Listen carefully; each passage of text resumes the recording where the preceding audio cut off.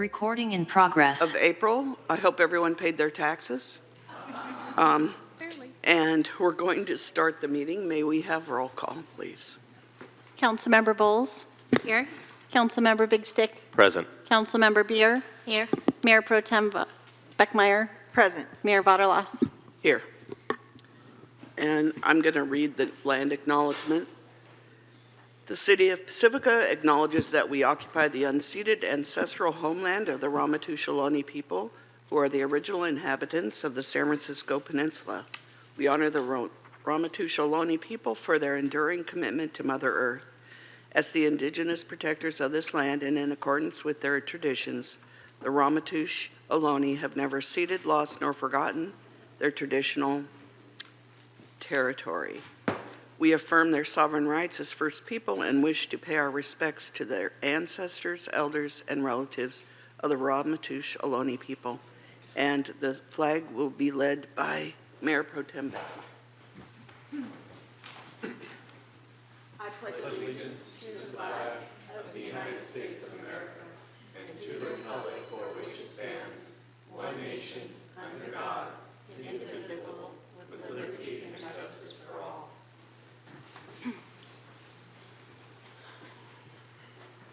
We have one item tonight, and it's a consideration, modifications to the City of Pacifica's revised certification draft, local coastal land use plan, the LCLUP, including special resiliency area policies and direction to staff regarding transmittal of an alternative modification to the California Coastal Commission.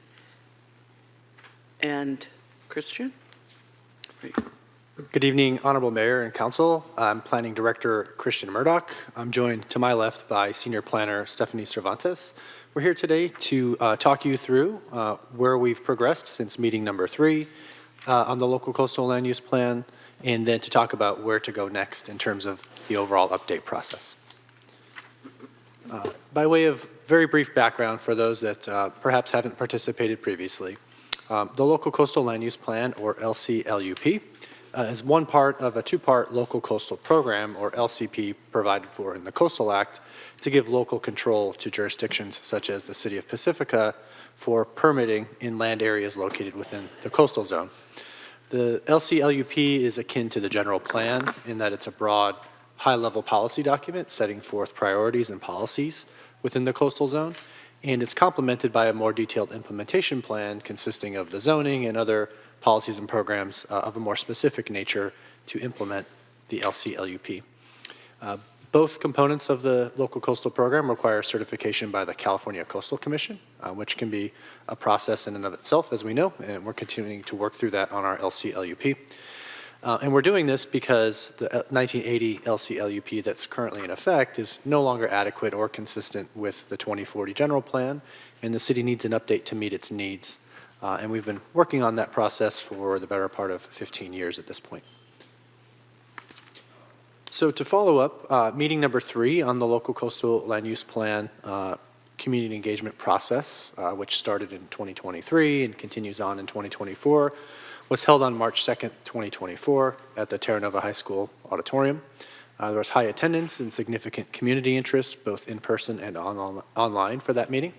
The primary focus was to provide detailed answers to questions submitted in advance, as well as those asked live from the community, in the hopes of increasing the baseline level of understanding among those that are interested in this process and that want to be involved in the update.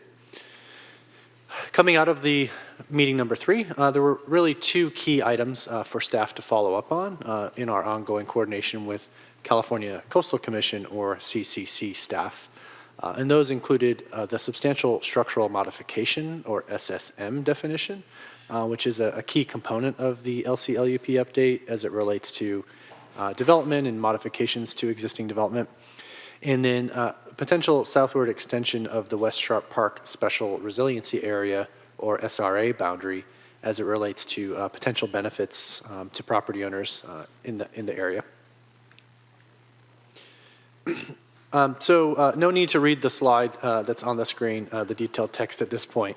It's there to illustrate a point that since meeting number 3, city staff has had further extensive discussions with the Coastal Commission staff on a number of issues, including the SSM definition. And the red text you see are changes made to the definition resulting from the City Council's input at meeting number 3.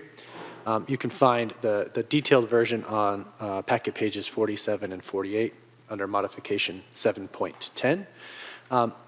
We'll get into some greater detail on what those modifications were in a moment, but we took the City Council's feedback on the themes of legally mandated modifications to structures, as well as commonplace property maintenance, such as due to dry rot or termite infestation, in order to exempt those from the cumulative structural totals of the SSM definition. City Council thought that, as I interpreted the feedback, felt like those were necessary adjustments in order to make this a more balanced and fair trigger, given some of the significant follow-on components that could result from meeting the SSM definition. And so what you'll see here, hopefully in a little bit easier to read text, again, also on packet pages 47 and 48, explicit exceptions from the SSM definition for plywood roof sheathing, underlayment beneath a roof, other roof material replacements in the event that you don't have a shingle roof at your home, but understanding that the roofing materials can be replaced and not count towards the SSM, as well as other exterior waterproofing and weatherproofing materials. So that's intended to address siding. And then importantly, a lot of community interest in the following. So appliance installations and replacements, such as water heaters, generators, and solar panels that do not involve structural modifications. And then the remedial actions needed to address termite infestation and dry rot. And then any other modifications required to comply with state and/or federal laws and regulations, such as disabled accessibility improvements and seismic retrofits and upgrades. And so lastly, there's a clarification that incremental structural changes that cumulatively amount to replacement of 50% or more over time shall also be considered SSM.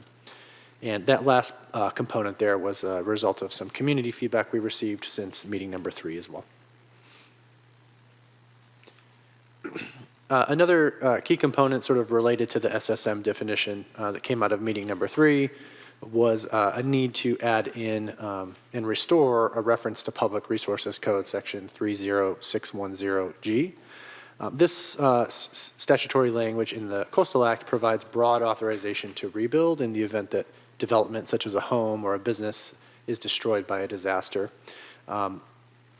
For reasons we're still exploring that maybe are less important now, the Coastal Commission staff and their suggested modifications had taken out this reference.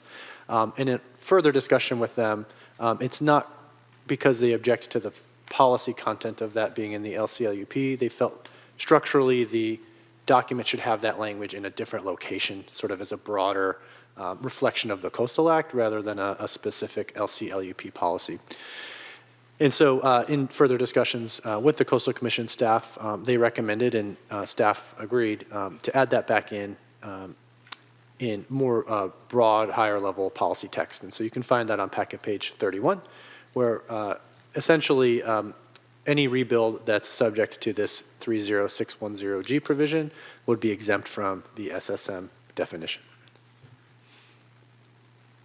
Shifting next to the second key component coming out of meeting number 3 was interest among the City Council in exploring a southward extension of the Special Resiliency Area, the SRA, mapped within the West Sharp Park neighborhood.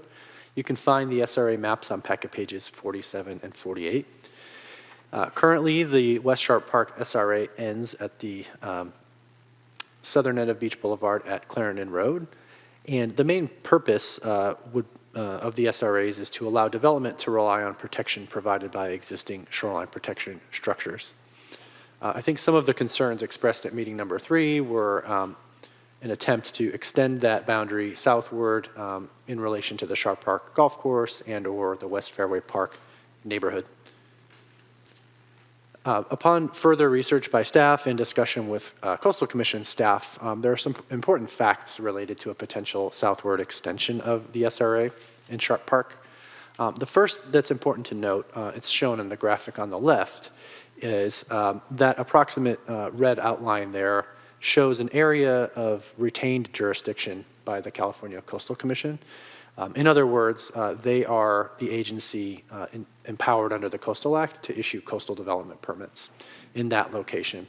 And so to the extent that the Coastal Commission would be acting on a coastal development permit, that the city's local coastal land use plan would not have a controlling authority over the CDP issuance there.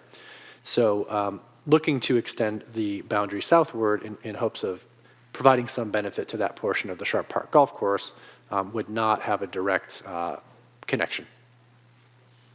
The second is related to the applicable hazards within this area. So the berm running southward from Clarendon down to Maury Point, there are two mapped coastal hazards affecting this area. The coastal erosion hazard shown in the graphic on the right in a red line, and then a broader flood hazard shown with the vertical blue lines and in the bold blue outline. And so as it relates to the West Fairway Park neighborhood, the applicable coastal hazard that places that small portion of the neighborhood into the coastal vulnerability zone is a flood-based hazard, not a coastal erosion-based hazard. And so when it comes to the SRA policies, the main function of the SRA policies is to allow development to account for protection provided by existing shoreline protection structures. And so to the extent that the primary protection provided by those is from coastal erosion, even if the boundary were drawn southward, there would not be a direct benefit to those properties from the protection afforded by the shoreline protection structures that are existing presently, because they're not mitigating this mapped flood hazard. And so there's sort of a direct factual limitation to any extension southward of the SRA as well.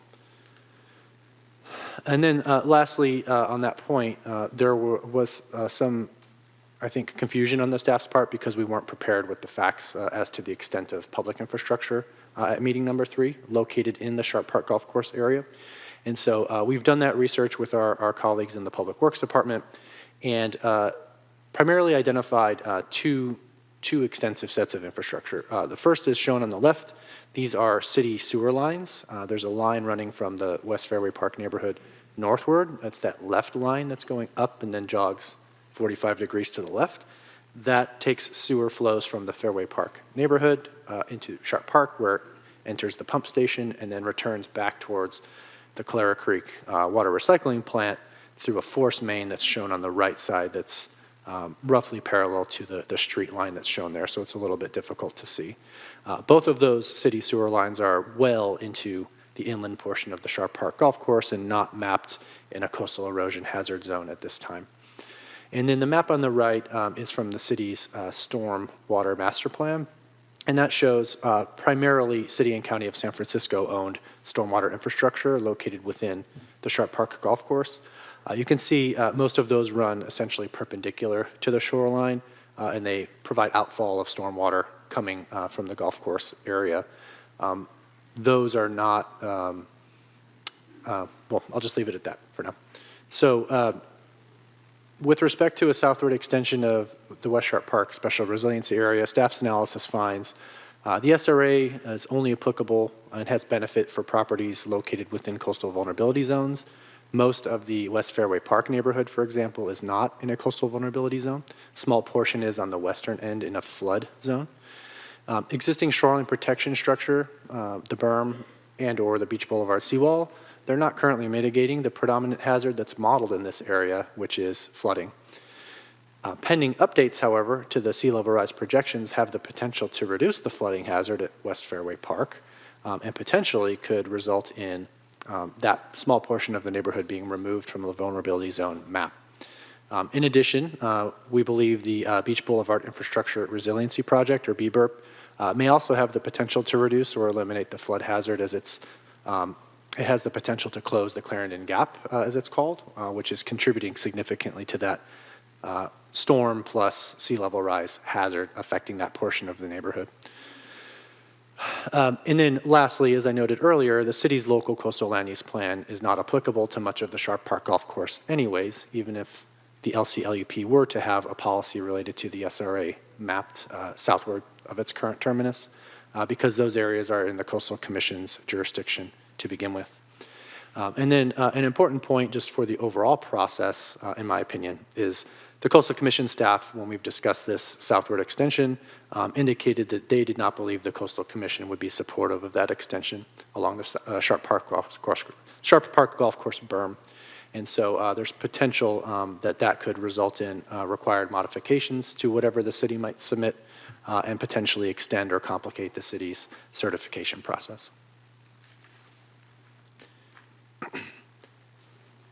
So as we get to the end of my presentation, I think it's important to reflect on where we are today, coming out of meeting 3, being at meeting 4, and looking potentially at the final steps towards the LCLUP certification process. The document that we'll discuss at great length tonight, it's the result of extensive close coordination with Coastal Commission staff and city staff. That has been a goal of the City Council and one of the strategic priorities to improve that working relationship. We have done our part, as has the Coastal Commission staff, in relation to these modifications to reach agreement in such a way that we think both of our decision-making bodies have a high likelihood of approving these modifications. The goal, of course, is that the Coastal Commission staff does not identify additional suggested modifications with whatever the city transmits, and that we try to have whatever we transmit reflective of the discussions that we've had staff to staff. And then we're also trying to confirm tonight the alternative modifications for transmittal to the Coastal Commission. And the goal is to transmit, if possible, by the end of April or early May, which would enable a second goal of a Coastal Commission hearing by the August or September timeframe in 2024. So that concludes my presentation for now. What we have done and tried to set up for the council tonight is after I finish my initial remarks, we do have slides including all of the potential alternative modifications, so we can go through them. Admittedly, they will be a little bit challenging to read on the screen, but we can hopefully use that as a guide to the discussion if the council has access to their own copies of that. And then we can delve in greater detail into any of those modifications that the council has interest in discussing. Thank you.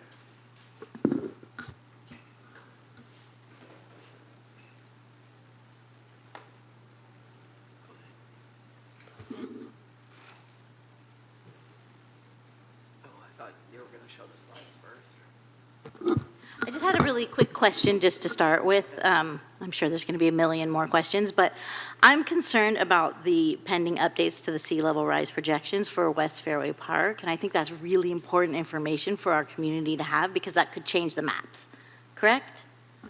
We believe the key takeaway is that the overall projected sea level rise over the next planning period is less than it was in the prior 2018 data, and thus has the potential, although that has not been mapped yet, to reduce the coastal vulnerability zone, i.e. the flooding projected in that area. Do you have any idea when that might, I mean, I know you're not in charge of updating maps, but do you have any idea when that could happen?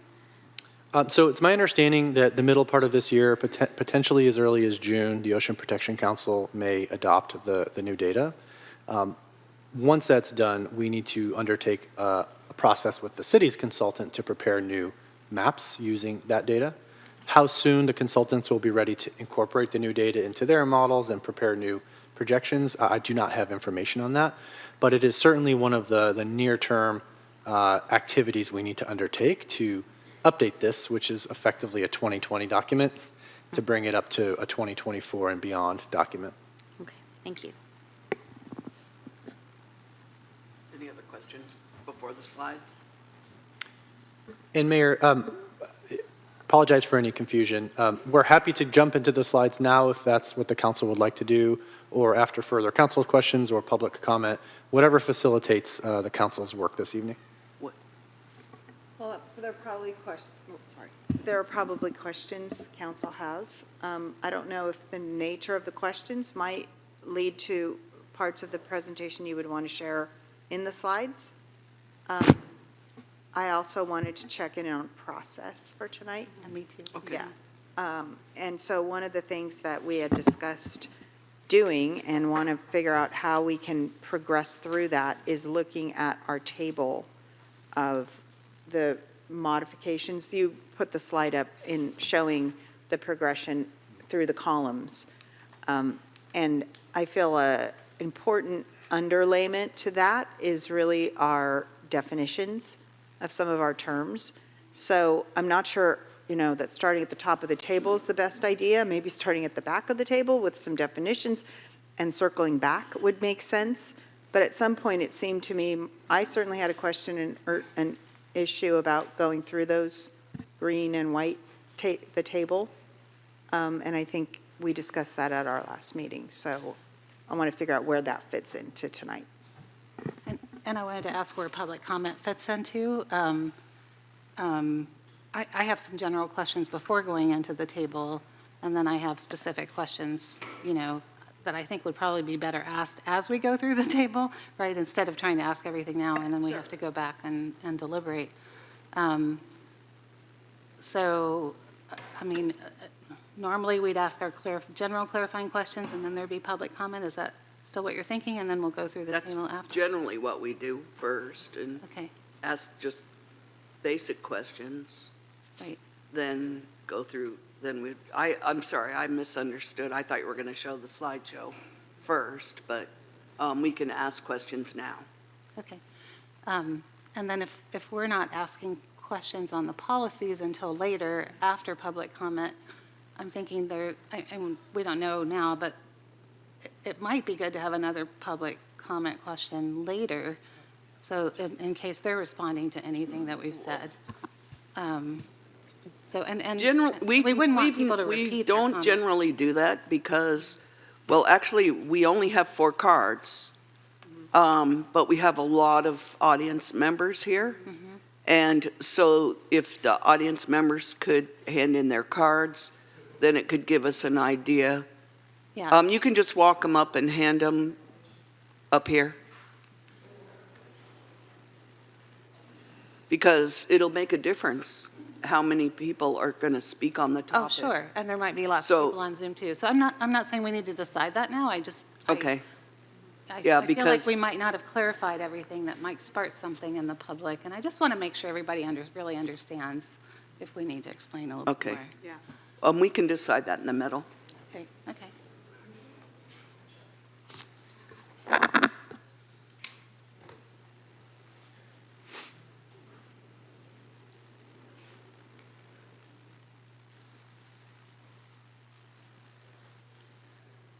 There's already way more. So why don't we start with questions? And who wants to start?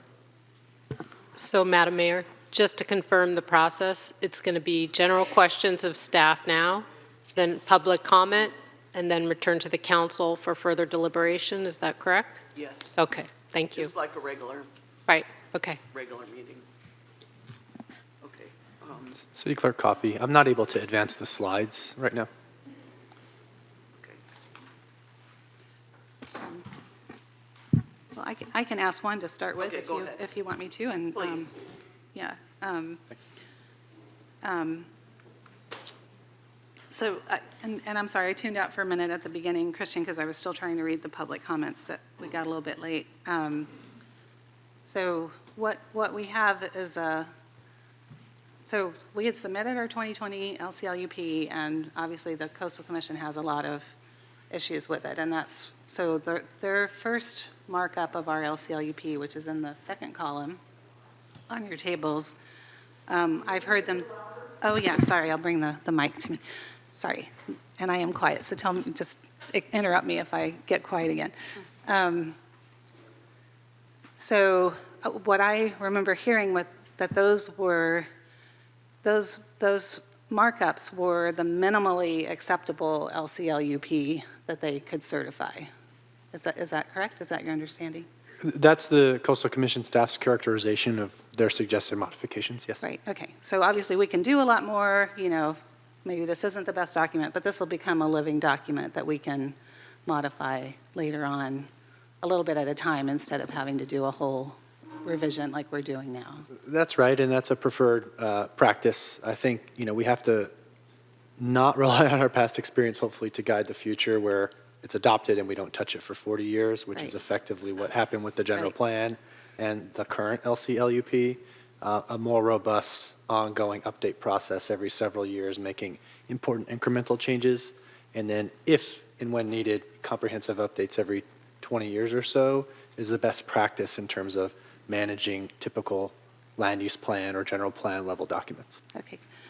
And then on some of the first few pages of the staff report, you say that some of our proposed modifications, the Coastal Commission seems to be favorable about, but they haven't actually given their final word, right? That final word will come when we submit this and then they write their staff report. That's correct. So if I could maybe rephrase your question slightly, I think there's a sense or a desire, from some participating in this process to know definitively, is the Coastal Commission even going to allow this? We don't know. The Coastal Commission staff does not know. We won't know until the hearing day what a majority of the Coastal Commission will support or not. What we can do is try to use the city staff's and the Coastal Commission staff's best judgment and experience as to what they know about their decision makers to try to craft policy that hopefully both agencies can live with and go in, hopefully, with a coordinated request to the Coastal Commission that says, there's no disagreement, there's no remaining outstanding issues, please approve this document as we've submitted, and then the discussion can begin and the truth will be revealed, so to speak. Right. Okay. And then, so we'll get their staff report, hopefully in 2 or 3 months, depending on how long they need. If there are substantial changes they're recommending, or if they're even recommending denial, is there an opportunity for us to come back and say, oh, now I understand why that policy might be problematic? I would hate for us to go down the whole process, submit it to the Coastal Commission, and then, not have a chance that we could even be heard.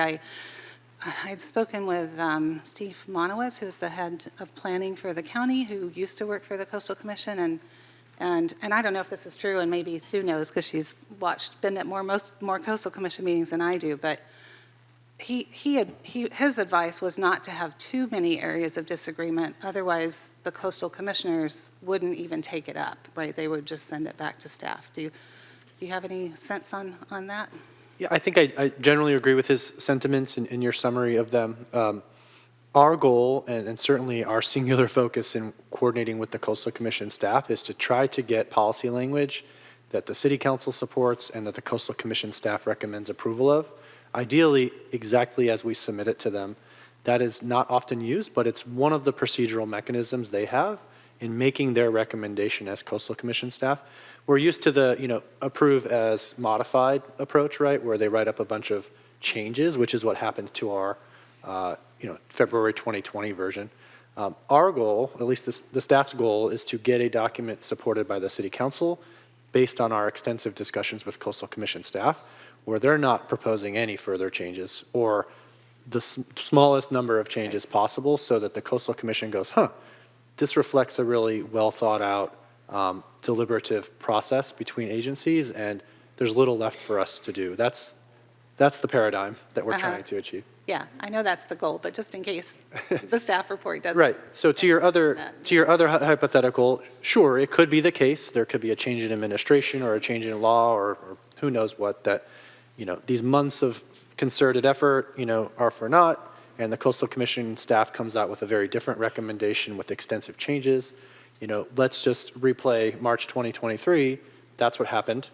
We said, okay, hit the pause button. We're not ready to go to hearing. We need to spend a lot more time thinking about these, potentially bring them back to our decision makers at the City Council and seek guidance, which is precisely what we did with the last set of recommendations. Okay, great. Thank you. I'll let somebody else go. I agree. Question? I do not at this time, thank you. Sue? Not now. Mary? No, I'm more in the chart. Chart. I'm assuming that we're going to be going through the entire chart, right? Yeah. That's what we're here for, so. Okay, so you don't have any other questions? Okay, well, then I have a few other questions. Keep going. Sorry.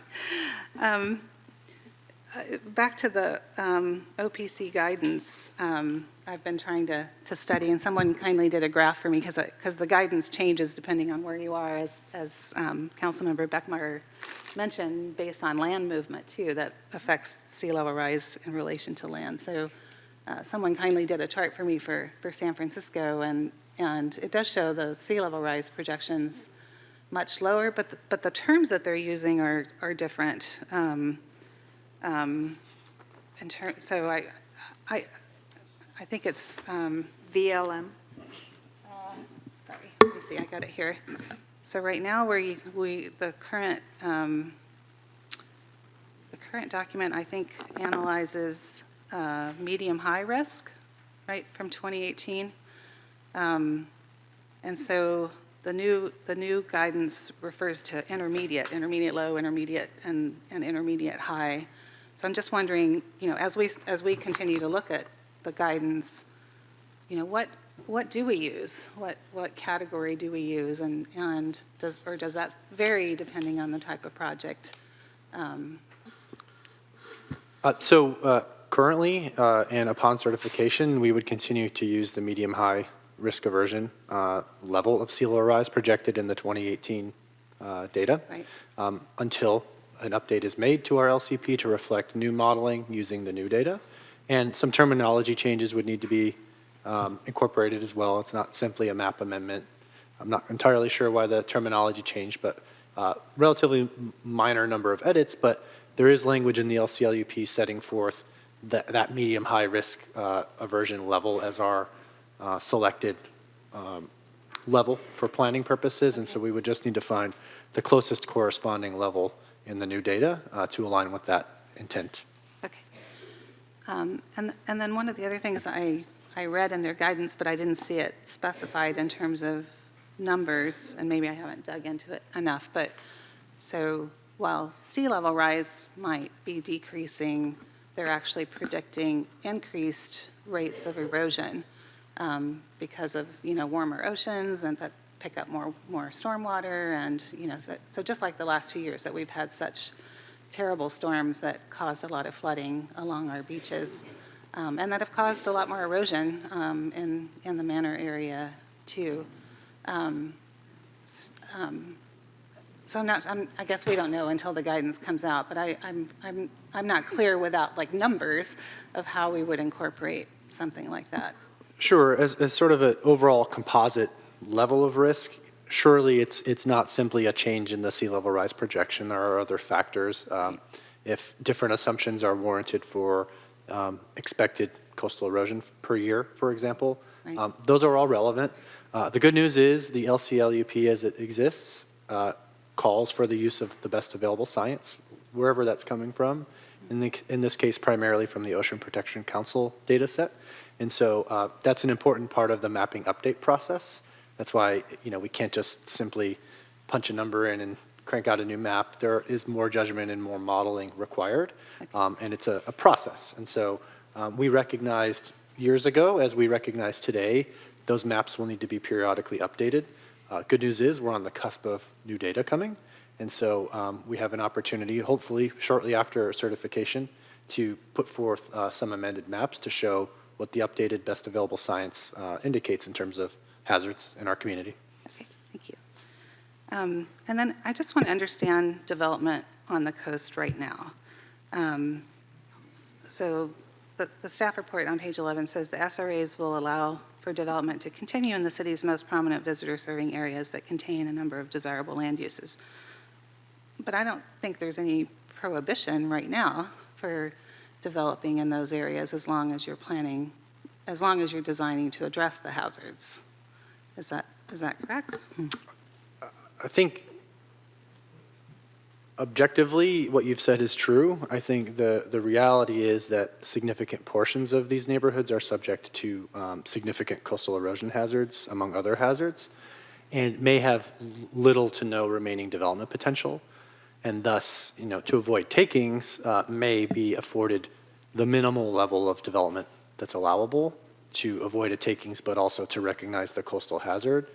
The SRAs would allow a much more conventional or typical level of development because the properties could rely on the protection from shoreline erosion that's provided by the existing shoreline protection. And so very different outcomes from my perspective as to potential for development in those areas with SRAs and without SRAs. Okay, so I want to get back to the SRAs and how they do this calculation. But for example, I saw a project that at a Coastal Commission meeting that was in Dana Point that was a brand-new house that was on the beach, and they built it, a story up so that the parking was underneath. It seems like the Coastal Commission doesn't view cars as a hazard that need to be protected, right? So the people were protected in the house up above. And then the project, really interestingly, had allowed for flooding to actually go through the building. So it actually had gates that opened. So, I mean, it seems like a project could be designed in these areas without necessarily having to go through the evaluation of the armory. I think the potential exists. I'm not familiar with the particulars of the Dana Point project. I'm hearing perhaps a little bit of several different things in that summary. My sense is there's probably a coastal erosion hazard of some type, but I can't say for sure. There's also quite likely a tsunami hazard at that site, and so they required the living areas to be elevated out of the inundation zone and allow the water to flow through the uninhabitable spaces, in this case the garage. And so there's probably a little bit of several things going on there. And it's also possible that they needed to allow some development to avoid a takings. It's really hard to say. But sure, there are potentially many different ways to approach these challenges.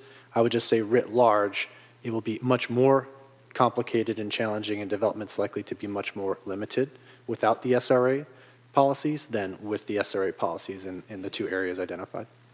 Okay, and then I had asked this before at the previous meeting, but I just want to repeat it in case there's new people listening. But so even our new seawall that we're designing here is not being designed to prevent overtopping and prevent flooding the way we have now. I mean, this engineer had said it would have to be 8 feet tall, to do that, and that's not feasible, might not be able to get approved, whatever. So maybe there are some benefits to erosion, but probably to other hazards, the projects are still going to be designed to mitigate or be outside of those hazards.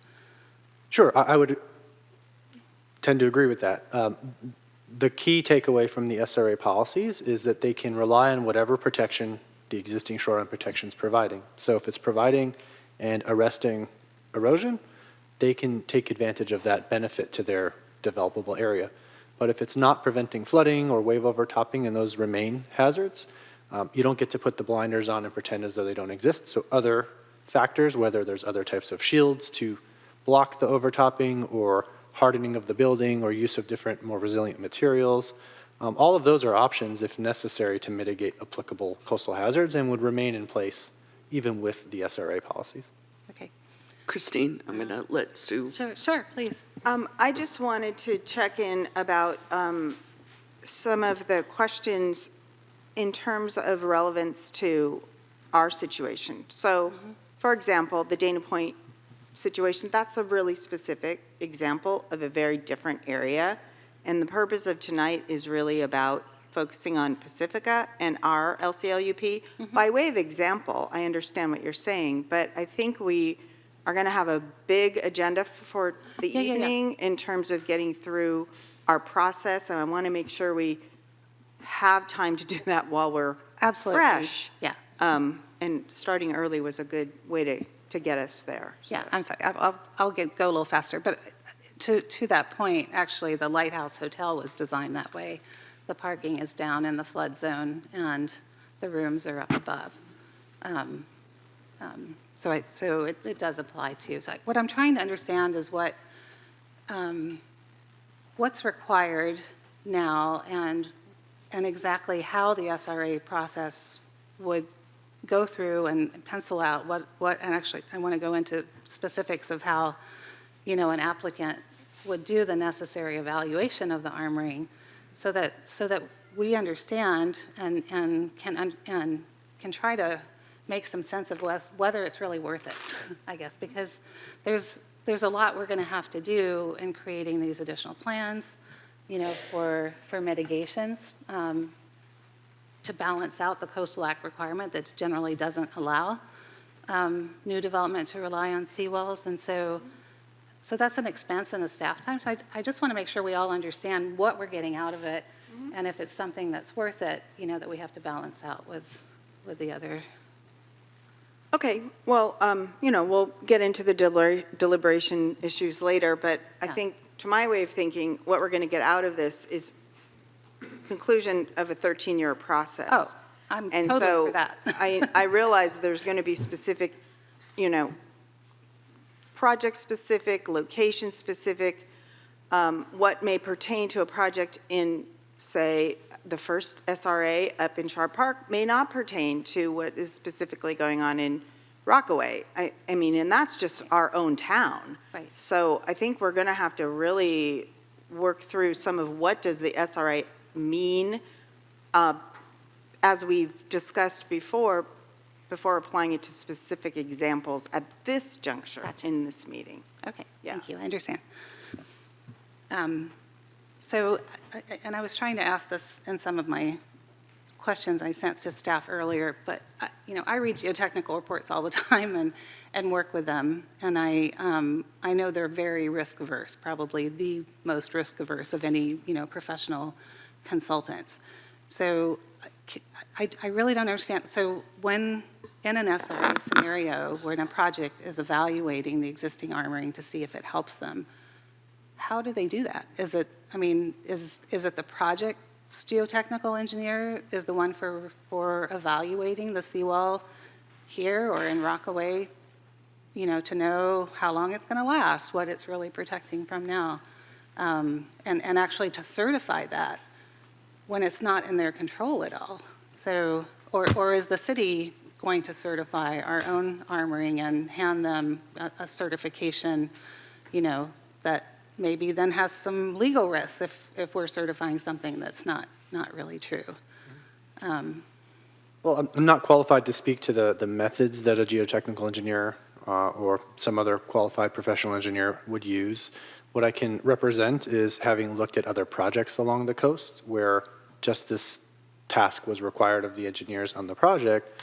They use a number of data points, including the wall design, its current condition, changes along the coastline, affecting perhaps the intensity or types of wave events. And they use their professional expertise and certain modeling methods to determine, in their professional judgment, the level of protection that a particular shoreline protection structure is providing, applied to a particular piece of property based on its elevation, its soil composition, and so forth. And so there are accepted engineering methods that I've seen used in this community to make such assessments. Are they the same as a more conservative sort of slope stability assessment in an inland area? It's hard for me to say, but the best qualified people to make such determinations can make them and do make them. And they're probably, workable for the purpose in which they're intended, which is to say, okay, well, without this wall, here's where the erosion or flooding or other hazard would be. And in my best judgment, with the wall, it would be something different. And that's an important delta under this SRA policy construct. Yeah, we didn't get the city's geotechnical engineer here to be able to clarify anything today, did we, Kevin? Okay. Yeah, I spoke to Lauren Berman this afternoon, and her feeling is geotechnical engineers are not going to want to evaluate something that's off of their site, and that's a huge burden for developers. So again, I'm not sure this is really going to be helpful, but we don't really have information to say that right now. And then the other thing that concerns me, and I know you've kind of answered it, but actually I was just reading, so new development in coastal hazard zones or coastal vulnerability zones has to be designed for a 100-year life. So how is an engineer going to certify that if the armoring isn't designed to last 100 years? And I know you've said, oh, well, we'll probably replace the armoring, but I don't think we can say forever that we're replacing the armoring in the same place. I mean, at some point, that becomes public trust land, and, you know, we won't be able to get approvals for that. Sure. I don't think there's any part of the SRA policies that contemplates an engineer certifying or guaranteeing or the city committing to a shoreline protection structure being there indefinitely. The presumption is they will be there for a long time. How long, it's hard to say specifically. The key point is whether it's in effect today at the time that a permit decision is being made. And then there's the safeguard on the other side of this process where, despite being allowed to rely on the existing protection, they need to record the waiver of rights to future shoreline protection as new developments are required to do under the Coastal Act. Commit to indemnifying the city in modifying or removing their development if and when circumstances require. So circumstances would require, I presume, if the city decides not to rebuild the seawall in the Sharp Park neighborhood, for example, and then the coastal erosion hazard or other hazards advance and threaten the property, and there's a need to remove it before it ends up on the public trust lands. So there's a backstop to this sort of open-ended, authorization for development that I think you're concerned about. Right. The other side of it, though, that's more pressing and important immediately is that little development, if any, would be allowable without the SRA policies, given the standard construct for coastal hazard analysis for new development. And so very big differences in the development outcomes in these neighborhoods with and without the SRA policies. Do we know now what they require for certifying that something can last 100 years?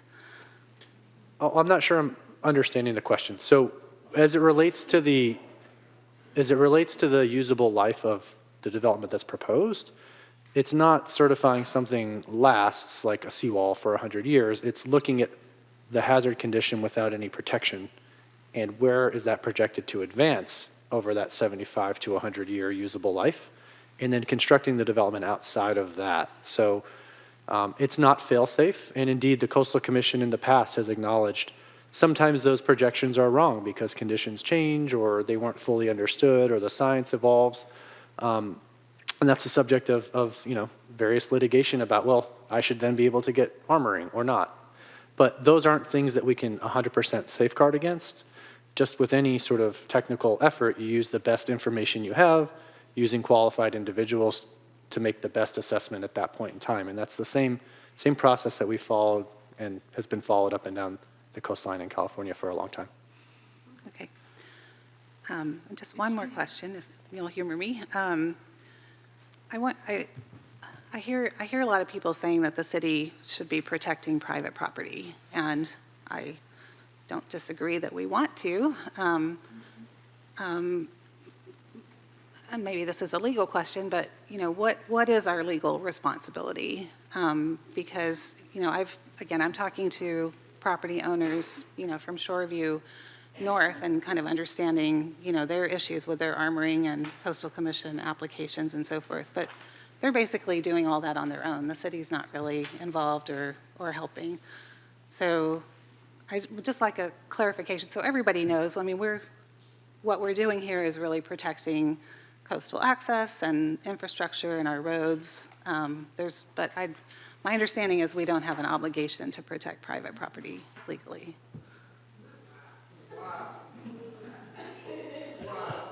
I'm not saying we don't want to. I'm saying All right, we don't have. we need to Excuse maintain. me. Excuse me. Yeah. We need to continue the meeting. Thank you. Yeah, so I would just remind everybody that this public meeting, we need to remain quiet while the council is asking questions or during deliberations. But to answer your question, Councilmember Bowles, you're correct. The city's responsibility is to protect its infrastructure and the public spaces, areas where the public infrastructure is maintained, public facilities, et cetera. But our responsibility is not to protect private property. Okay, thank you. Yes.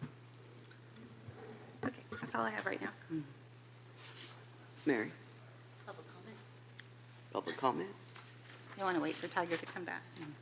Okay. We're going to go to public comment. I have about 20-something cards. So we're going to start with Allison West. What? I think we should have 3 minutes. 3 minutes, because everyone, I'm sure, is planned for that. Then Lisa Volosing and Lila Renero.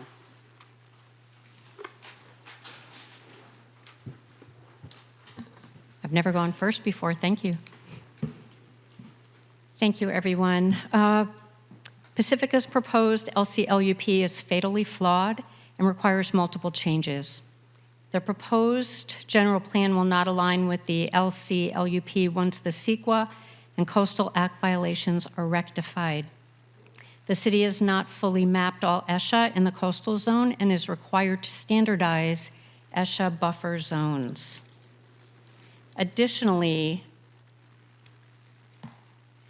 the city has kind of done things backwards, and they are doing things at a planning level as opposed to doing things at a project level as opposed to planning level. And they have to stay focused, well, just the opposite. They have to stay focused on the planning level and not project level. Because if you wait to approve projects and things that happen, it is simply too late. We have CEQA violations. We have them in Pedro Point, and so those need to be fixed. We have addressed this multiple times with the city. The other part is we want to know, and we've never been given an answer, why the land use designation has changed in Pedro Point in the San Pedro field. So if someone could at some point give us an answer, that would be great, because you are benefiting one landowner versus all the CEQA, the red-legged frog, other issues that are in that field. Thank you. Good afternoon, and thank you to the council. I'm Lisa Villaseñor-Volosing. I'm a member of the San Francisco Mayor's Women's Golf Council, San Francisco Business Women's Golf, and the San Francisco Public Golf Alliance, and I have lived in Pacifica since 2005. So I'm not going to be technical here, but I do want to indicate that we do support the extension southward of the special resiliency area. And just esoterically, I was reminded this weekend of why I think it's important that that extension occur. And as the previous speaker spoke, this is sort of a broad view. I was walking on the berm, and I love that. I mean, who doesn't? It's a beautiful place. It evokes emotion. We don't want to make decisions necessarily based on emotion, but we are all emotional about our city. And I think that the city council's job to control our coastline to the extent we can is so important, and not to cede the control to the Coastal Commission. I saw people there, not just from Pacifica, but from everywhere, speaking multiple languages. We are stewards of a coastline that is ours, but it's also the country's and the world's. And I think it's really important that we protect that and that we invite people to come and support our city at the same time. And then the other thing is this little golf tournament called the Masters that just happened. And if you've never heard of that, you've probably heard of Tiger Woods, who had his 26th start and has made it to the cut 25 times. But one of the most wonderful things about that tournament is it reminds us that Dr. Alistair McKenzie designed that course in Augusta, Georgia, just like Sharp Park. And that is a gem we really have to protect. Thank you. Thank you. Lila, followed by Andrew Myman and Sam Casillas. Good evening, council staff and neighbors. While we address the LCLUP issues, let's not take away attention from the fact that a proliferation of STRs, also known as Airbnbs and Verbos, are taking away from our current precious and limited housing stock. We should not be emphasizing adding new housing when our current housing is being pilfered by opportunistic corporations who are destroying neighborhoods. Pacifica's population has been rapidly declining since the 2020 census, and many of the SRAs that we're talking about are in areas that are affected most by these STRs. We should not be doing anything that would be protecting these corporate owners. So let's not push through a plan that may leave us vulnerable to lawsuits for years to come. Thank you for listening. Thank you. Andrew, Sam Casillas, and then Jim Kramer. Good evening. I'm Andrew Myman. I live in Pedro Point, and I've been there for almost 20 years now. It's hard to believe, and I feel like I've been up here talking about this for about as long. No. But I know I've not been involved as long as a lot of you all, and I do want to thank you for your efforts and your consideration. You know, it's been a lot of work, and we're almost there, but we're not there yet, I'm afraid to say. Page 1-8 of the red line document that we're talking about tonight says the maps and diagrams included in the LCLUP reflect the best available information at a programmatic or citywide level. How can that statement be accurate if the most recent source of data, for example, on figure 4.3, is 2019 vintage? That's 5 years ago, and it ignores the more recent information that's already part of the record in the EIR and the LCLUP process. This figure 4.3 is the environmentally sensitive habitat area map. It's cited several times in multiple times in several of the CCC staff comments, as well as city staff responses. It's important. It's throughout the document. It's like one of the key maps. Shouldn't it be updated to the latest information, and then the impacts of that most recent information be considered at a planning level and be considered in the LCLUP before we move it forward? I mean, instead, the city has, and the city staff and the CCC staff are deferring the analysis to future site-specific studies and have repeatedly, commented and redlined the document to that effect. And I understand the motivation to get it done, to get this all finished, but we got to do it right. It's a trap to move it to this point, and I really think we need to take time to get it right at the overall planning level now. Thank you. Thank you. Sam, Jim Kramer, and Jeff Guillet.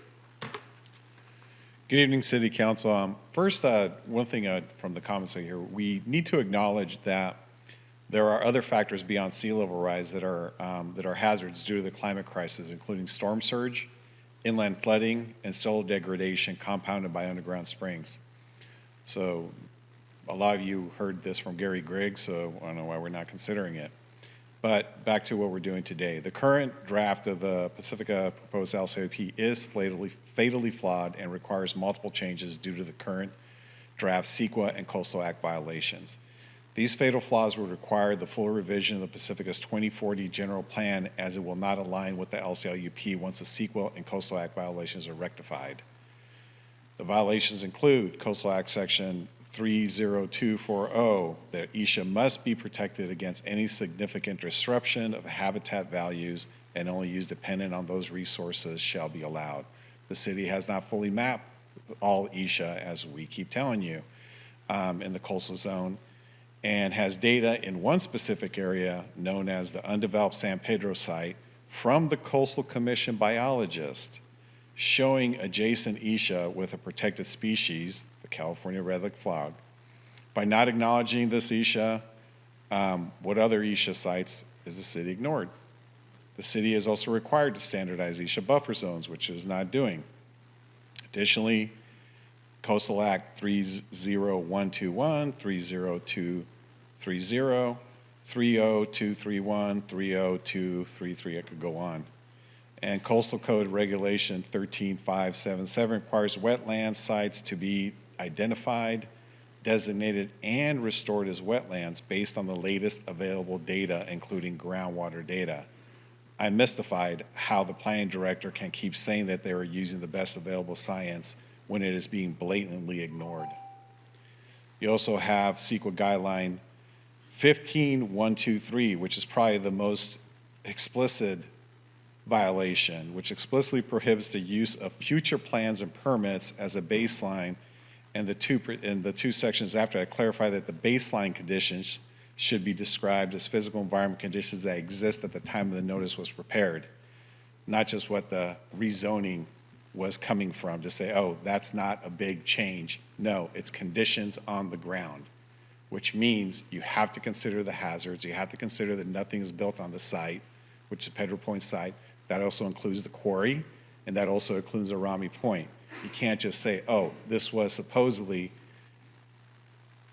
CR, commercial recreation, then say, so it's not that much of a change. So all these violations are going to require a big change, and the whole general plan could be fatally flawed because of it. Thank you. Thank you.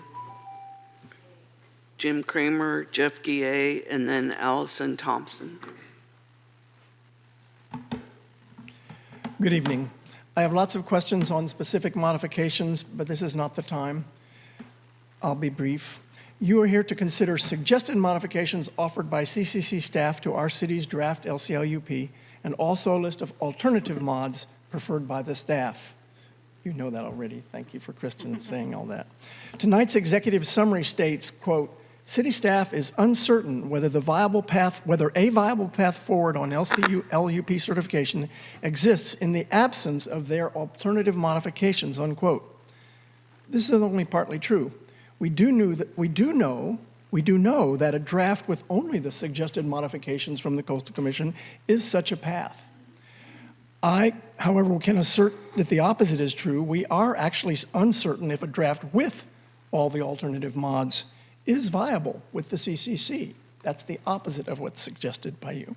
Staff assumes that you, our council, may consider that direct expeditious path not viable, even though all the alt mods could be raised for consideration as amendments after certification.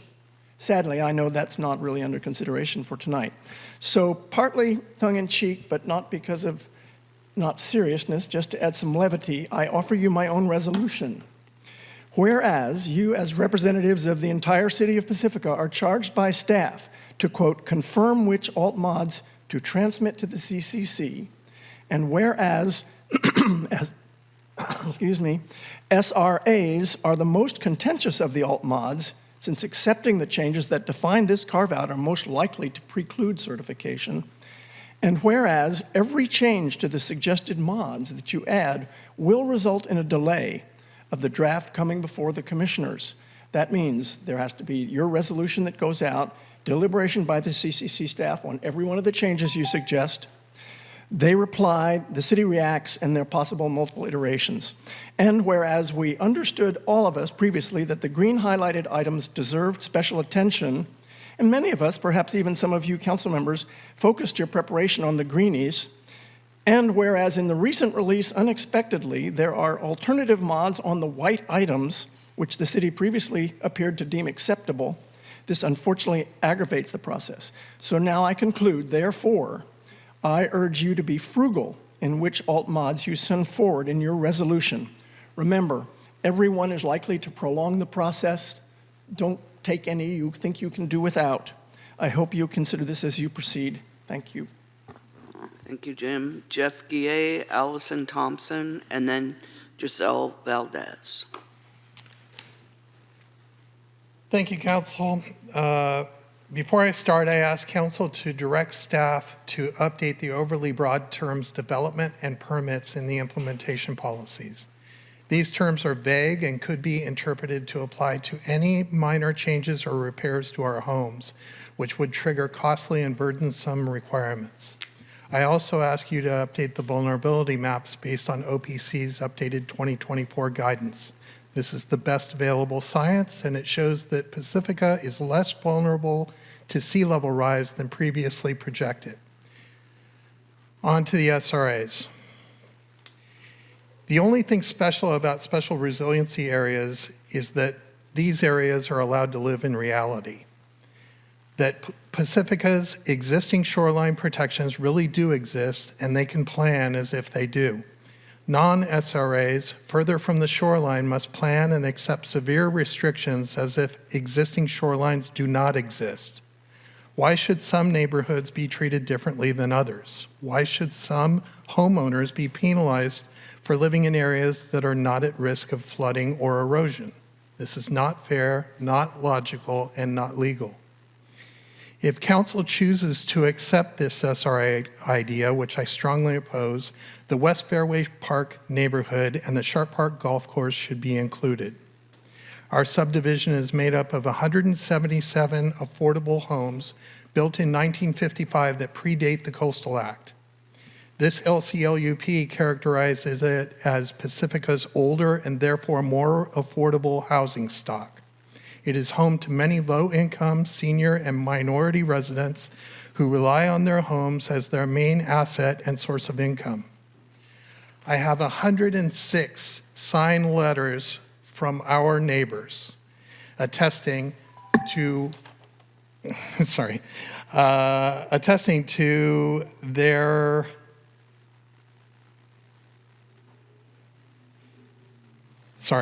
attesting that their neighborhood meets the definition of an SRA.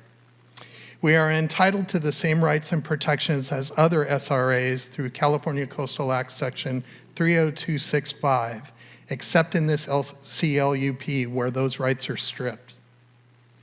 I urge City Council to reject the SRA concept and to treat all Pacifica neighborhoods equally and fairly. If City Council decides to go forward with the SRA concept, the West Fairway Park neighborhood and the Sharp Park Golf Course must also be SRA. This is consistent with City Council's goal to preserve existing neighborhoods and promote environmental justice and local economic vitality. The City Council's role is to represent the city's residents of Pacifica, not the Coastal Commission. Thank you, Jeff. Allison Thompson, Giselle Valdez, and Larry Bothan. Hello, I'm Allison Thompson. This is my daughter, Liv Thompson. She's 7 years old, and we live in Fairway Park West, and I just want to express how grateful I am to each and every one of you for the time and the investment that you put into the city of Pacifica. I also wanted to give you a couple of faces as you're considering what you're doing with the Coastal Commission and the plan and all of these things, that we are just ordinary people that love Pacifica. I first lived in Pedro Point. My parents rented a little house there on Grand Avenue, and then my parents bought a house on Rosita Road. I grew up there, and then my husband and I have a house that we have owned in Fairway Park West since 2003. And so this is an investment for us. We believe that absolutely, if you continue with the SRA concept, that the golf course and Sharp Park West should be included in that.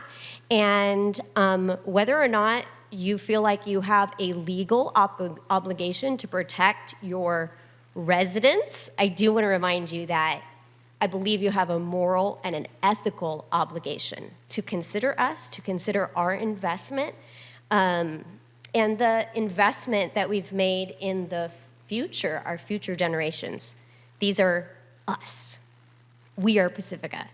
We are the people. And so please, I'm counting on you, I'm relying on you to please put people first. Consider the human beings that are living in these neighborhoods as you're making your decisions. Thank you. Thank you. Giselle, Larry Bothan, and Spencer Potter. Thank you for the opportunity to speak today. My name is Giselle Valdez, and I've lived in Pacifica since 1989. The first 30 of those years was way up on the hill in Fairmont, so candidly, sea level rise was not a concern. However, I've now lived in West Fairway Park for 5 years, right across from Jeff Guillet, our friend here, and while I may not fully understand all of the technicalities, on behalf of our neighborhood, what's important is protecting our homes and our property values. Part of that means being able to update our roofs and siding and flooring without having to go through the California Coastal Commission. It sounds like a lot of unnecessary red tape. The CCC should not be able to tell me what common sense modifications I can make to my home. Please extend the SRA to West Fairway Park. Thank you. Thank you. Larry Bothan, followed by Spencer Potter and Richard Harris. Hi there, everybody. How are we doing tonight? So I could call the city's collaboration with the Coastal Commission on rewriting our coastal plan the equivalent of putting lipstick on a pig, but I think that's demeaning to pigs. Besides, you might have to kiss that pig someday. If our city council decides to approve this pig against the wishes of everyone in Pacifica's coastal zone, everyone in Pacifica will have to pay the price for this act of government malpractice. The Coastal Commission subverts the Coastal Act that it claims to support. Section 30235 reads, revetments, breakwaters, seawalls, and other construction shall be permitted when required to serve coastal dependent uses or protect existing structures or public beaches. The vast majority of Pacifica was built out in the 50s to 70s and should be considered an existing development. But the Commission wants to get us off the beach and out of the way completely. We are told to act as if coastal protections don't exist. Another piece of the Coastal Act, Section 30010, states that damaging private property for public use, when that use is resource protection, which in this case means managed retreat to preserve beaches, neither the Coastal Commission nor a city can apply that statute without compensating the landowner. Yet, like our city planners, the Commission isn't concerned about how to pay for taking private property or that it be fair.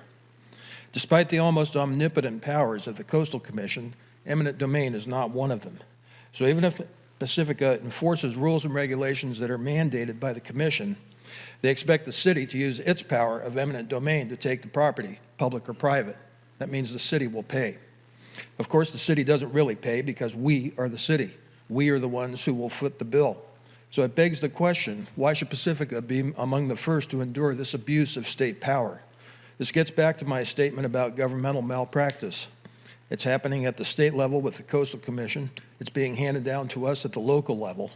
I'm flabbergasted that city employees are supposed to have our best interests at heart are instead bargaining away our future with an imperial agency whose sole purpose is to kick us off the beach. It's an abuse of tax dollars on an epic scale, and I expect council to put a stop to it. Thank you. Thank you. Spencer Potter, Richard Harris, and Tina Yance. Hello, City Council. My name is Spencer Potter, and I work for the Natural Resources Division at the San Francisco Recreation and Parks Department, your neighbor to the north. Our division is responsible for stewarding the natural areas under our management. One of the largest and most ecologically important is the Laguna Salada wetland at Sharp Park. Sharp Park is really so much more than just a golf course. It contains a variety of really important assets that are used by Pacifica and the wider region, including the coastal trail and beach access, important habitat for endangered species that we are responsible for stewarding properly, the berm, which provides ecological, recreational, infrastructural protection, as well as really important protection to the surrounding community, sewer, infrastructure, and also historic resources. Sharp Park should be included in the special resiliency area because it meets the standards presented by the Coastal Commission very clearly and contains the assets that this designation are intended to protect. With respect to fellow planners here in Pacifica, I find it misleading to suggest that Pacifica doesn't have very much power in this circumstance. This Coastal Commission has the habit of looking closely at LCPs to make their decisions on CDPs, even in retained jurisdiction. I experienced this firsthand when I went before the Coastal Commission in 2017 to receive authorization for the Sharp Park seawall. And they told me during that meeting, the Coastal Commission's executive director told me we would be looking to the local coastal planning process to inform their decision-making on the reauthorization of the seawall that's coming up in just 3 years. So don't undervalue what you're doing here, even in retained jurisdiction areas. I find it not really totally truthful that just because Coastal Commission retains original jurisdiction over those western portions of Sharp Park, that they're not going to look very, very closely at what we're doing here. Additionally, I just want to emphasize that we do have a whole bunch of repair and maintenance that has to happen at Sharp Park going forward. To all the assets I just enumerated, We have, in particular, a huge habitat restoration project at Sharp Park that we're looking to do to bolster the red-legged frog and San Francisco garter snake population. We're working in collaboration with the U.S. Fish and Wildlife Service, but it really could get sunk by something like not being included in the SRA designation. So I just want to encourage City Council today to designate Sharp Park as part of the special resiliency area. Thank you for your time. And I'm available for further questions later if needed. Thank you. Richard, Tina Jans, and Dan Jans. Good evening, Council, and thank you for your work on this. We are all working hard on this. A comment that I want to make is along the lines of Mr. Potter's comment. The Coastal Commission, in its the last time Sharp Park was before the Coastal Commission was in November of 2017. I gave you a late letter today that quotes from that Coastal Commission decision, and it said the local coastal plan is with Pacifica, and that provides guidance to us, even though we have the original permitting jurisdiction. It's quoted in their order. And I've given you a letter today that has that quote. And and in that same letter, the letter is dated April 14. In that same letter is a language from your minutes of March 2nd, in which your planning director was talking about this issue of the retained jurisdiction in the local coastal plan. And what he said was we have, oh, I'm sorry. He said that the local coastal plan will be used by the commission as guidance, even though the commission has original permitting jurisdiction. And I've given you the quote from your minutes. Now, there's another point here in the discussion. We raised in an earlier letter the issue about the sewers, and both the storm sewer and the sanitary sewer. And in your plan as it exists, I assume that your plan as it exists is the basis of these discussions that your planners have been having with the commission. You have false, wrong information in your plan about access. There's no, which is the access of the berm, and all the new stuff that the city has built into that berm. You don't recognize it in your current draft. And I've given you a detail of what that should be. And I've given you, do I have to cut off? I've got more to say. Thank you. There's lots more to say, and I've given Thank you you. 4 letters. Thank you. Thanks. Tina, yeah, Jans, Dan Jans, and Nikali Derod. Hi, my name is Tisa Jans, and thank you so much for being here and taking the time for this. I would like to point out that the right of the government to take private property for public use is called eminent domain. I still maintain that this is a form of eminent domain by 1,000 cuts. The CCC's removal of property value and forced rewriting of deeds is that in eminent domain by 1,000 cuts. And the original coastal plan, the Coastal Act, did have provision to honor property rights. So the law about eminent domain says that it may be exercised only by legislation or legislative delegation. A fundamental element of just compensation is the payment of the compensation without unreasonable delay. The way this would unfold is that property would be devalued in increments, and that is a loss of compensation without unreasonable delay. Procedural due process provides that when the government denies someone of fundamental rights, that person must be given notice.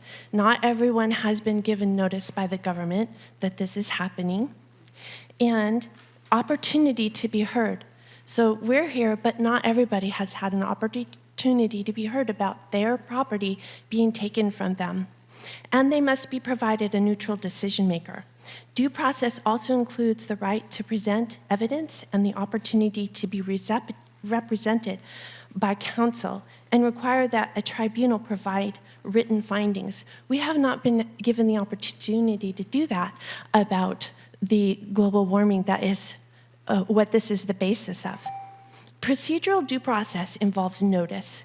With procedural due process, if landowners do not receive notice and an opportunity for judicial determination of the legality before land is taken and title changes, that constitutes a breach of due process. Thank you. Thank you. Sorry, and Dan Yawns.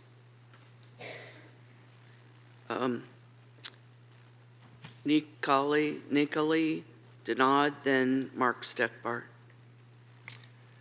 Good evening, City Council. I want to thank you for the work you've done, some of the updates and some of the improvements. I appreciate that. I still have a lot of concerns. I was able to read through it this past weekend, and at best, there are a lot of things that are confusing in some of the language. I had a conversation with someone at the Planning Commission, was very helpful and encouraging. Still, I'd like to see some changes. So in the sub areas in Section 6 under the coastal resiliency, I'm under the subsection Pacifica State Beach and West Lindemar.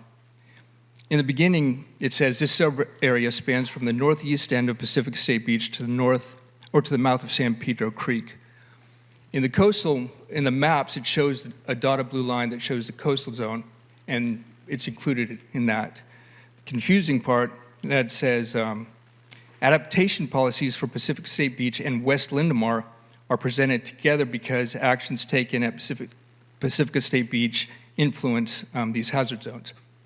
The West Lindemar they're talking about is east of Highway 1. I'm in that area, and I was assured that it's not included, but it's in the language, so it's confusing. At minimum, it'd be nice to have a footnote that said any residential property east of Highway 1 is not included in the regulatory jurisdiction of the Coastal Commission. Otherwise, it looks like it is. And if it is, I'm now I am in a tsunami inundation zone, so I'm in a coastal vulnerability zone, but not in the coastal zone. And so those are used synonymously sometimes, so it's very confusing. Because my inundation zone is based on a 5.7-foot sea level rise increase by 2100 based on a 0.5% possibility on the older 2018 model. And with that, I would come under substantial structural modification requirements, which are very far-reaching, and override 30212 in the Coastal Act, which has actually been lined out in the earlier updates. And that's huge for me. And I'm not proud that Pacifica would be on the forefront of giving up the most robust protection for private property rights for this new SRA SSM policy. I have more to say, but I'll send you guys an email. Good night. Thank you. After Mark Steckbart is Robin Renils. You're Hi, my name's Nikoli Denod. I live just down the street here. I just want to say overall, I feel very lost as I'm going through the documentation, and I think one thing that I would really like to be clearly stated is if SRA does go into the project and get approved, in terms of homeowners, what does that exactly mean in terms of like this whole mention of a deed and us needing to sign an additional deed? And with that, if I, as a homeowner, do want to make a significant structural modification, is it true that I would then, in addition to having to apply for regular city and county permits, I would have to pay for a engineering study, and I would need to make sure that that got approved before I could get my permits? Thank you very much. Thank you. Mark, Robin, and then Sheree Chan. Mark Steckbart. I'm in opposition to what you're talking about tonight. I think you should hold it over. I think you should get Ocean Council data. There's no rush to judgment here. You all are debating policies that will affect this town for arguably 30 years. It's going to ruin the property value of a lot of people you know. It's going to probably destroy 30% of the town that's west of Highway 1. This is not idle conversation. It's your responsibility to do it right the first time. The staff report on the screens tonight has not been available to the public. I suspect it's not been available to you either. So we're flying blind. I find that offensive. It suppresses public involvement. I think the alphabet soup of this whole process should be ignored. SRAs, either everybody's in or nobody's in. What you're doing is blowing off Esplanade, West Manor, the RV Resort, Shoreview, and Pedro Point. I don't suspect they know you're abandoning them in favor of two smaller neighborhoods because it's a manufactured solution. So not a good idea. You're going to strip Pacifica residents, people you know, of shoreline protections in their deed restrictions. These are people you meet in Safeway. And you get to look them in the eye. What are you possibly thinking? In the glossary, confirmation is not defined. This is a big part of SSMs. Nobody knows what that means. Let's see what else. You should join the majority of coastal cities in opposing coastal commission overreach.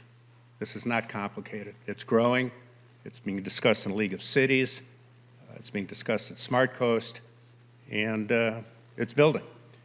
So this is not unusual, and they're getting together with State Assembly and State Senate to find a solution out of this. You are not part of those discussions because you won't pick up the phone. Two other items. In the staff report on page 12, no alternative action has been identified. That's nonsense. You can say no. Two, fiscal impact. No direct fiscal impact. I would suggest it's hundreds of millions of dollars, approaching $1 billion. You are getting fed bad ideological data. The third and final, and this is astonishing, is private property cannot be defended by the city of Pacifica. That is ignorant. The fire department does that every day of the week. So does the police department. And to have this echo chamber that you guys cannot help private property before the Coastal Commission, or as a matter of policy, is nuts. Thank you.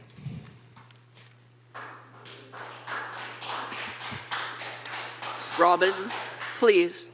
Robin, and then Sheree. Good evening, council members. Robin Reneals, resident of West Sharp Park since 1976. Please don't accept this draft LCLUP and the pressure from the California Coastal Commission to abandon Pacifica homes and businesses in our coastal zone. Don't abandon our neighborhoods with existing shoreline protection structures like Sharp Park, like West Sharp Park and Rockaway Beach. They too need to be included in SRAs. West Fairway Park is 177 homes built in the 1950s and has existing protection from flooding provided by the golf course levee and provides recreational access to Maury Point and Sharp Park Beach. The levee protects West Fairway Park and Sharp Park and habitat protection. The Shoreview neighborhood also has existing revetment protection permitted by the Coastal Commission and deserves the benefit of alternative modifications. They have invested heavily in preserving 70 homes in their neighborhood. Pacific Skies on Dahlberg Drive, next door, has 80 living units, also has protection. In Manor, apartment buildings along West Esplanade also have maintained revetment approved by the Coastal Commission. Across the street from them, the future of apartments, the post office, the Safeway, and so many others are dependent on the continued permits and maintenance of the bluffs. And housing for so many in that area will be lost if these properties are not allowed needed maintenance like what is proposed in the SRAs. These areas need to be included in the SRA, not just West Shore Park, not just Rockaway Beach. And if you don't include them today, council members, please ask yourselves and tell us also the reason. Tell us how this LCLUP is advancing council's goal of promoting environmental justice.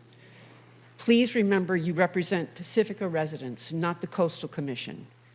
Include these neighborhoods and continue the discussion with the California Coastal Commission. What's the hurry? It's been 13 years now anyway. Or abandon the LCLUP discussion altogether. It's no longer the document the people of Pacifica spent years developing anyway. Thank you. Thank you. Sheree, and then Dan Stedgink.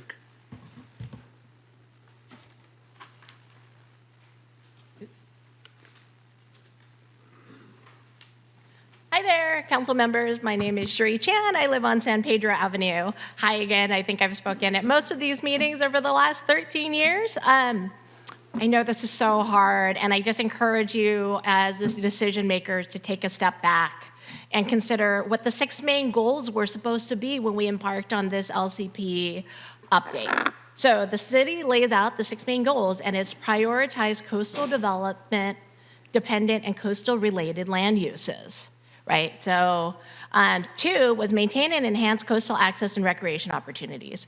3, protect and restore environmentally sensitive habitat areas and coastal water quality. 4, preserve visual resources and community character. And 5, address coastal erosion, sea level rise, and natural hazards. Nowhere does it say in the city's own website that the priority is to protect private residences. That said, this is such a difficult situation that you as decision makers are in, and you're our neighbors, and we're trying to figure out what the heck we're supposed to do here. So all I can say is I don't know what we're supposed to do with Fairway and the situation with sea level rise, but in Pedro Point, let's not compound the problem by changing the land use designation for a field that nobody wants changed for no reason other than to satisfy one person who's pretending to put affordable housing in a place that's a flood zone. I think we all agree, actually, as a city, both in Pedro Point and Fairway, that there are substantial changes that have to be made. Mr. Harris pointed to flaws in coastal access. The same exists in Pedro Point. I pointed them out over a year ago, that access points are being erased without any discussion. And there's still work that we need to do so that we can come together as a city. Thank you for your hard work, and let's keep going. Thank you again. Thank you. Dan Stedgink.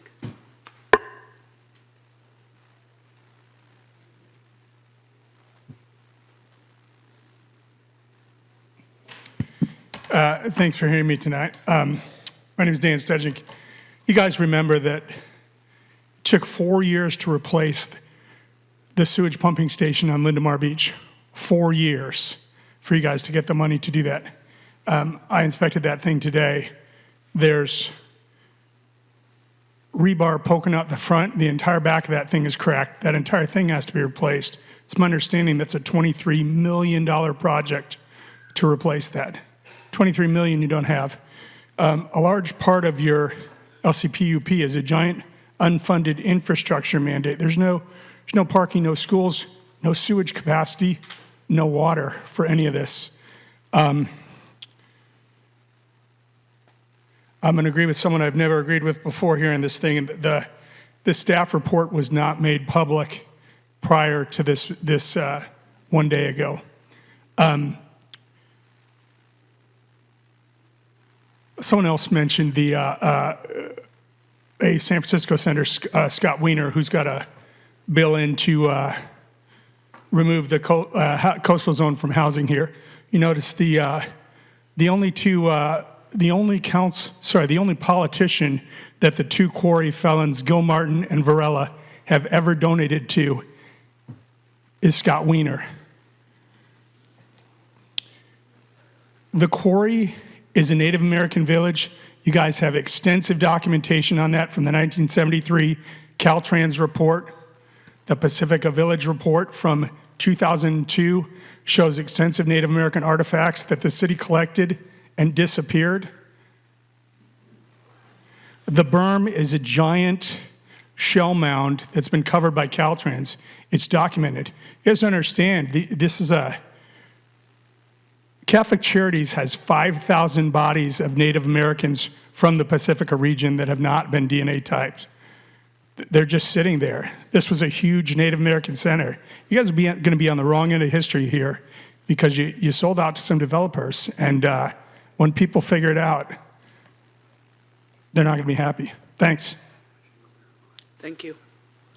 And I have no more yellow cards. Is there anyone in the audience who would like to come forward and speak? Okay, now we'll go to the phones.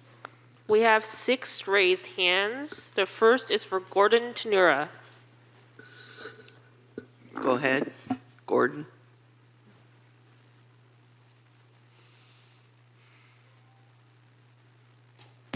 I'm also speaking today, first of all, thanking the council for their eyes, ears, and thoughts regarding the issues here. And also Christian Murdoch, his staff, for all the hard work over this time. I know it's been a difficult time for many years. I would like to identify my support of expanding the SRA to include the Sharp Park golf course berm, whatever we might call that, and to protect Fairway Park. I'm interested in particularly in what appears to be the Coastal Commission's self-proclamation that they have authority over that area, given their 2011 memo that I guess nobody has ever challenged, why they can assert that they indeed have the rights to determine policy on that part of the land. I applaud the various speakers from the Fairway Park area who I think provided very convincing testimony as to the importance of retaining city control over that. I wonder about the collaboration with the city of San Francisco regarding the plan of the Coastal Commission here and the exclusion of that area as part of the special resiliency area. And it's clear to me through all of this discussion that there's no difference within that parcel of land being considered or should be considered as part of the special resilience area than any other part of the city of Pacifica. So I encourage modification of the draft plan to expand the special resiliency area to include that area that is south of the current West Sharp area boundary. Thank you very much for the opportunity to comment. Thank you. Thank you.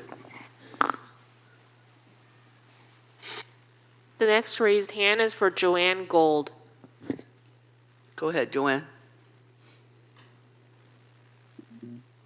Hi, good evening, council members, and thank you for taking time to hear public comments tonight. I realize there's enormous pressure to get an LCLUP approved. This has been a really long process, and I'm sure everyone can agree that having an updated local coastal land use plan is vitally important. But the LCLUP before you tonight is systematically failing to meet critical ESHA and hydrology mapping considerations in a number of instances, including those in the Pedro Point field. You've already heard from those who've spoken before me. The city's proposed maps don't even come close to meeting the minimal standards. This draft of the LCLUP just extends and perpetuates some of the fatal flaws that exist in the general plan update. There are flaws and conflicts that have been put forward in public comment ad nauseum over many years, so I won't rehash them tonight. They're mostly related to ESHA, to species of interest, sea level rise, backwater flooding, groundwater rise, among other concerns. It treats these major issues like minor ones and defers analysis of these impacts, relying on permit level planning instead of planning level planning, which is just totally upside down. The purpose of an LCLUP is to specify land use, to establish goals and policies, provide a framework for the future. So my question for the council is, why aren't we using the best science available and accurate maps to guide development and environmental protections for the foreseeable future? Why aren't we asking Fish and Wildlife Service or the U.S. Geological Survey to share their research and basic science related to ESHA, hazard mapping, setbacks, et cetera, to make our planning decisions? And why are we creating this whack-a-mole scenario by deferring planning decisions to the permitting level? It just leaves the door wide open for abuse of discretion. Your big, audacious task is to establish a plan and a vision for the future of Pacifica, so we don't become known as the city of missed opportunities with our public storage by the sea and oceanfront orange theory. So I'm really urging you to keep the big picture in mind, and that is the best way to put people first. I'm asking you to push pause on the LCLUP until its fatal flaws can be addressed. Please don't approve land use policies that will have irreversible consequences and negatively impact Pacificans for generations to come. Thank you for listening. Thank you, Joanne. The next raised hand is for Stanley Lamport.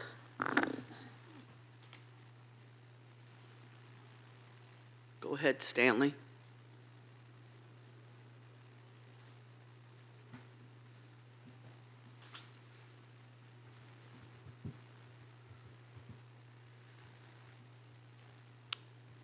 Stanley, can you unmute or we'll go on? Okay. How about that? Good. Sorry about that. Let me start again. My name is Stanley Lamport. I am a land use lawyer who represents clients throughout the coastal zone. I do represent clients in the city with respect to matters in front of the Coastal Commission, but I am not speaking on their behalf tonight. I happened to read through the LCP over the weekend and realized it was radically different from the one that had been on your website, and I wanted to offer some input. I have been working on LCP issues with cities up and down the state for quite a while, and I have to say that with respect to bluff setbacks and the shoreline protection and waiver of rights provisions, this is the most extreme LUP I have seen. It's basically imposing a crippling burden over a swath of properties, and when you do that, you end up with a class of people, of owners who are going to resist that penalty. And bear in mind that under the California Constitution, there is an inalienable right to protect property under Article 1, Section 1 of the California Constitution. You're codifying that as a mandatory waiver for all CDPs. It's likely facially unconstitutional. It's not the same as what the commission does on an individual basis, and where you can actually negotiate those. I realize the commission has been saying that codifying these policies will insulate the city from legal scrutiny on these issues, but that's based on a legal theory that the U.S. Supreme Court unanimously rejected last Friday in Sheets versus County of El Dorado. And so what's going to end up happening is you're going to go from being on the sidelines watching the legal battles to the front line, because every one of these battles that typically started at the Coastal Commission will now start at the city, because now this is the place where the permit may get denied based on the policy rather than in front of the commission. The attempt to create a safe harbor I saw in the plan is way too narrow and does not address the range of constitutional consequences that now involve way more than just the denial of economic viability. And there's no outlet for you on those policies. Now, I mean, we can go back and forth about the legal issues, and my point here is not to debate the legal issues here as much as highlight the issues that are likely to come up. My point is this plan and these policies are walking you into the line of fire that to date has been reserved to the Coastal Commission. And I would encourage you to consider whether you want to be the first ones over the wall when it comes to these policies. Thanks. Thank you. Next, please. You know, I don't want to be here till 1 in the morning. Thanks. The next raised hand is for Jeff. Okay, go ahead, Jeff. Yes, hello. My name is Jeff Howes. I'm a property owner on Shoreview Avenue. I've really spent the last 2 hours trying to think how I would most appropriately address the city council and the audience. I will say thank you for taking the time to do this. I'm not going to talk SRAs or alphabet soup or anything else. I'm going to talk reality for me, at least me personally. Nothing here that's been presented tonight offers me any protection to my property on Shoreview.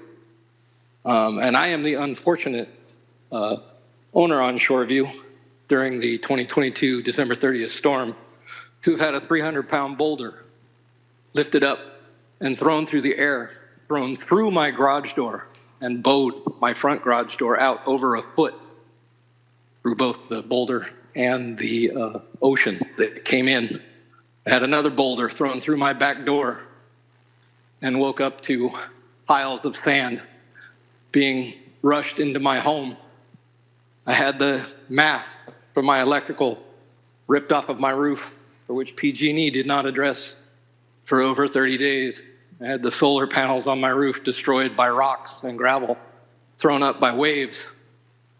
So for any of you who don't think that global warming and sea rise are a real thing, I encourage all of you. I will let anyone here stay in my home free of charge. It's beautiful. Matter of fact, it's been renovated completely in the last year.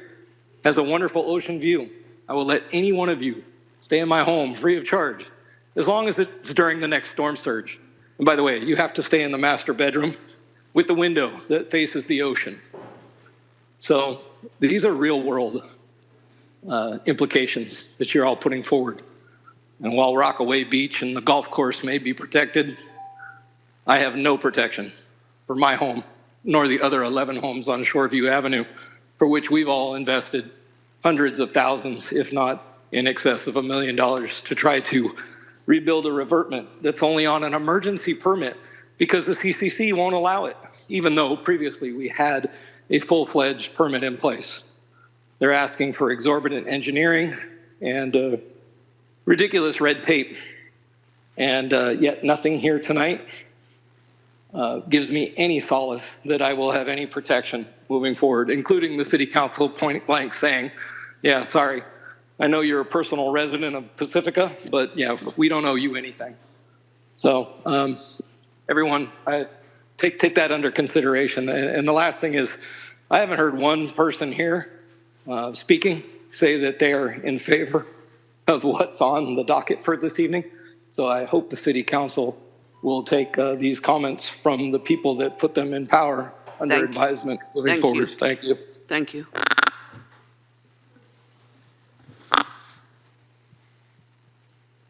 The next raised hand is for Mandy Sackett. Hello, Mandy Sackett. I'm the Senior California Policy Coordinator for Surfrider Foundation. I support our chapter network in engaging with these planning, land use plan, local coastal program updates across the state. Surfrider supports and appreciates the city's thoughtful approach on this land use plan update. There are numerous benefits to having an updated plan and creating policies that will help improve coastal resiliency for decades to come. We don't want to see the city fail or give up on this process. However, I am worried that if the city moves forward with these alternative modifications, that may happen. We are particularly concerned about the inclusion and centering of the SRA policy. This concept is not consistent with the California Coastal Act, and as you know, prohibiting new development and redevelopment from relying on shoreline armoring is a cornerstone provision of the Coastal Act, and it's key to uphold if we are to save the vast majority of our coast from rising seas. We have documented our concerns in a letter that was submitted last night. I hope you'll have a chance to review it. It is vital for you to understand that before you vote tonight that the Coastal Commission has already rejected the concept of SRAs or seawall exception areas by flat out denying the proposed Santa Cruz County update in December 2022. Pacifica's beaches, they belong to everyone in the state, and it's a really important coastal access and equity concept to understand, and that's why this concept is so controversial. Seawalls kill beaches. They make erosion worse. They prevent sand accumulation. If seawalls are the primary defense, the public's coast will drown. And we understand that the city is proposing mitigation for the SRAs, and the commission staff has indicated and given sufficient mitigation that they could invoke a conflict resolution. But the city's proposed mitigation ideas for SRAs are access enhancements, and that's really inadequate. And I believe coastal commissioners will agree this concept isn't fully baked, and I don't think it's ready for your approval tonight. We hope that you'll consider removing the concept, and we're also really concerned about the coastal map access changes. It seems like the implication is that we're conceding that there will be no coast left to access by changing a lot of the points to viewshed points instead of access points. And then finally, just to say that, Pacifica really deserves a visionary plan that protects the coast, marine life habitat, waves and beaches, not just roads and development along it. I think we can find a win-win plan. We're just not there yet. So thanks so much for your time. Thank you. We have 4 more raised hands. The next is for Cindy Abbott. Go ahead, Cindy.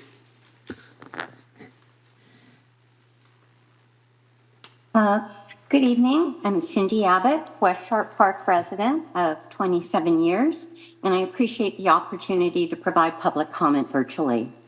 Over many years, I attended meetings and provided comment in support of updating the city's local coastal land use plan. I'm in support of the draft plan with the modifications made by the Coastal Commission staff in March of 2023 that clarified policies and ensured consistency with the Coastal Act. Coastal staff thoughtfully balanced the city's needs, making the most minimal of changes to ensure a plan that could be approved by the Coastal Commission. Unfortunately, we still to this time have not been able to have a thorough review of those suggested modifications, leading to concern in the city that could have been dispelled if staff had allowed that process to take place back on December 5th. And we're hearing tonight even more concerns. We were so close to having an approvable plan that the council and public were told by staff that they were looking for only minimal changes to the draft. That changed within several weeks when staff brought forward the proposed scheme for special resiliency areas. This disguised attempt to run around the Coastal Act will create inequity between the neighborhoods in Pacifica, as we're hearing, and is an assault on the Coastal Act that is designed to ensure protection of irreplaceable beaches, coastal habitat, coastal access, and recreation. The staff report states that the SRAs would enable greater development potential in certain neighborhoods. Section 30235 of the Coastal Act makes it clear that there is no exception in the Coastal Act that allows armoring for new structures. On March 3rd, many of you attended and have since watched the program hosted by local community organizations titled Pacifica Against the Sea, with environmental author Rosanna Shaw and California coastal geographer Gary Griggs. Questions were raised as to how long Pacifica will continue to battle against the vast Pacific Ocean. How much money will be thrown away, and to what end? The loss of our precious coastal zone, the draw for Pacificans and visitors alike, and still a future need to move away from the shore as inevitable erosion accelerates and ultimately the seas rise. This LCLUP is currently being reviewed, lacks true forward vision, and is only a strategy to continue armoring into perpetuity that undermines both Pacifica's place as a coastal community and pushes the economic burden to future generations. I suggest you return this plan to staff, remove the special resiliency areas, and work towards a truly visionary approach for the future that recognizes the impacts of the climate crisis. And I'd like to give a shout out also to support the Pedro Point community and ask, why are you making that change to the land use designation for the undeveloped San Pedro field? Thank you. Thank you, Cindy. The next raised hand is for Cliff Lawrence. Go ahead, Cliff. Good evening, Council. Cliff Lawrence here. It's been interesting listening to those who have already spoken this evening. Thoughtfully, articulate. And I'm reminded that I recently was explaining to some people how visionary founders of Pacifica have been in seeing its vision and preparing for it. And now I'm hearing that we're working on plans that have CEQA violations and surprise SRAs at a point we thought that we were almost to the finish line. But we're what is it that makes staff think that these SRAs are our way to get approval of the Coastal Commission? They told us what they wanted, and we've not really given them the right time of day consideration of that. I still feel that that's not appropriate. We should have considered what are loosely called the greenies. This plan as it is now is not ready for prime time. I think you all know that. I hope you will listen to the people who've spoken before me so much better than I tonight, and I appreciate all their thoughtfulness, and I want to thank you for all your work. Thank you, Cliff.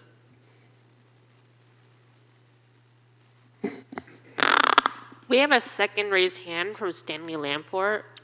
Sorry, Stanley. You have 3 minutes like everyone else, so we'll have to move on. Our last raised hand is from Marianne. Go ahead, Marianne. Hi, good evening, Madam Mayor and council members. My name is Marianne Osberg. I am a property owner in Sharp Park, Pacifica with 28 units of affordable housing. And I am, I'm kind of really shocked tonight about some of the comments from staff that the city is not responsible to protect private property rights. That is such an incredible slap in the face to all of the property owners who are here paying taxes, who pay your salaries, the staff salaries, who help pay for the infrastructure and projects here in this town. The city's responsibility is to the infrastructure of the town, but I'm just gobsmacked that the city would actually say something that. So basically, we're on our own. Is that what we're hearing? I'm urging the council to reject the latest changes to the LCLUP. This is just not ready to go to a vote. There are so many questions that are still unanswered. There are so many people in the city, including businesses, homeowners, residents, tenants, that have absolutely no idea what is on the table right now. We'd asked for the city staff to send out postcards to the town, and I guess it sounds like half of them ended up in Foster City because the post office screwed that up. And so people didn't know about it. I, as a property owner, have 3 properties that I never received one postcard about these meetings. Luckily, I'm involved, but so many others are not. So the word is still not out there. So to be putting something that is so important in front of the city council to decide the future of our town, which will end up being enveloped into the county because we're going to go bankrupt if this goes into place, it's just not right. So I'm going to again urge city council to vote no, reject the changes, either go back to the 2020 LCLUP or start over. Thank you. Thank you, Marianne. That was the last of the raised hands. Okay. Seeing no other public comments, I'll bring it back to council. And Mayor Vaterlos, before the council begins deliberation, I did want to point out, as it was mentioned by some members of the public, the staff report was published with the agenda more than a week ago. If what was being referenced was the staff presentation, that's just a simple synthesis and summary of the staff report that was published with the agenda. Thank you. Can we take a quick bathroom break? Yes, that's what I was just. Thank you. We're going to take 10 minutes. We'll be back at 7. We're going to come back at 7:45 and make it easy. Recording stopped. What? You call that making it easy? I do.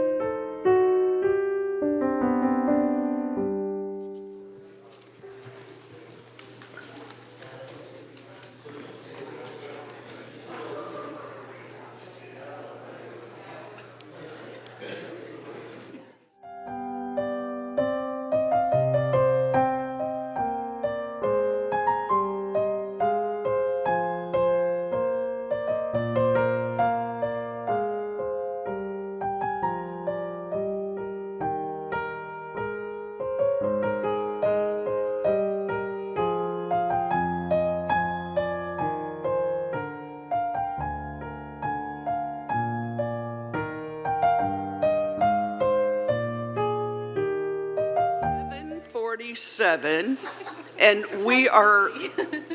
we have additional process questions from the dais, and thought we should make those in the public. So, number one is, I believe that first thing we would like to start with some definitions before we continue.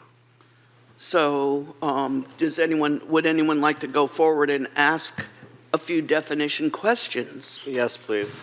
Go ahead. Give us like the packet page numbers, we're all in the same place. Yeah, no problem. Okay. And when you say definitions, are we talking glossary and in relation to the grid and all that good stuff? Whatever you want to ask, whatever. So before even getting to the grid, I had this initial question on page 68, and it's not something attributable to the grid, but I just happened to notice it while I was reading through, and it involves this acronym SCS, which is Sustainable Communities Strategy. I noticed that what was originally there is deleted, and what specifically occurred to me was I didn't see SCS defined in that paragraph like it was in the deleted paragraph. I couldn't find it in the glossary. I'm not quite sure why that was deleted, except presumably it conforms closer to the language in the general plan. At the least, I would certainly like SCS identified in the glossary. I agree. Seems like it should be spelled out in that paragraph also, and if you want to give me a moment about why it was, that entire paragraph was deleted, because it seemed like it was pertinent, I'd appreciate that. Thank you.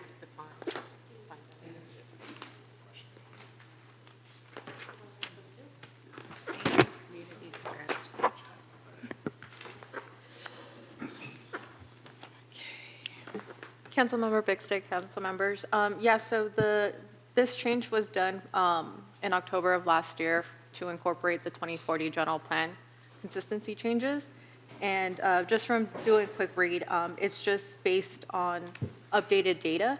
And we can certainly add the sustainable community strategy spelled out and add it to the glossary. Thank you. If not defining it in the text as well, because we have the acronym, but no real Yeah. definition. We can add that as well. Appreciated. Shall I go on, Mayor? Please. My next question is around, on packet page 290. 7.5 as identified. And I keep tripping over this, and then I keep hearing staff tell me why, and then I find myself tripping over it again. So pardon me as I ask this probably for the third time at this point.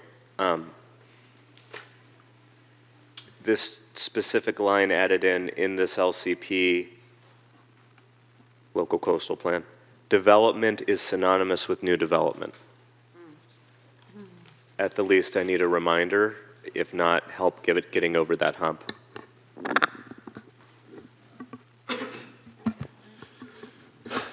So in the various iterations of the local coastal land use plan process through the various drafts over the years and so forth, different approaches have been taken to describing this issue of what development means.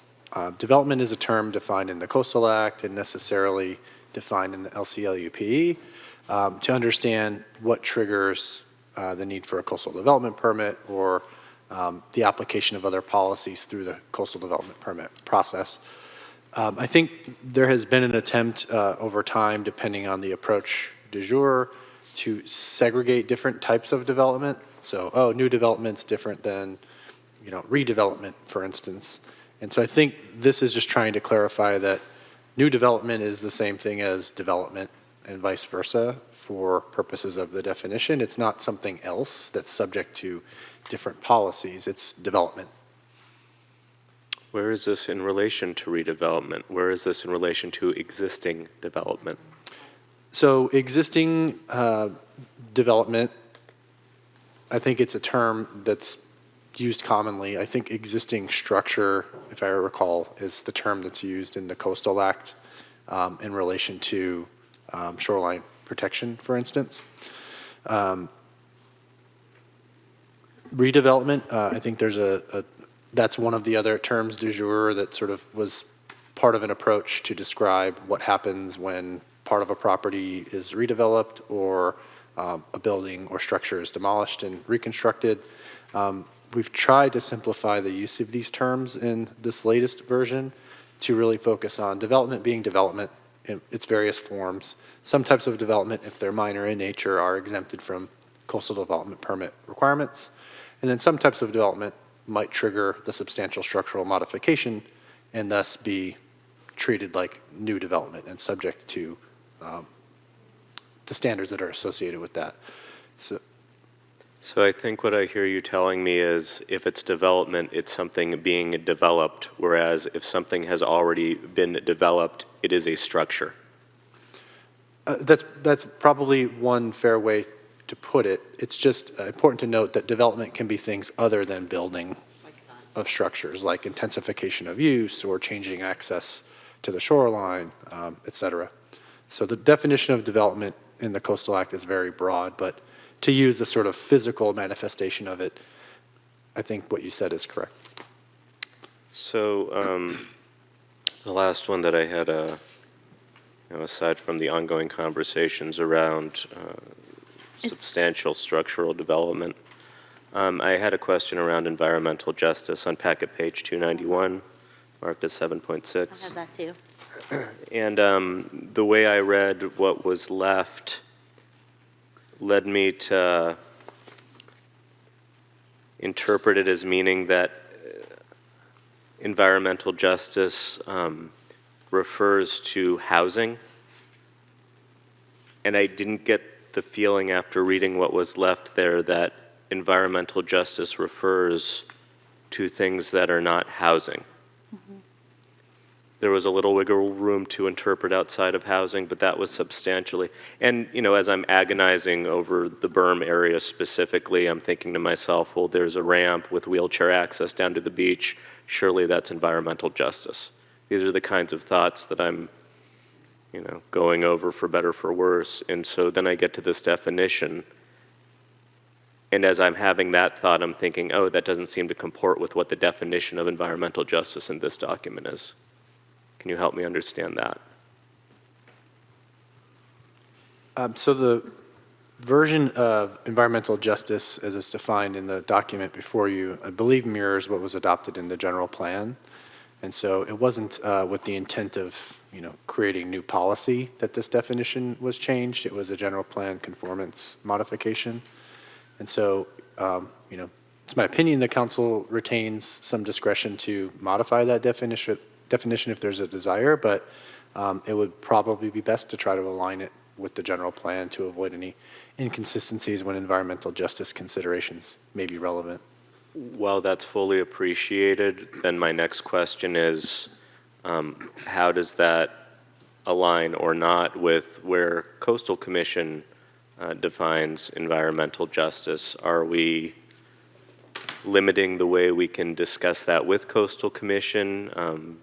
Apparently staff has not objected to this vis-a-vis your discussions with them, but it strikes me that there might be a broader conversation available with a broader definition. So if you could help me there. Sure. I'm trying to find the Coastal Commission's definition of the term, if I can do that promptly.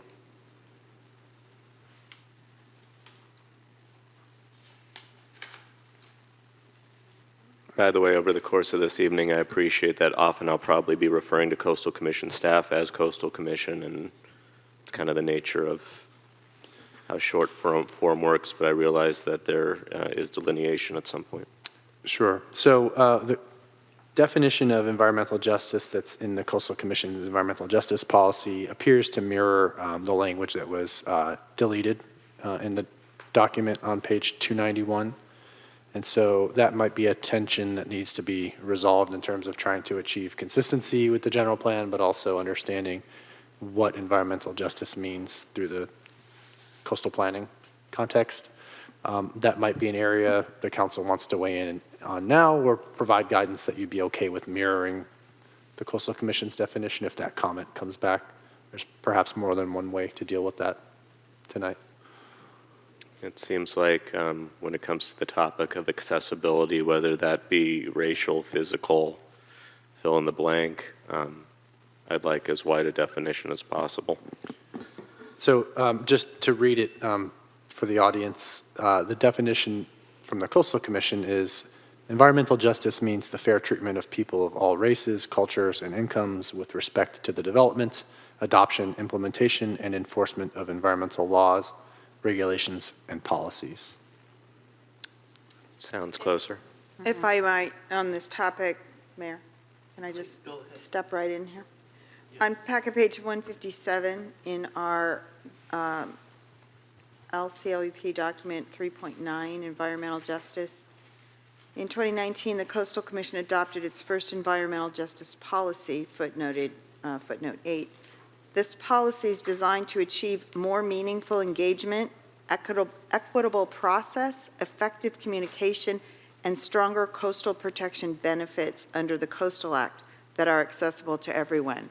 So in that sense, it's a broader application to such things as coastal access points, to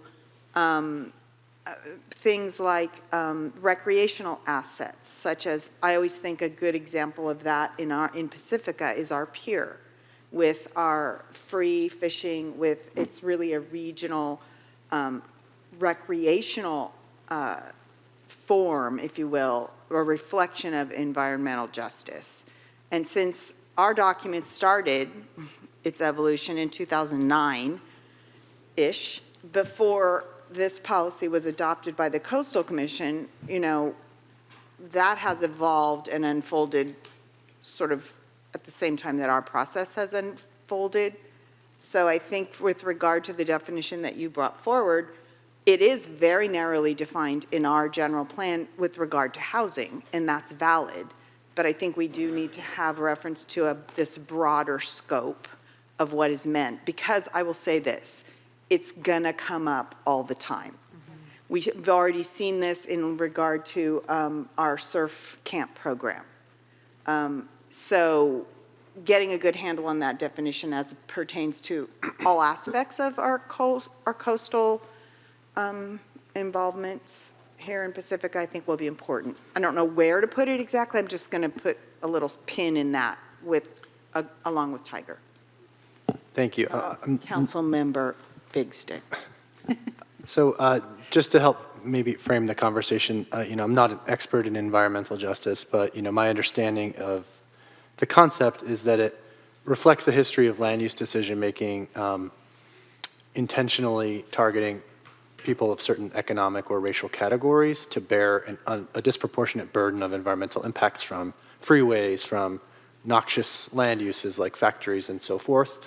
I think what I'm hearing from the council discussion is more of a focus on a broader equity-based decision-making process. So it may be helpful not to conflate the two. I think environmental justice has a particular meaning in land use, but involving equity in the decision-making process is a very important component of a broad, inclusive decision-making process, to think of people with different abilities, people who have different needs or economic resources and what have you, that may not really fall under the environmental justice umbrella, but with environmental justice perhaps being a subset of a broader equity-based planning process. The Coastal Commission's policy, interestingly, does have a definition of equity, while our document does not, so that might provide some space to think about how to resolve this. Okay. It feels like the word accessibility should be in there. If I may just add quickly to that conversation, on packet page 157, it's important to note that the actual guiding policy, PRG 28, does entirely refer to the Coastal Commission's environmental justice policy. So, as they define it, that's what that policy refers to, regardless of how our document in the glossary actually defines it. Mm-hmm.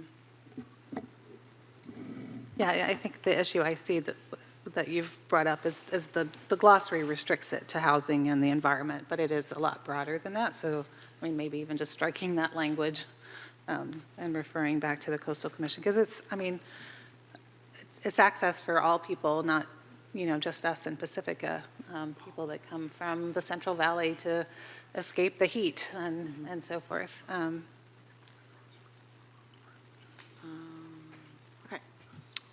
While I don't have any notes apparently around 7.10, I do, first of all, want to thank staff for taking the comments we gave you at the March 2nd meeting and running with them. And I do certainly want to point out that it's on packet page 296 if anyone else wishes to discuss it, because it seems like, thank you again for following up with clarifying a lot, and perhaps there's more discussion around that we may or may not want to have. Yeah, and I think going off of that too, Tiger, when you were asking about the definition of development, and then you look at the existing structure, it's been striked out altogether. So I'm curious about that, like why was that stricken out, and how can someone like me understand it if it's not there?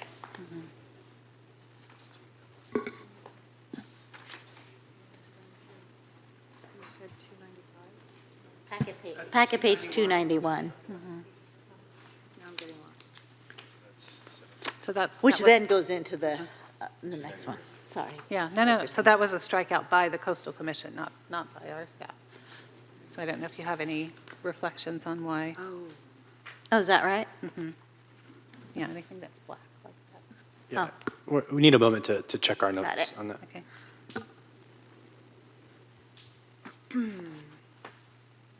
Okay, well, are we ready? Another definition question or clarification?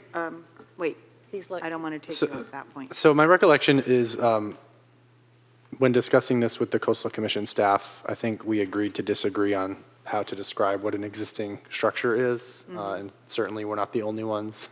It's a subject of litigation that's ongoing, for example, and a constant point of, not constant, but a frequent point of contention among people with various perspectives. So I think we agreed that it may be best not to seek to define the term in the LCLUP because we would not agree on what that term would mean.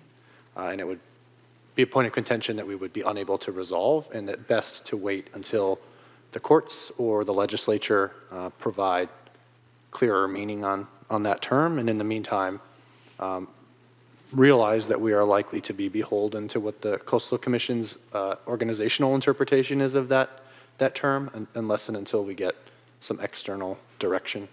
So that was the reasoning for not contesting that deletion and allowing it to just remain as it's understood, contemporaneously until we get clarification, hopefully from the courts or the legislature.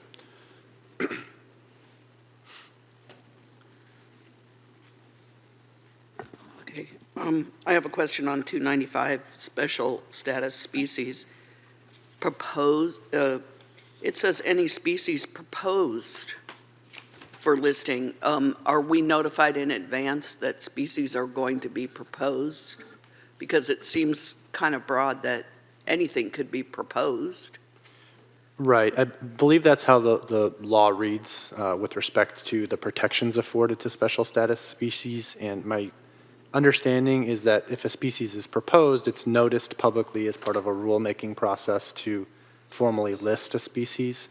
But until that administrative process provided under the law is completed, it's a proposed or candidate species, I think is another term that might be sometimes used. And so this fits within the normal structure of special status species protections, for what that's worth. Thank you.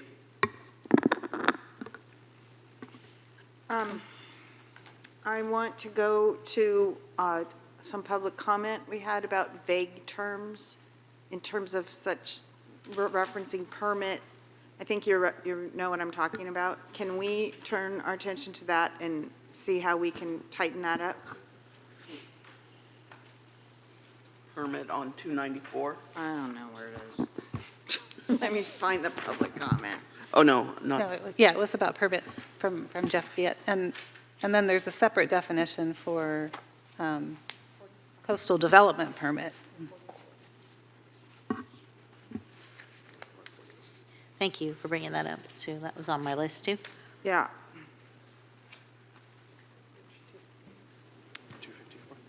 Shouldn't we be trying to direct this? So I think we'd like to go to packet page 42 and try to use, where we can, the table as the point of reference. Oh, yes, thank you. If that's too problematic, let me know. I can go back to the inline text. So just as a preliminary matter, permits are relevant in the LCLUP context as coastal development permits. That's the mechanism in the LCLUP to apply policies to development.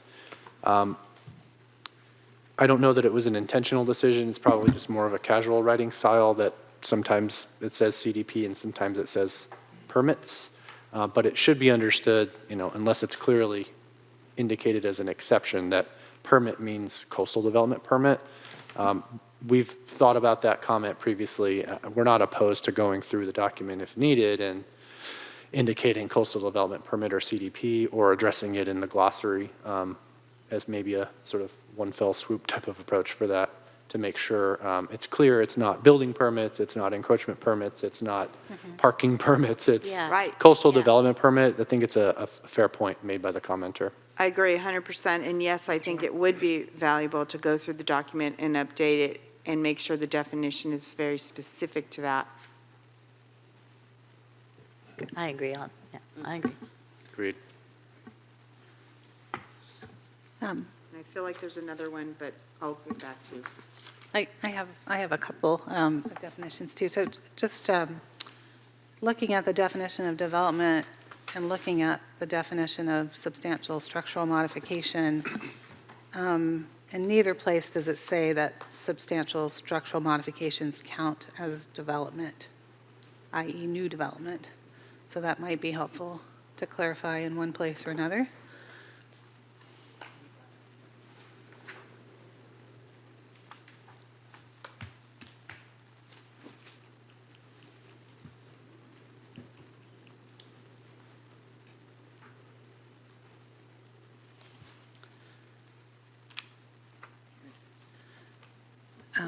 And then if you're ready to move on, the other thing I think is missing is the definition of mean high tide line, especially as it relates to public trust lands.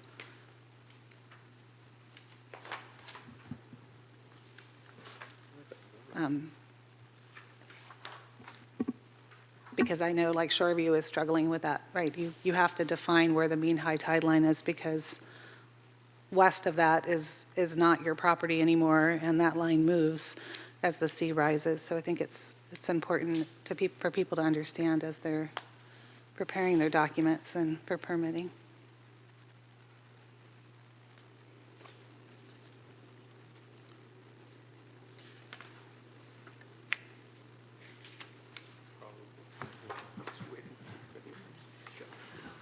Should I raise it? So, Madam Mayor and Council, as comments are made, we should probably try to get a consensus in terms of whether the whole council agrees that a change should be made, or if only one council member agrees and the remainder don't agree that that change should be made, people should speak up. So it just, it doesn't have to be a formal vote, just nods of the head is sufficient, but I just want to make sure that the whole council agrees that that change should be recorded by staff and made as we process this document. So should we start with that last one and then do a couple of ones back further? Mean high tide? Yes, yes. I need to have the page reference. I'm sorry, I was looking. There is none because it isn't in there. Oh, you're saying add it Yeah. as a definition Yes. because it's referenced in the body of the document. Am I, And it relates to public trust lands, which is defined, okay. and it's defined by that mean high tide line. Seems reasonable to me. Yeah. Okay. What do you think? Is that Yeah. something you feel like you have that concurrence with coastal staff on what we mean when we say that? Right. I think it may be a loaded term, and it may defy sort of a technical definition because it requires application in a particular location, but we can at minimum describe functionally what the mean high tide line is intended to be. It's that line delineating, private property from public trust lands, for example. Right, and because of the nature, as we were discussing way earlier tonight, of what the tide changes are in any given place, there's no objective definition that applies to every single part of the coastline, right? So yeah, go ahead. So, no, there is actually. So engineers can calculate that. And if you look at the drawings for BBURP, they actually have a line, it's all squiggly, that defines the mean high tide line. So using an engineering definition Yes. such as is referenced in the BBURP? Yeah. Okay. I'm okay with that. Are you? Yeah. Yes. Okay. Sorry, I'm okay with all the others stated so far. oh, so am I.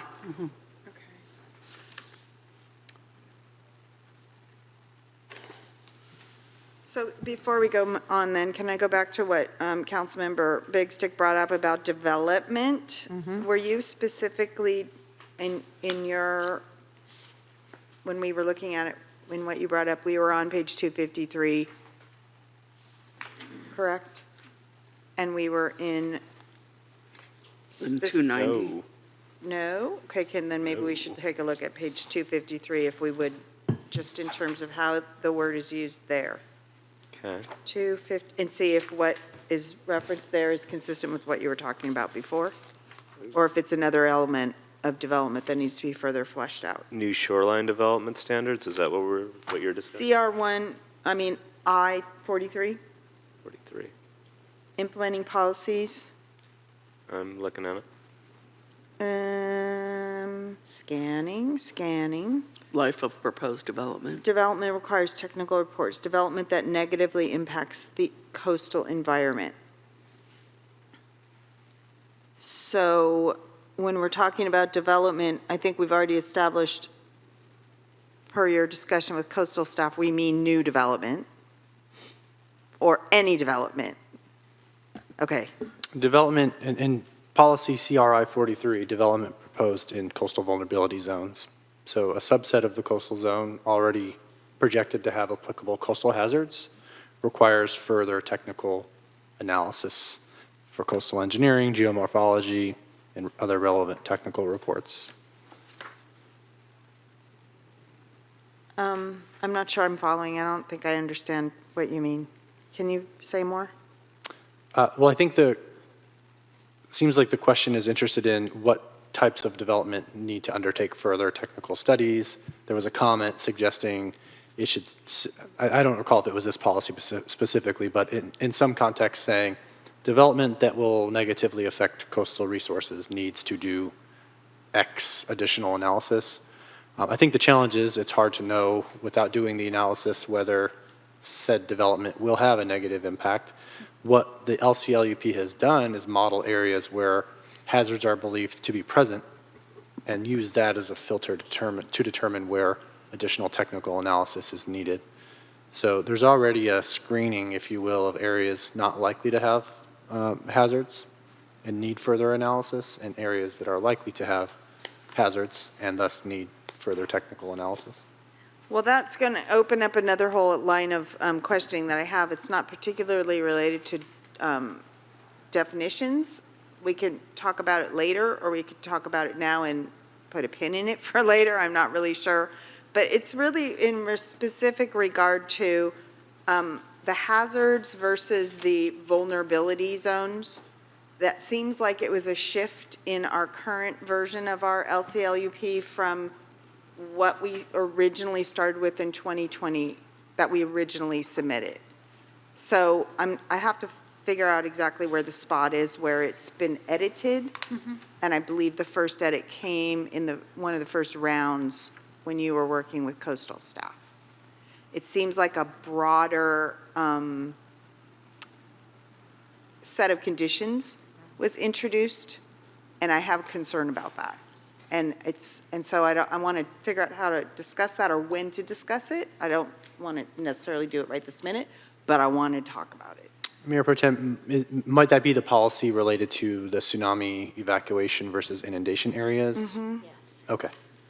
But I think there was also a change, right, in the previous LCLUP that looked at, that called for these, for properties that were, you know, like on the coast, and now the definition is further because it's the coastal hazard zone. So I think that's what you're referring Right, to, but I might be wrong. right. By utilizing that measure, if you will, Right. it expands the area. So in that context, the 2020 LCLUP approved by City Council limited some of the more restrictive policies to shoreline development, as that term was defined, and it was properties that basically have a frontage on the ocean. The Coastal Commission felt like that was too narrow and did not encompass areas with likely significant, in many cases, coastal hazards. And so that's a revision and has been the subject of ongoing discussion. The coastal vulnerability zone method is more inclusive. It encompasses more property, but it does reflect technical information suggesting hazards are present and warrant further technical study consistent with the Coastal Act. And I think that's the challenge for me, is that that opens up then, and it kind of gets to the issue of SRAs or not, and how many levels of technical reports do you need to supply when you want to apply for a coastal development permit or even a building permit. And so I agree with you, and I think it does broaden the area. And I think my central concern is perhaps too much. That's what I want to put on the table for discussion, council. I don't know how to have that conversation specifically, other than to say I'm worried about it. I feel like it's too much. It's going too far. I think it's really comfortable for coastal because it's much more inclusive. Are you But saying I'm the worried about coastal Pacifica. vulnerability zone is too much? Based on the hazards, yes. And yes, I am. Yes, that's what I'm saying. So Mayor Pro Tem, I think I certainly see your perspective if you are one who's viewing it from 2020 LCLUP outward.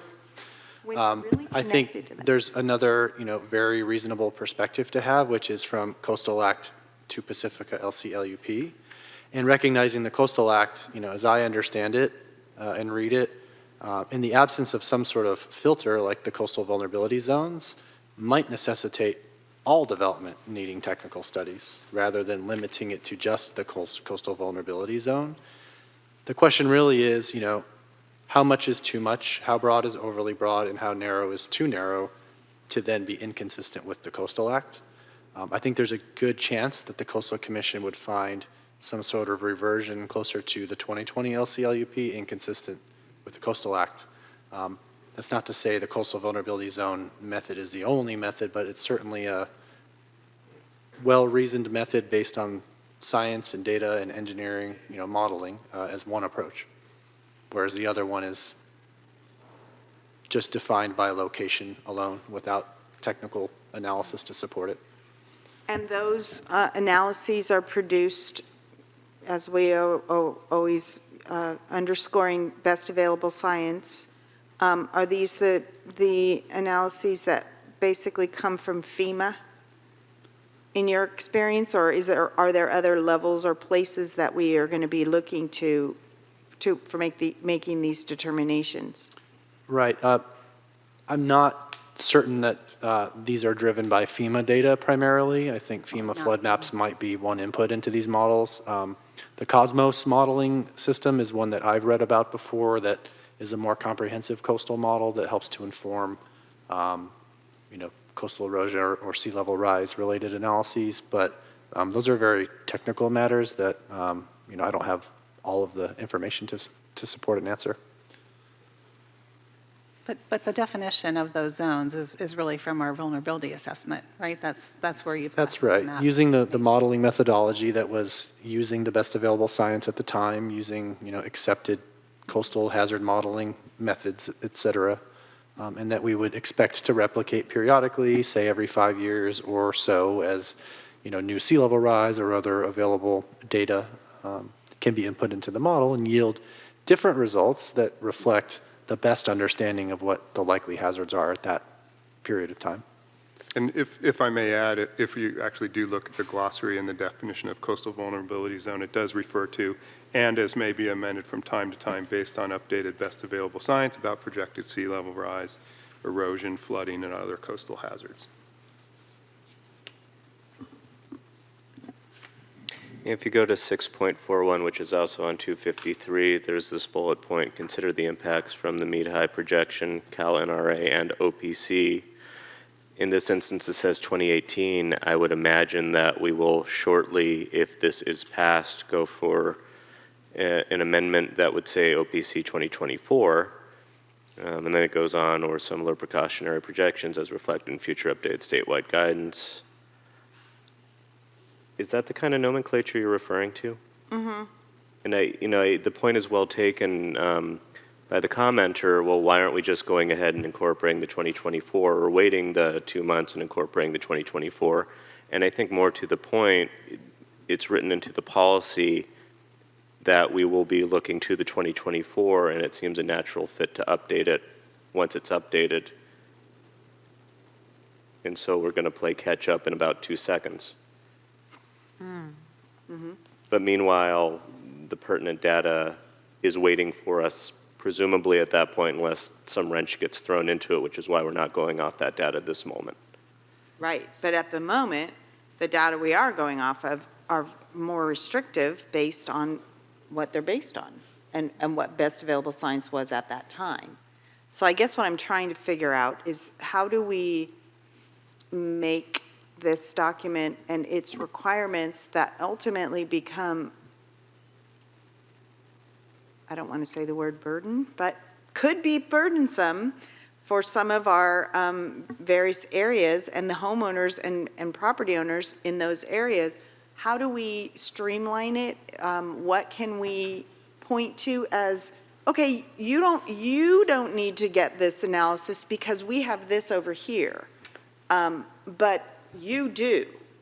It's not very clear here, and the default then becomes everybody needs to get the analysis, which is going to be, what would Mike O'Neill call it? Full Employment Act for engineers and technical specialists. But I fear for our property owners in how do we actually, what happens when this meets the road for them? And that's what I'm worried about. If it's overly broad, how can we bring that closer while addressing the point of statewide consistency and the concerns of our partners with the Coastal Commission? If I can just add, and I don't know what our staff capacity is to do this update when the data has been analyzed, and maybe that's something that we talk as we go through, our priorities for the year, but when is OPC, when are they officially voting? June, right? June 4th. Okay, so we might be submitting to the Coastal Commission around then. We still have to have another meeting, at least one after this. I think we were saying the earliest we'd get to the Coastal Commission was maybe August. And then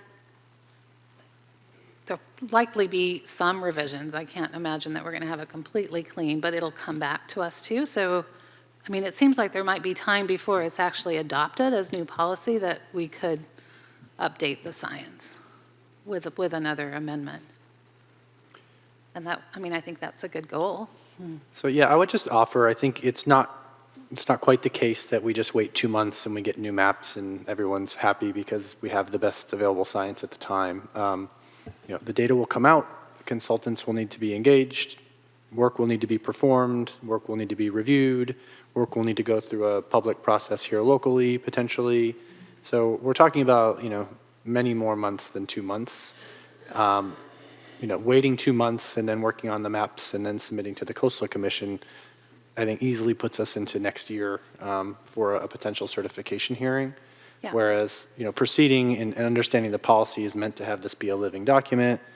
There's perhaps some other number of minor post-certification amendments we'd want to sort of refresh what's in many respects a 2020 document or a 2023 document.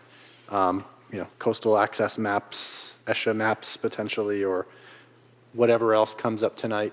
There are many ways to do it, but I don't think it's a fair characterization to say, oh, well, we could just wait 2 months, get the data, and then insert it into the process midstream. I wasn't suggesting delaying. I would suggest in parallel, once we get the data, knowing that we have months before we will get Coastal Commission approval and before we certify it as a final document.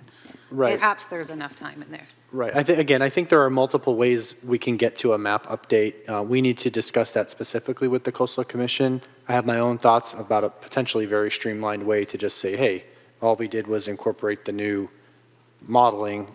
This is a very minor amendment, and it's sort of approved on an expedited basis by the Coastal Commission without much fanfare. I mean, that would be ideal, and I think it's plausible to do that, and perhaps in very short order after a certification, for instance. So end of this year or early 2025, we have new maps.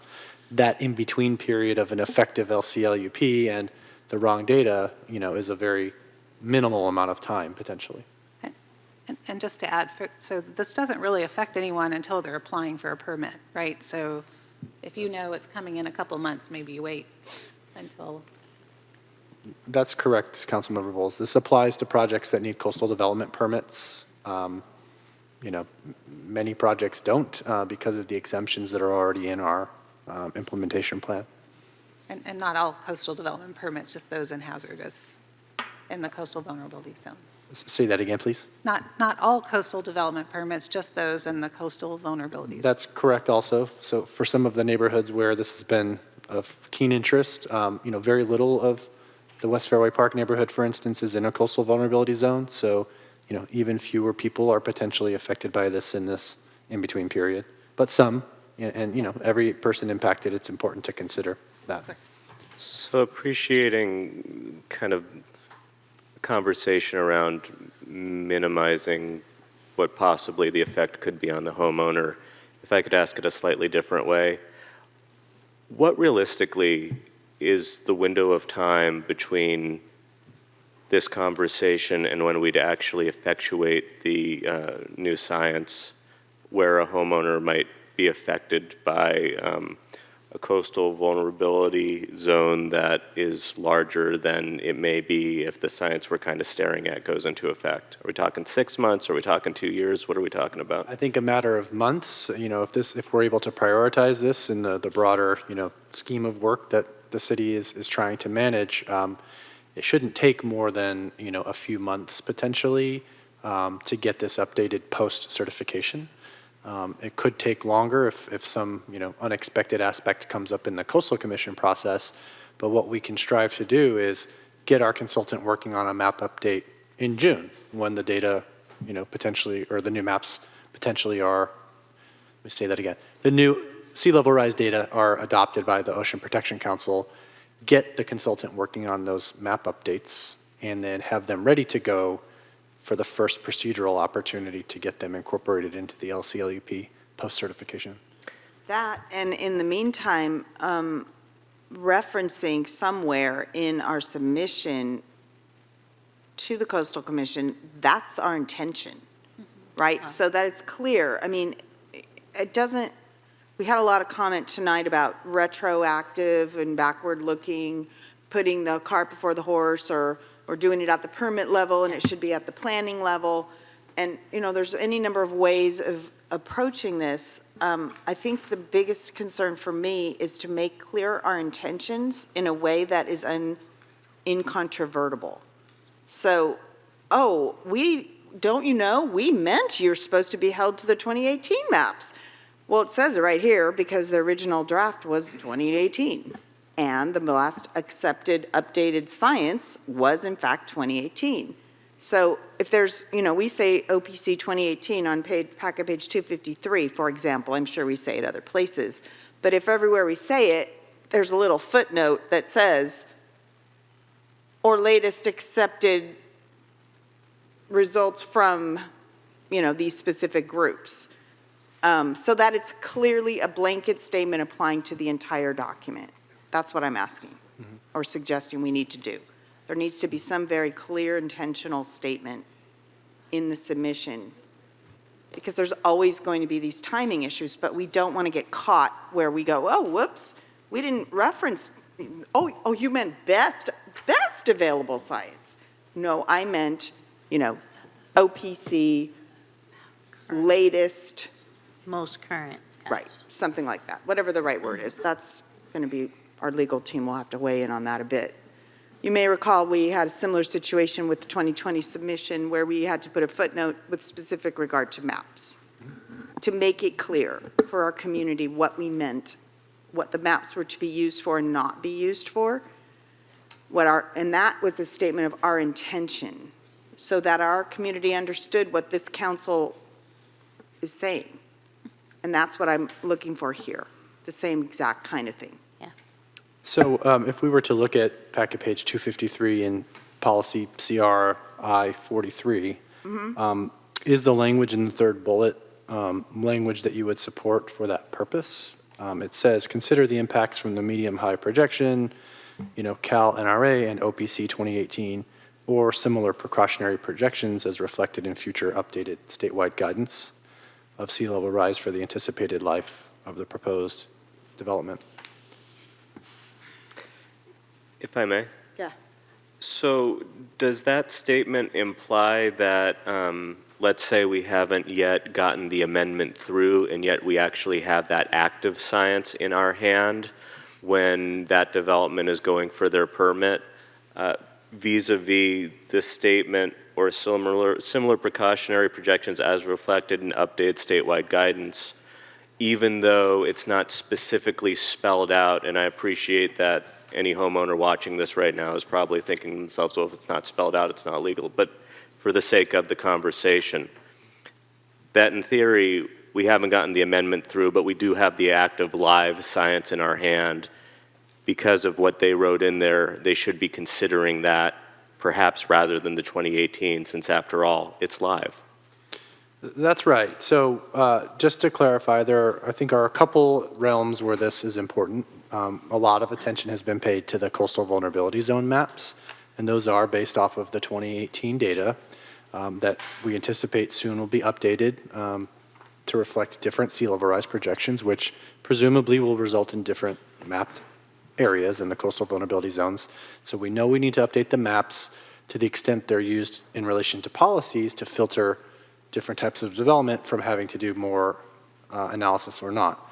Right. There's then this policy, CRI 43, which is a really critical policy in the LCLUP related to development in those zones and the technical studies those developments need to do, and stating that those technical studies need to be based on the best available science. And so whether it's in the LCLUP context or just a standard, professional requirement to use the best available science, yes, you should be using whatever's current and adopted and the best available science at the time of the analysis, not artificially, backdating to the 2018 data set if it's been superseded by 2024 data.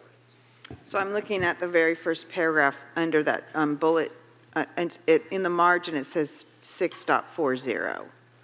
And then it says technical reports. Development proposed in coastal vulnerability zones shall include coastal engineering, geomorphology, and other relevant technical reports unless on-site hazards already identified in a recent coastal vulnerability zone map or assessment approved, here's the point, within the last 5 years. Is that specific enough to address the point we're bringing up? I think that's my question. So I think this is another aspect, and this policy was written intentionally to try to minimize the number of property owners that need to undertake their own analyses. So yes, that's where I'm going. If we have a map, a coastal vulnerability zone map that's recently updated, it's well prepared and uses the best available science, it's not 10 years old or 15 years old, it may be adequate to rule in or rule out a property from further technical analysis. That's the intent of the maps. And if it's particularly recent, it may be adequate enough to do more than that, to rule out needing to do any of the more detailed work here as well. Or if a development right next door has a publicly available report that could be relied upon, the intent is to not require, redundant analysis. If there's a recent sufficient report that could say, hey, this site is subject to a hazard or it's not, that's good enough for our process. That's the objective, not to unnecessarily burden individual applicants unless necessary.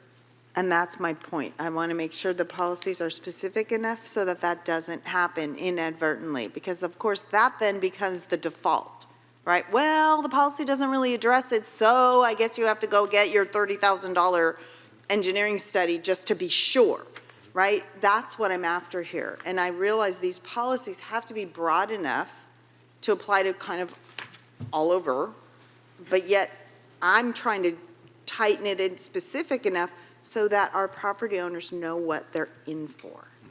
That's what I'm after here. So that's what council members, co-council members, that's why I'm belaboring this point. Yeah. And I want to make sure you understand what I'm saying, and if you think it's, broad, specific enough, the way it's written, are we good with it? Is there anything else we need to add to it? Or shall we move on?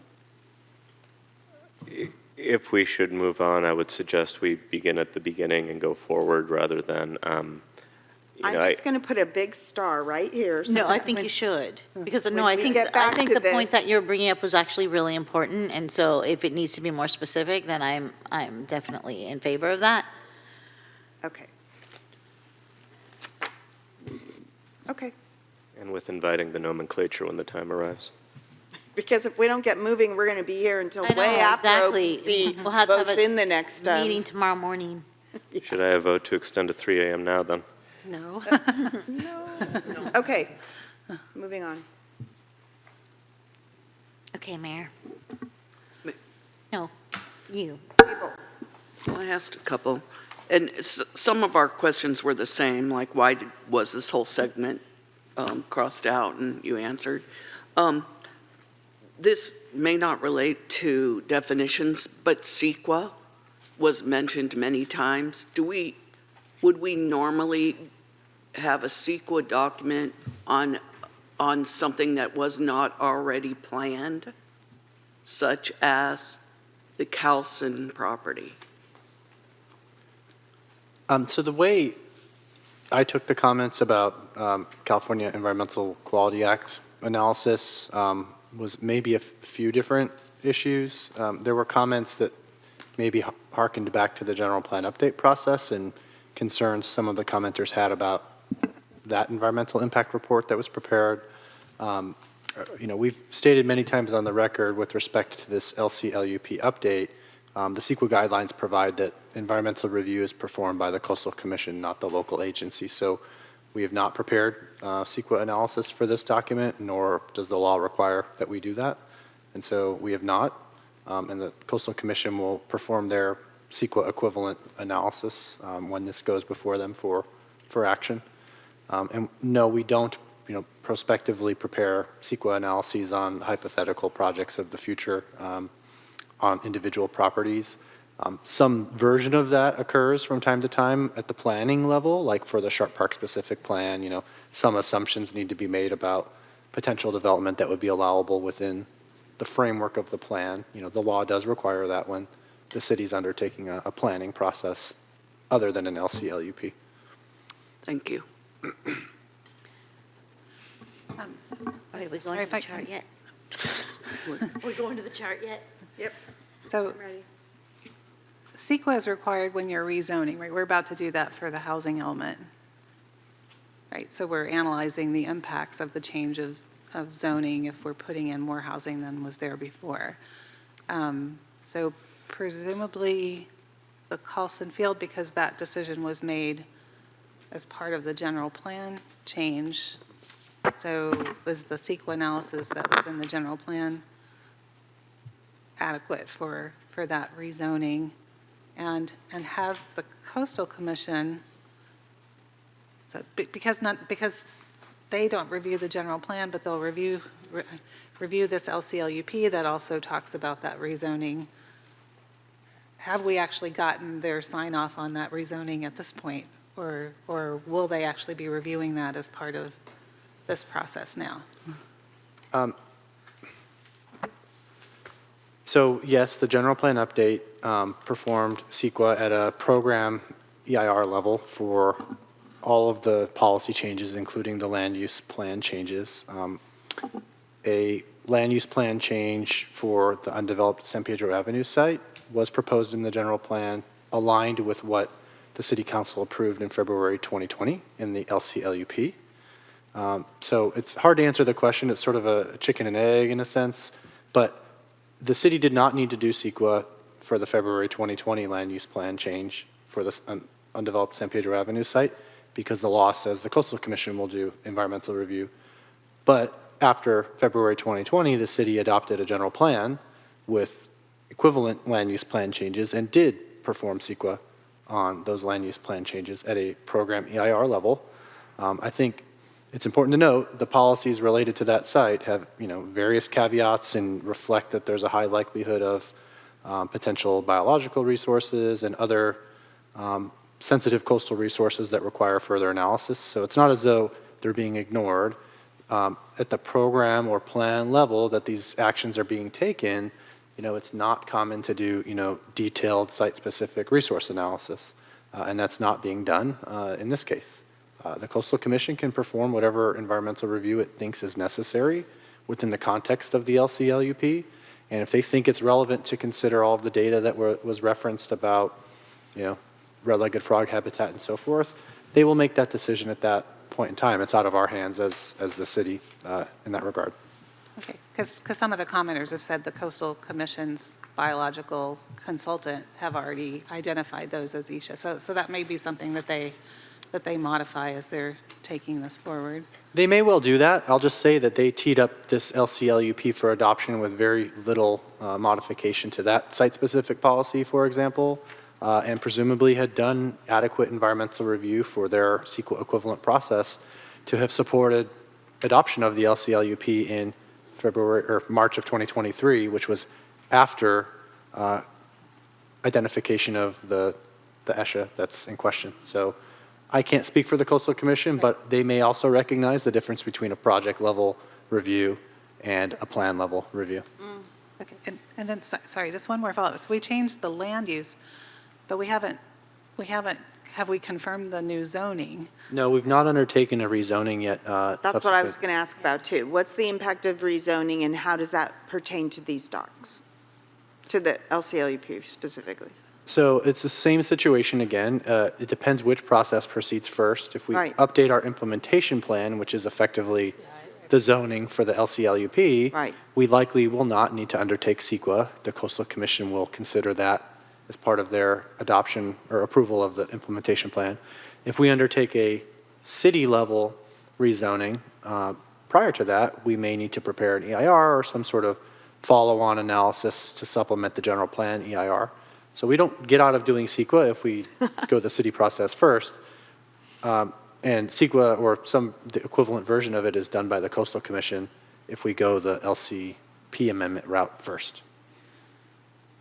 So let's say the owners of that field want to propose a project like now before we certify this or even afterwards. They have the land use, but they don't have the zoning. So how would they know what the zoning is and what they're actually allowed? Right. So in the hierarchy of California planning law, the zoning needs to be consistent with the general plan, and similarly, the implementation plan needs to be consistent with the land use plan. So the question really needs to be answered by which general plan or LCLUP would be in effect. And then they would need to add to their project potentially a zoning amendment to conform with the applicable land use designation. Or, as is often the case, they propose to change the land use designation and the zoning to align with a particular project. So it's speculative what would occur in the event of a future development and when that development would be proposed. Okay. All right, thank you. Ready to move on to the chart. 2.1. Yes. Sorry, if I just want to ask where something fits in. So I want to look at the SRA maps and the infrastructure at the golf course. That's not really in the policy, so it's something separate, so we can do it later. or we can do it now. But it's, that would be part of the discussion from the SRA piece in the chart? We could Right. bring the maps up. It's not, the chart doesn't mention the maps, but we could do it at that time. Yeah. That's fine with me. Sounds like it's within the context of SRA, and I also have 3.5, which pertains directly to the golf course, as highlight is one of the things I definitely Yeah, want so to we bring can up. start going so. through and. Let's then do bring it. these questions up. Okay, But in the beginning, in the beginning, 2.1, Here we go. Go. go. yeah? Just one little process question, so I had questions about this. For people who are just seeing the document for the very first time, the NAs in the column mean that we have accepted the Coastal Commission's modification. It means that the city staff is recommending the city council accept that modification Okay. as presented. Just, I want to make sure that the simple terms are understood by folks out there who are just seeing it for the first time. And as it was recommended that we go through this line by line, are we actually going through it one at a time, or is it a matter of which ones occurred to us one at a time? Okay. Let's go through every one. That's what we're here to do, I think. So 2.1 is the first one I have jotted down, so if I could start there, I don't have another Go ahead. 2.5. And for 2.1, the part that Coastal Commission appended was as per sandy beach areas, including properties that are fully on beaches or coastal dunes or bluffs, to which my immediate question was, are you aware of properties that would apply to? Yeah, I am. Fully on beaches. Well, the houses that are on Pacifica State Beach. Right? Like the boat docks dock, houses? Yeah. Like, what about, the pump station? I mean, I realize that when we're speaking about those properties, we're talking about private property, and when we talk about the pump station, which is public infrastructure, but after all, it is on the beach. Yep. Okay. Just wanted to Okay, so have. the impact of that is a good clarification, something much clearer? Is there anything you were proposing we would want to do about No, it was a question so that I could have crystal clarity over why and what it means? which ones we're talking about. Oh, got you. Okay. Because I read that, and the first thing I thought was, which properties did that pertain to? Uh-huh. And that's the answer. Okay. Well, the dunes are a whole nother thing, though. And I think I've asked Planning Director Murdoch before that I think the Fish and Bowl site is considered dunes on the north side of town in the Fairmont District. The fish or the Fish and bowl. The fish and the bowl. I don't have an Fish. exact. It's fish for sure. I don't know about if the bowl too. Oh, the bowl I for guess. sure. Dunes Yeah. also, even further But up. there is a box that talks about the dunes. Right, there's a box that talks Okay. about the dunes. So. Okay. Let's talk about the dunes then. Okay, go, continue. 2.2 is fine with me. Mm-hmm. I'm going to pardon myself for a moment while you go through it. I don't have another comment until 3.5. Oh, my goodness. The- Then we'll just zip right through and get over to 3.5. No, just kidding. All right. I've got a comment on 2.6. 2.6. Okay, Question? go ahead. May I clarify, if we're jumping around, like to 2.6, can we presume everything's fine in between? Yeah, Yes. Thank you. yeah, let's comment on each box. Okay, 2.3, fine. 2.4, fine. 2.5 is fine. We'll move to 2.6. This is one where staff has added a comment underlined in the third comment. Non-permanent improvements shall not require additional analysis. And then in the next column over, you're defining bench and trash receptacles. I just know, having seen the wave overtopping in Sharp Park, that the trash cans and tables can actually become hazardous because they're being moved by the waves. So I'm not sure I'm comfortable with that. And if we just delete that particular sentence, then we're okay with what the Coastal Commission has said. So I'm just not sure it's necessary. Thoughts?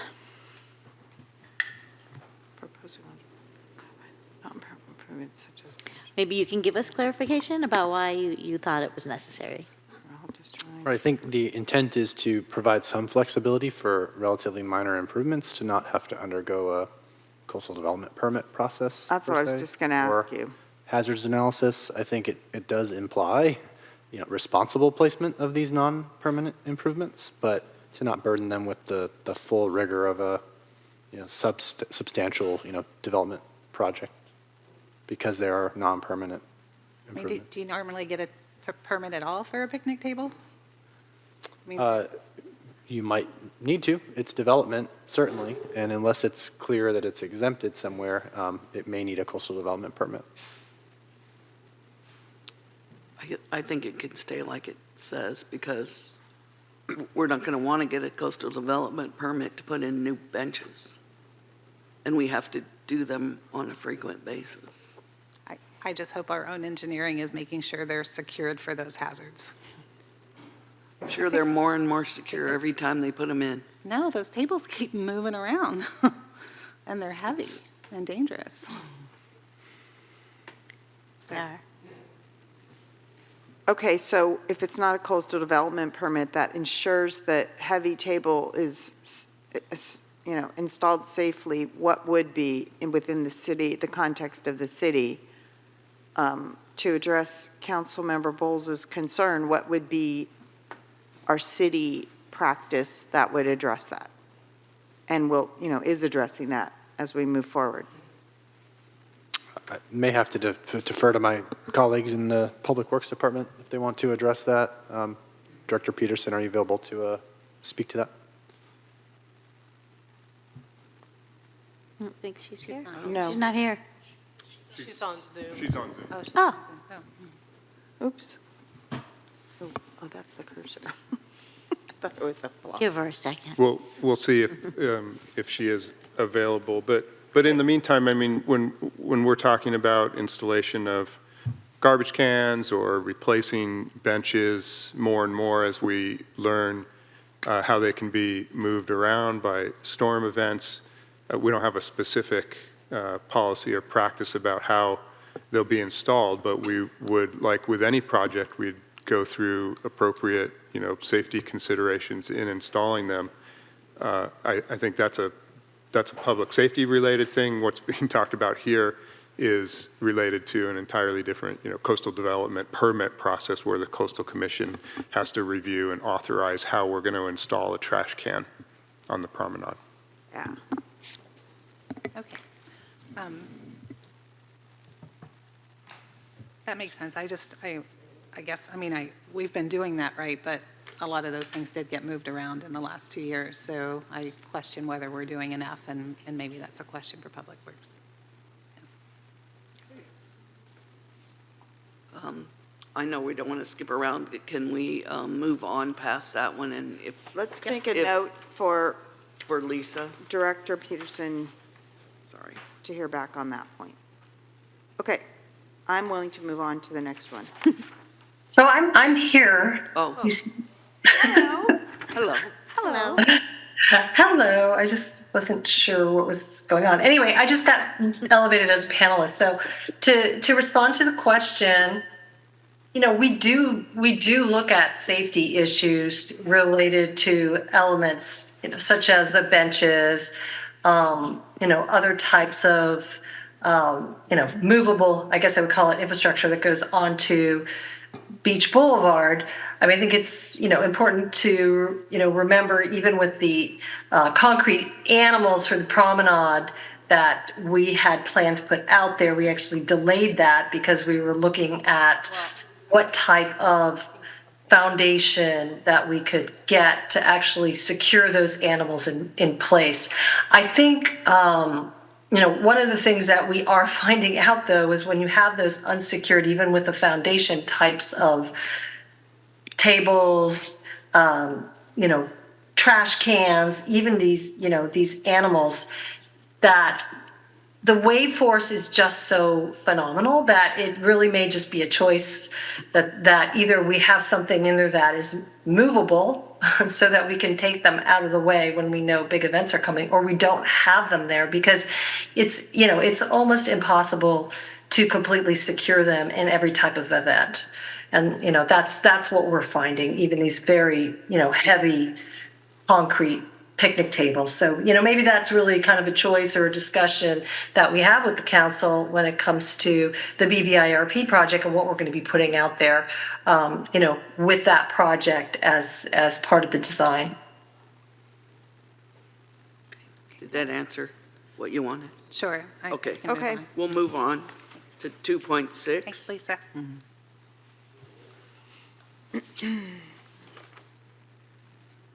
2.6 is fine. I'm fine. Fine. There's two. Okay. One page down. 2.7.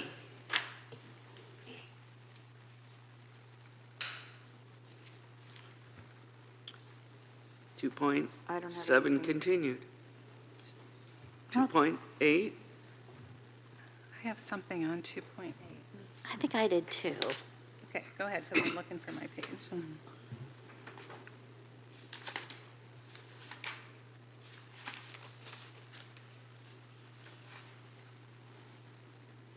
I guess for 2.8, Christian, can you just explain in simple terms what at a density range of the lower third of the CRMU density range? Can you just explain to me what that means? Sure. The CRMU, that's the Coastal Residential Mixed Use Land Use Designation. It allows up to 15 dwelling units per acre of residential development in conjunction with commercial development. And the lower third of that would be 1 to 5 units per acre of residential development. That's consistent with what the City Council previously extensively considered and approved, 3 to 5 units per acre. I'm not sure exactly why the Coastal Commission took exception with that narrower band of allowable development density, but it didn't seem worth further work with them, to have something that just overlapped for the most part. Because I think it said somewhere that it actually could lead to like larger density, is that right? That's not true in any Okay. dimension that I've considered. CRMU goes up to 15, this would limit it to 5. Right. City Council previously allowed 3 to 5, so they're both limited at 5 at the lower third of the CRMU density range. Okay, thank you. So are you okay with 5? Yeah, I'm fine. I just want to clarify, as per the underline there, it was Coastal Commission staff that changed it to that nomenclature. No, the city staff did. The Coastal Commission staff was actually proposing to change it to some low-density residential development, which we thought was confusing and could actually lead to more density than the City Council had authorized. That's what I meant, yeah. Okay. I don't think that was the Coastal Commission's intent. They wanted something not defined, low density, but in the context of this plan, low density means 3 to 9 units per acre, and that exceeds what the City Council had previously extensively considered. So we proposed this alternative to push it to the lower third to reflect the land use designation on the site. Got it. I like that. Thank you. Could I ask you to read the definition of CRMU? I had it here and I can't find it. Coastal recreational mixed use. I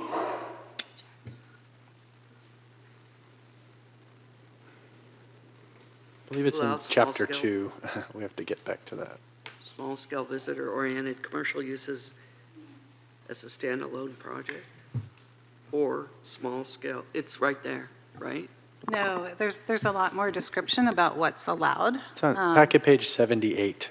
It says, "The coastal residential mixed-use designation is intended for sites in the coastal zone with residential mixed-use development potential, including mixed use with housing and retail, and/or small-scale visitor-oriented commercial uses such as retail, vacation rental, or timeshare units.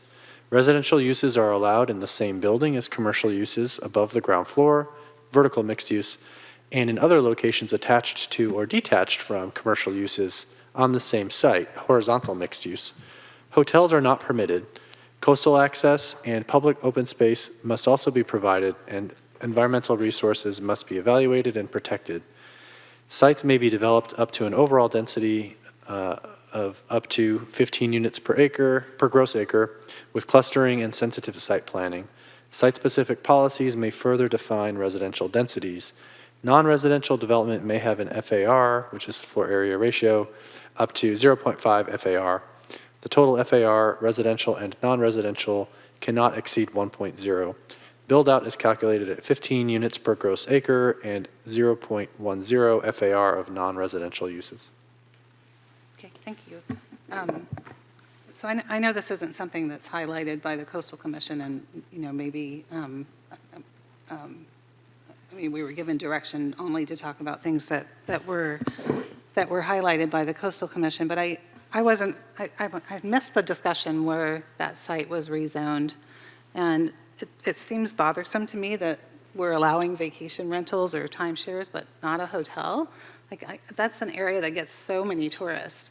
I was talking to Anthony Yoshida, and it's advertised in surfing magazines in France. So there's a huge French community that comes there all the time. And so I don't know what deliberations came across the change of use of why a hotel's not there and why we thought residential was important there. Maybe if any of you remember, it would be helpful.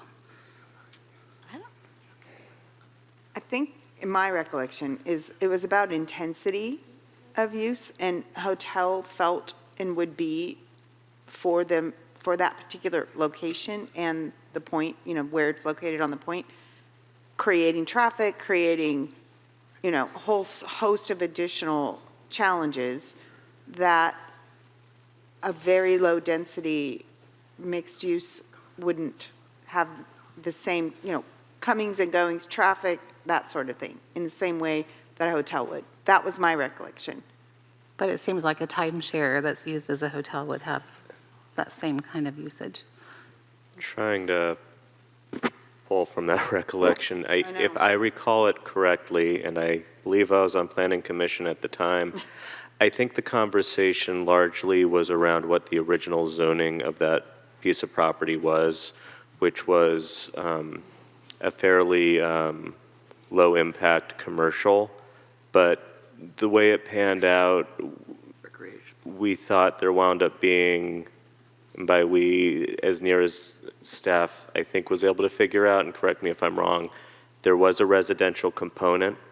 It's mixed use, but fairly low impact. And so as we were going through these documents, some of which were, and again, correct me if I'm wrong, ancient Pacifica documents that weren't as clear as in modern times we would have liked them to be, the conclusion we came to was, in lieu of trying to minimize impact but maintain more or less what the original zoning was, that's what it panned out as, and to the point of trying to really minimize the use.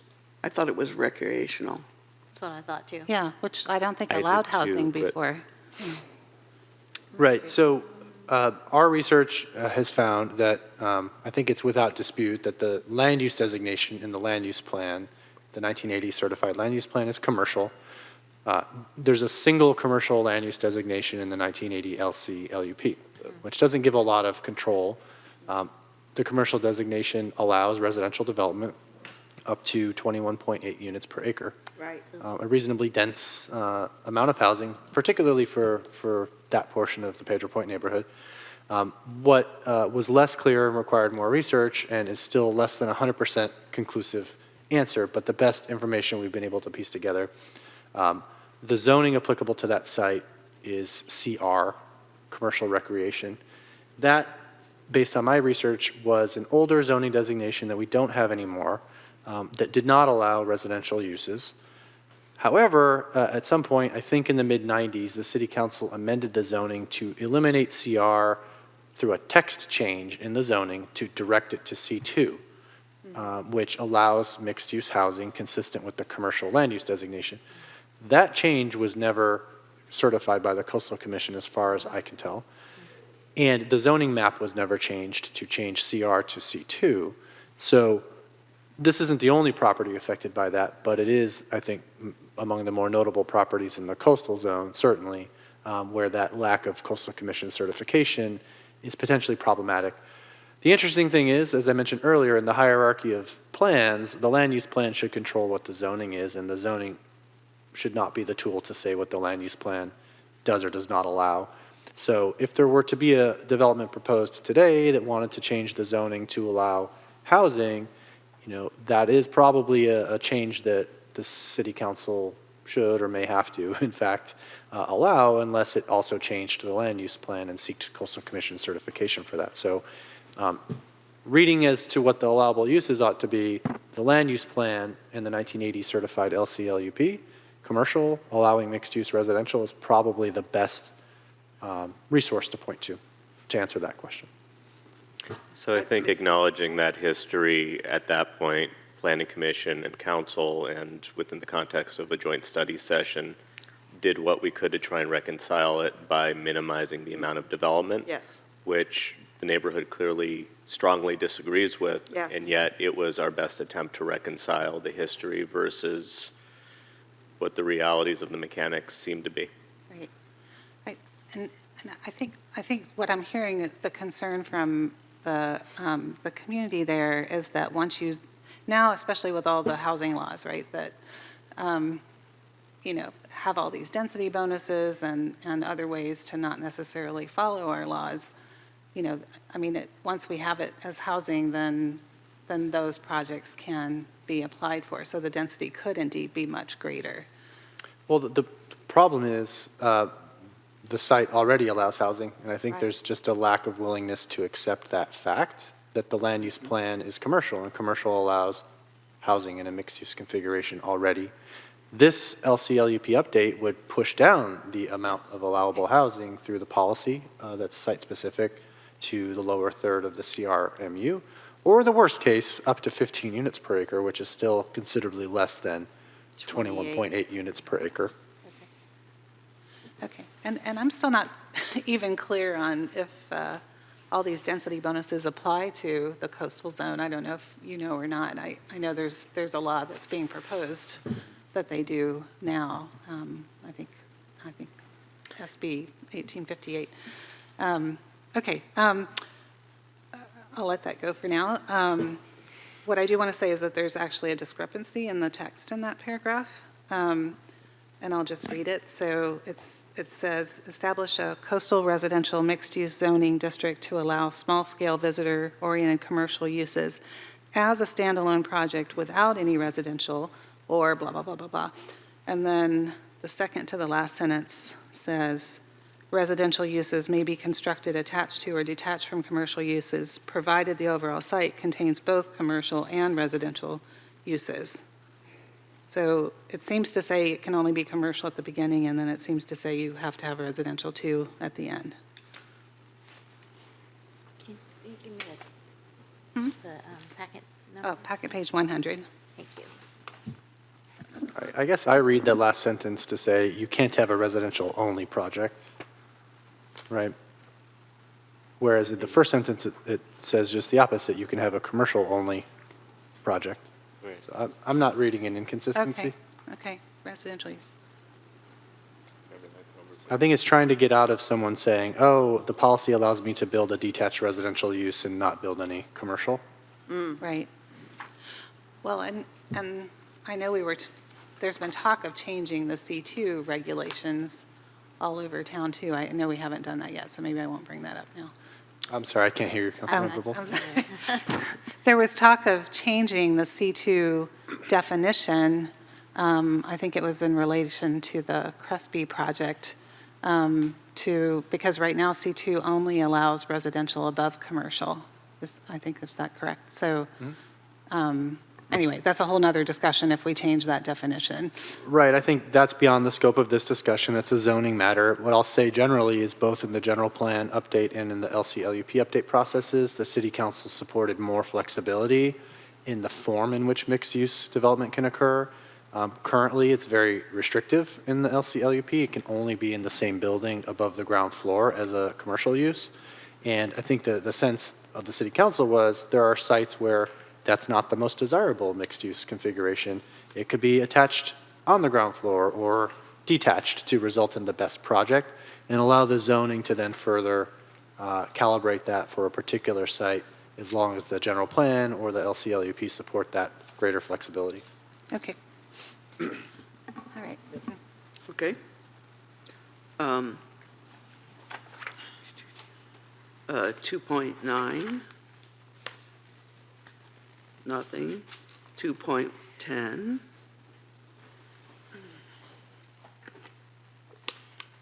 2.11. Nope. Okay, we're turning a page. 2.12. I do have some questions about that one. Okay. Go ahead. too. Okay, you go ahead, Mary Tiger. Mary, you want to start? Yeah. I think going back to the questions I kind of always ask, like, I would really like to have really simple examples of what this means. So please give examples of this so I can understand the suggested modification and why all of the language from the Coastal Commission is not suggested. So part of the issue in staff's perspective with the Coastal Commission suggested modification is it's a very limiting policy with respect to public infrastructure that can be constructed in the coastal zone. Of particular concern is it's limited to development consistent with the LCP, which would necessarily mean it can only account for development in the coastal zone with respect to infrastructure in the coastal zone. And as we know, much of our city is outside of the coastal zone, reliant upon infrastructure in the coastal zone. So that was one significant issue that we identified with that modification.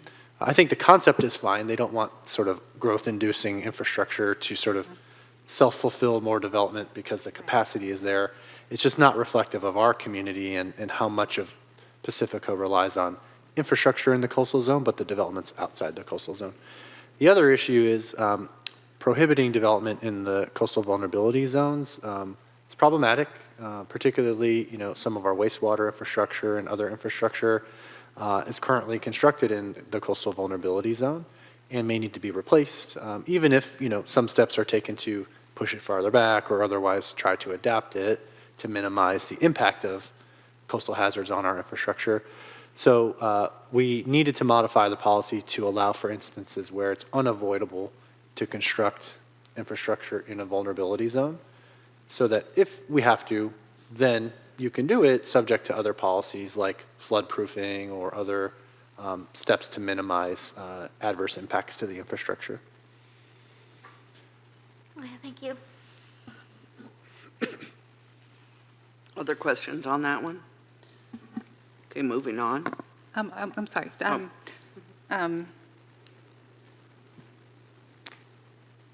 I'm still just looking back at because we have deleted their whole statement, so whether we really needed to delete all of that. Because what you've added just addresses one part of the issue, right? Not, I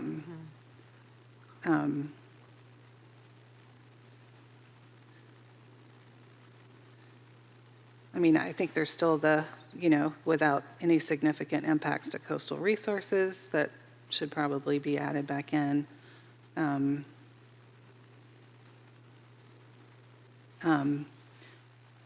then I had asked in one of my comments, like, so who reviews the feasibility, right, if no feasible alternatives exist? Because it seems like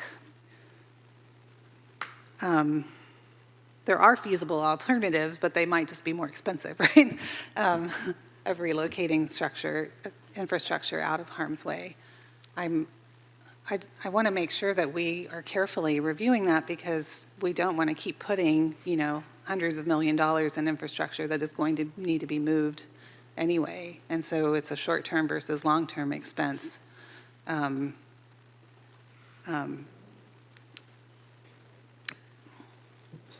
So there's nothing in the policy that would mandate the city council to undertake any particular infrastructure project. So if it's a policy choice of the city council to undertake some other kind of infrastructure project that would not be in a coastal vulnerability zone, that's the prerogative of the council.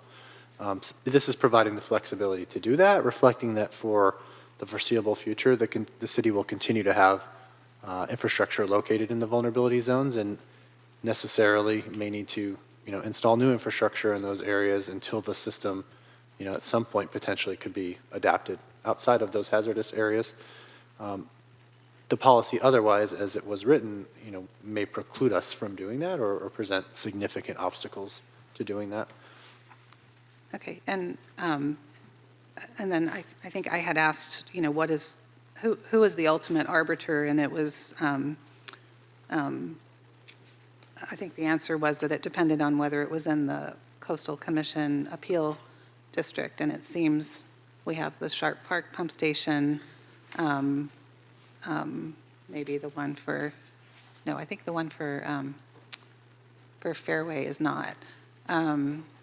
We have the Rockaway Pump Station, we have the Lindemar pump stations for both sewage and stormwater. So all of this is within the Coastal Commission's appeal, so we could process something, but they could always decide to take it up and decide we hadn't done enough analysis, or maybe it really shouldn't be. Obviously, it's our choice whether we build the project or not in the end, so they're not forcing our hand, but.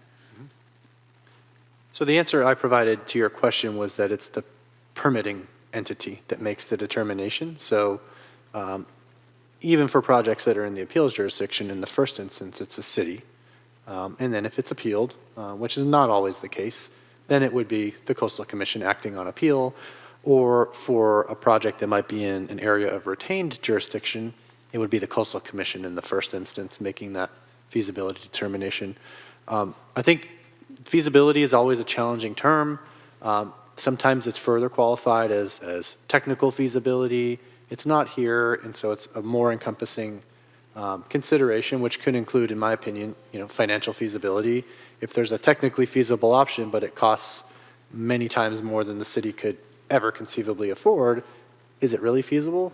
Well, it may be technically feasible, but it's not feasible in the context of this policy. So there's room to work within the way the policy is written to consider various relevant factors, in my opinion. Okay.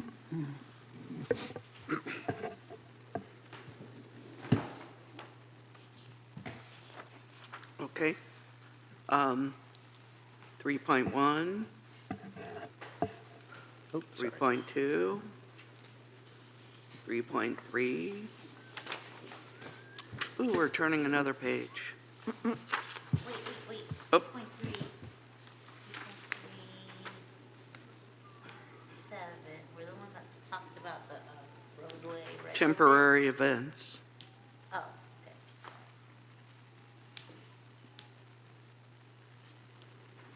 So on page 22 now, 3.4, lateral access, 3.5.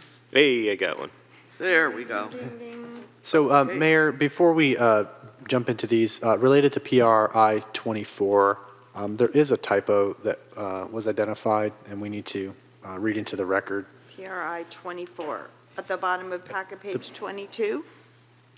Yes.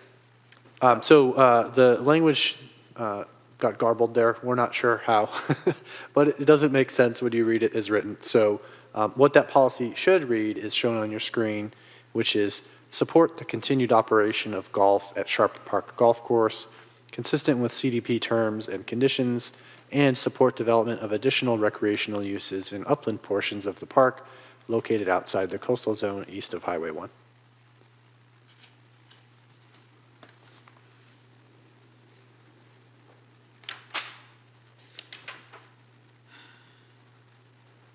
That's all correct on packet page 131, isn't it? I'm looking. Can you read, Packet page- Mr. Murdoch, can you please read that again? PRI 24 should read, support the continued operation of golf at Sharp Park Golf Course, consistent with CDP terms and conditions, and support development of additional recreational uses in upland portions of the park located outside the coastal zone east of Highway 1. So you're taking out redeveloping source and putting in consistent with? Yes. Got it. Thank you. So with that in mind, I can come back at any point that would be helpful, but I did want to read that into the record relative to that policy. Thank you very much.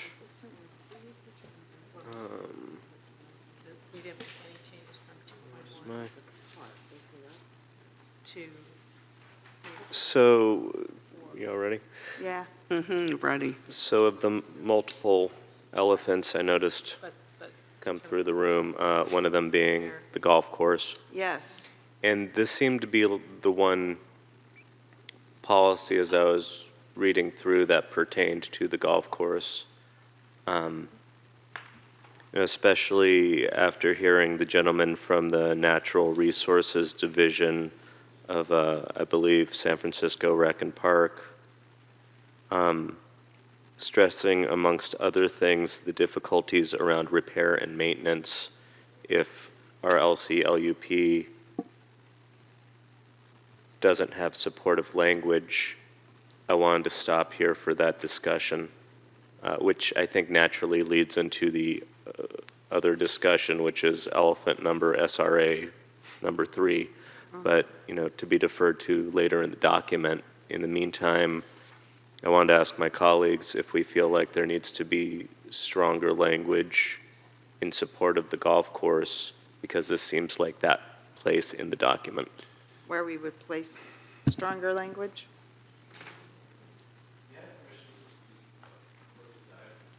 No, Not at this time. not at this time. So, Mayor, I do also want to draw the council's attention to packet page 39. We're not there yet in the flow of the document, but there is a policy on point for the Sharp Park Golf Course in Chapter 6 as well. Packet page 39. It's policy CRI 23. And it reads as such: Sharp Park Golf Course strongly support City and County of San Francisco's ability to provide public access along the coast, protect environmentally sensitive habitat areas, and provide flood protection. And so you'll see on the table that the Coastal Commission had proposed to delete that policy in its entirety. And the context behind that, just to take it head on, was their concern, as we discussed, I think, in a previous LCLUP meeting, with the specificity of the policy as it was written to support, quote, maintenance of the Sharp Park Golf Course berm and armoring. And so, end quote. And so that was overly specific and potentially Coastal Act inconsistent in the Coastal Commission staff's opinion, to be so prescriptive about maintaining armoring in a particular context like that. We said, hey, hold up. We know that the golf course and the berm are very important to our council and to our community. We need to find a way to say kind of that without saying exactly that. And where the conversation led was Coastal Commission staff saying, hey, we think we could get behind a policy that talks about everything you like about the berm without saying keep the berm where it is, because that's subject to a permit level decision by the Coastal Commission in their permit jurisdiction, where the city's LCLUP may be advisory, but it's not going to be controlling.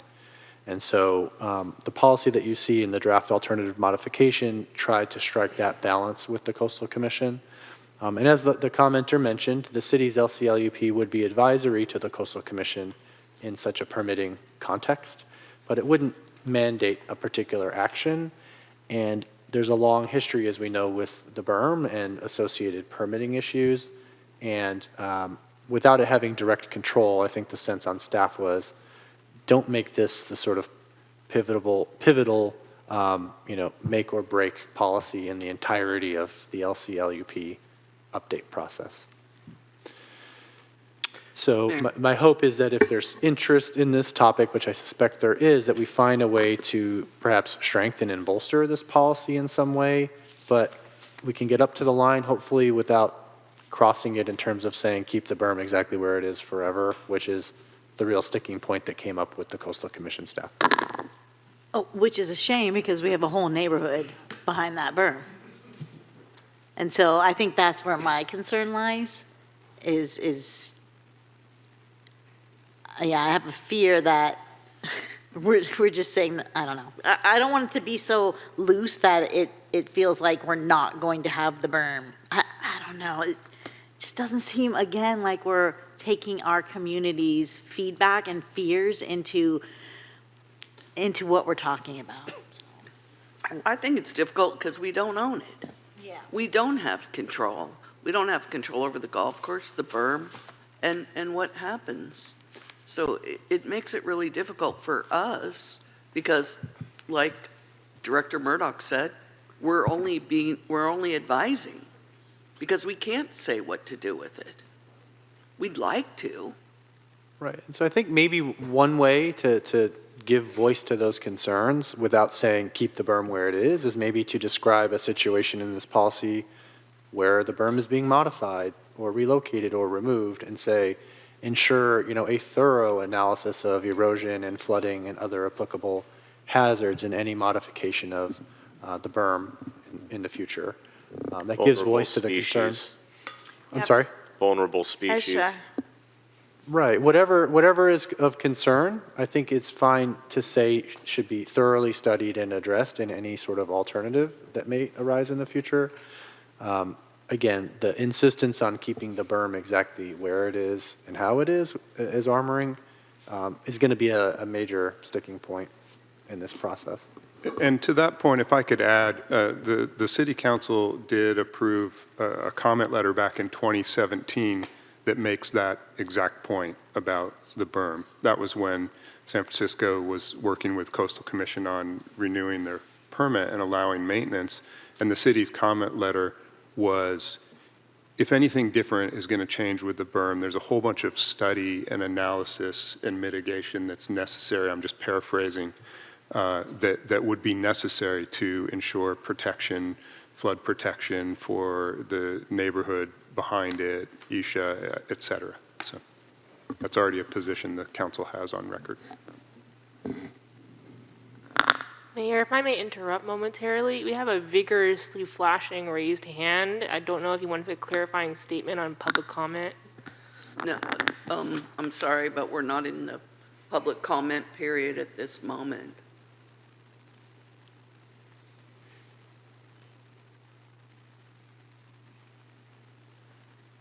Well, if we were, we would be hearing what from the public? I mean, it is possible that we can reopen a public comment at any point in time. However, I think what we need to do as council is air the issues. Okay. And then, we could reopen the public comment briefly after. right. And so I feel like thank you for describing it as the elephant in the room, one of the many. One of the many. I feel like we need to address the jurisdictional boundary and this line between we don't get to decide but the commission looks to what we say in our LCP, as we heard from the commenter from Rackham Park. So it's kind of both. I have great concern about this issue. And related to this, and maybe this isn't the exact right place, but I want to make sure that we are accurately reflecting the coastal access points on our table, and the improvements in that area that have been made in terms of, back to our environmental justice concerns. So that, because I realize our document update was 2020, those improvements largely were done in 2021. So we need to get them into our document to be completely consistent with reality as it stands. Because, for one thing, it's very pertinent and consistent with Coastal Commission guiding policies and decision-making. I get frustrated, I probably sound frustrated right now, because I feel like, like in Pacifica, so often when I hear things that the Coastal Commission says it wants, that we want to see consistently across the state, we go, yeah, like we have in Pacifica. Yeah, like we have in Pacifica. So what we're talking about is a coastal recreational asset, the berm, that is providing accessibility, providing safety, providing low-cost visitor serving, well, let's low-cost as in free, visitor serving opportunities, walking, jogging, viewpoints along the berm. It's part of the golf course, which is low-cost visitor serving, which is, I keep wanting to say environmentally, environmental justice focused. So it feels And like. sensitive habitat. And ESHA, and protecting ESHA. So it's sort of like checking all those boxes, and yet, oh, but we can't talk about it because it's not in our jurisdictional area. So my concern is that we do whatever we can do, as strongly as we can, in this document to show exactly where we stand. I think the city manager's reference to the 2017 letter, and for that matter, the 2015 letter prior to that, make that case, show that. But I think, just to maybe let's go right into the elephant issue, there's been a call for a third SRA or an extension of SRA 1 because of the reasons that I outlined, being consistent.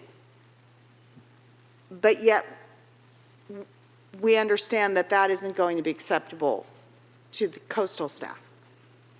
That leaves us in a very difficult place as a council. Mm-hmm. And to Councilmember Beer's point, we have to take care of our community. How do we do that while at the same time working with our partner? I mean, the reality is convenient, comfortable, easy or not, the Coastal Commission has to be a partner. We have to be a partner with them. Public comment tonight and many times before tonight has been to the contrary on that. There are some in our community who think, we don't have to work with the Coastal Commission at all. And you're wrong to even think so. Mm-hmm. I'm sorry, we're in the coastal zone. There's a coast, we're one of 69 coastal cities, and county jurisdictions, 70-something when you add the counties. We have to work with them. We can't not work with them. So how do we make it happen? That's what I'm after. I'm looking to staff for guidance on what, and to our city attorney, on how far can we go? Where do we put it? Without mentioning armoring. And without, because they'll just check that off. Them what to do, right? What did I miss? I would think everyone here is in support of the golf course, keeping the golf course, and the berm exactly where it is. Did you say that? I did say that. So I agree with you. How do we go about that? I know we can't say exactly where it is. I just want to say, I know regionally there's a lot of support for the golf course too. There were some efforts by San Francisco before to, I mentioned to you I've had a couple meetings with Aaron Peskin. Mm-hmm. The first thing he said to me when I walked in the room, Sharp Park Golf Course, you want it? They don't want it. This is a huge financial burden for San Francisco. They're spending money here that they don't have. They're not collecting enough. I'm just telling you the facts. We don't have the money to run it. His facts. Okay. He's the president of the Board of Supervisors, so he may not speak for the whole city, but I'm just telling you what the conversation was. The county's not interested. They looked at it before. They're not. Their park and rec is completely overwhelmed. I'm personally happy saying that we support the golf course and saying that we support the berm. I think the berm is really important, public access trail now. the berm might not always stay exactly as it is. You know, the permit the Coastal Commission gave in 2017 actually really complained because it had grown from like 8 feet wide from their original permit to like 60 feet wide in some places. You know, and so that's why they had to go through a new permit, and the new permit expires in 3 years. So I don't know what their plans are, you know, but I think what came out of some of the lawsuit is that they actually have to have a barrier there because it protects the red-legged frogs and so forth that are there. I totally agree with that, but whatever, that is the lawsuit, so I think they have that obligation. So I'm happy looking at adding policy language. If we're going to talk about adding it to the SRAs, I have a problem with that, but I don't know if that's where we are right now, if we want to go there now. I think it's the basic thing is that this is one of the areas where we have more room. Where we have, I'm sorry, Where we have more room to work with. more room. So You mean to move the berm or to? to move the berm, to provide dune protection for Fairway Park. I mean, I don't want to say that we're not doing anything. We are, and there's room for that. But the Coastal Commission doesn't want every place in Pacifica to be armored. And so, you know, as Christian has heard, they don't really want to expand this. We're allowing armoring in these certain areas where we have a lot of building and a lot of infrastructure to protect. The infrastructure here is much further in, so I don't think, you know, that can be protected other ways. The houses can be protected other ways. This is a place that we might be able to do nature-based solutions. So I actually had a chat with Lynn Matterman of One Shoreline, and this is what I was going to tell Richard. They did a similar project at the golf course in Palo Alto, the municipal course with also low fees, that was also struggling and failing. And then they were having flooding because of a creek that was running on one side of the golf course. So One Shoreline's project actually purchased some land from the golf course to widen the creek so that the flooding was contained and didn't flood the golf course. And then with that, I think it was $3 million that they got for selling them that land. Then the golf course had money to actually refurbish, you know, renew the holes and their golf course. So there could be a win-win solution that is nature-based solutions, is what I'm saying. And so I don't want to lock us into saying that this is armoring when this is one of the few places that we have that we can do nature-based solutions and do all these things. I mean, right now some of the holes are being flooded close to the berm, and that means the golf course is not very usable, you know, for months of the year. I don't know if it's completely closed.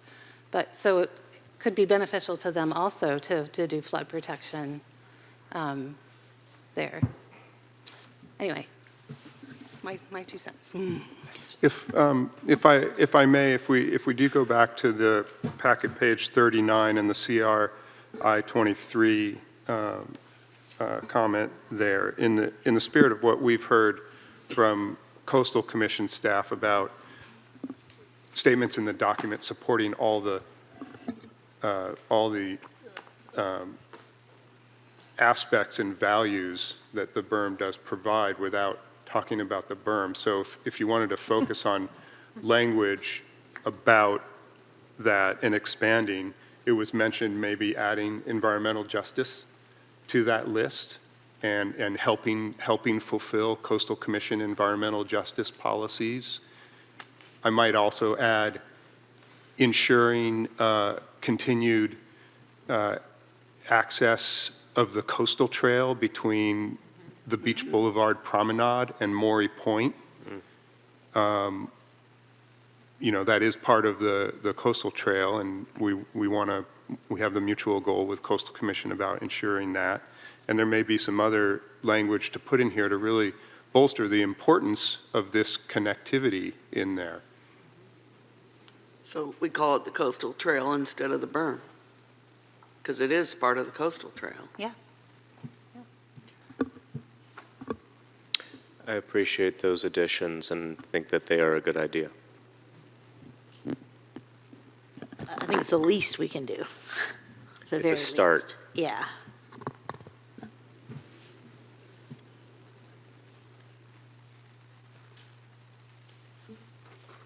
it's possible as we ruminate upon that between now and the conversation around SRAs, more ideas might occur to us. Presumably, we're still at 3.5 and working our way to 6.23. Yeah, I think. Want to move on? I definitely have questions Yeah. about we- Fairway Park in that conversation. That's a good start anyway. I don't, the one right before was about coastal access, and so I don't know if this might be a time to look at the coastal access map, because there were comments, from the Gulf Alliance and from. Right. You mean, when you say the one 3.4. right before, you're talking about 3.2 and such? Where are you? 3.4. 3.4. Yeah. PRI 12, so I don't think this particular one is maybe, but actually, no, I do want to ask a question about that one too. So if we could pull up the map of the coastal access, and then you've got there's a spreadsheet and a staff report too, right, that lists each one. So we don't have the graphic for the access point. It's in the packet, though. To pull up on the screen, I should say. You don't have the packet? Because it's in that. I don't have access to that here. I'm not sure if the city clerk can pull up the packet as a PDF. Do you have a packet page number? I do. Give me a minute. Packet page 306.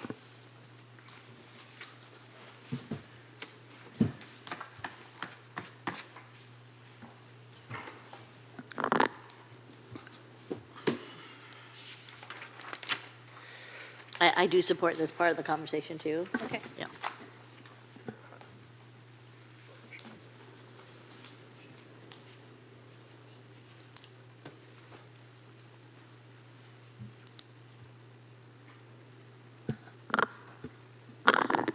Because for me, it would be good to understand which parts our public thinks are being removed, like which access points are being removed, because I don't see that, so I want to make sure that we all have a good understanding of what that means and what we can do about it.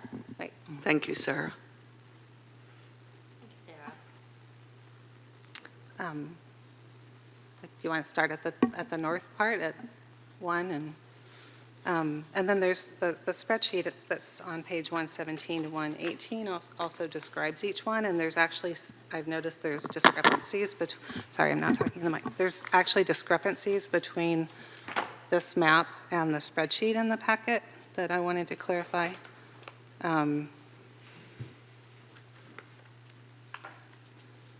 So I think. You mean table 3? 3-1. When you say the spreadsheet? Coastal access The point, yeah. table Sorry. 3-1, okay. So you said page 117? Yes.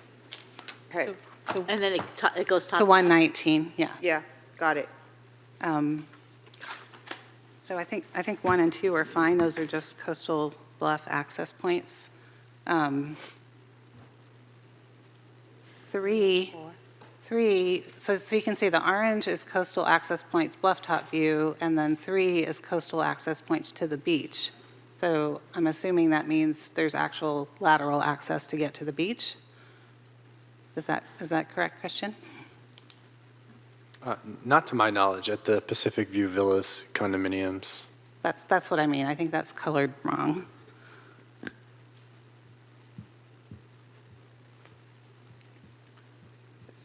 So, and then we have the ocean air path, Ocean Air Park. which, It just says that the bluff top is accessible.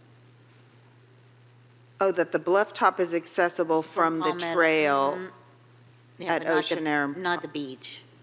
no, Right. the ocean air path is actually number 4, which does have a coastal access trail that's maintained But by. it's number 3. Oh, got it. Wait, what is 3? No, 3 is Pacific View Villas. So it should be So actually, colored we should- orange? So, well, actually, so Pacific View Villas actually should probably be deleted at this point, but because that path has eroded and it's been closed for a couple of years now. I would recommend keeping it. Yeah, I was going to ask you that. The property is pursuing a coastal development permit authorization from Coastal Commission to formalize the realignment of the trail. Okay, So they have an obligation to maintain that coastal access. okay, yeah, and we'd surely like them to, so that's fine. But it should be orange and not not gray. And then are you saying you wanted an edit in the detail as well, or no? Not for those. Okay, thank you. Well, if they are going to have access at some point, why don't we just leave it the same? Yeah, that's fine. It's the color that's wrong. No, there's never going to be beach access there. That is a really steep cliff with no stairs. It's just the trail that you can see the beach from. Okay, Okay, and so then, that needs to be orange. I get it. and then sorry. 5 is Esplanade at Manor. And the 1980 plan actually, called for trying to put in an actual coastal access there. And so now it just says, no, it's just bluff, and I would really rather have a coastal access trail there. There's really no other access. Well, the Milagro one has also been closed off. So I get all these tourists, and I have to tell them you have to go all the way up to Ocean Air or all the way down to the pier. And I know there's a lot of interest from the neighbors to maintain that number 5 as a trail. It's been kind of informal. They go down a sandy path that Public Works uses to access. Anyways, I don't know if we need to vote or something, but I would rather have that be restored to an access path. And so what are you saying exactly? I guess I'm having a hard time hearing you too. Oh, I'm sorry. Because you always so soft when you get passionate. I know. Thank you, Mary. So the 1980 coastal plan called for a coastal access point there, so a gray, not an orange. I would prefer it to be a gray, that we could at least try to put in as we're doing the projects. We're going to be doing the armoring projects there that are underway. And I think that's the place that Public Works also uses to access the beach, so it may not be too difficult to add.